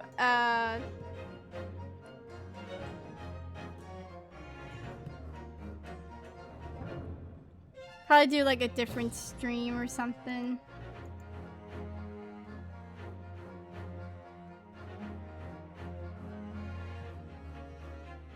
Where's your little avatar? Where is it? I know it's in here somewhere.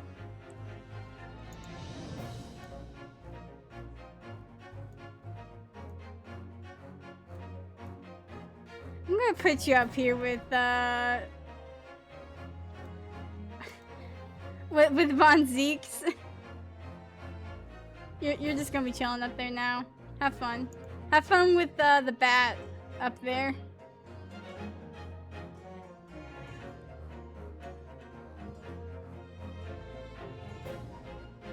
will be seeing more of like the outfits stuff in the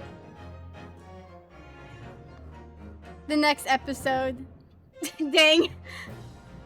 That's what you get. Why'd you make it why'd you make that joke? How dare you?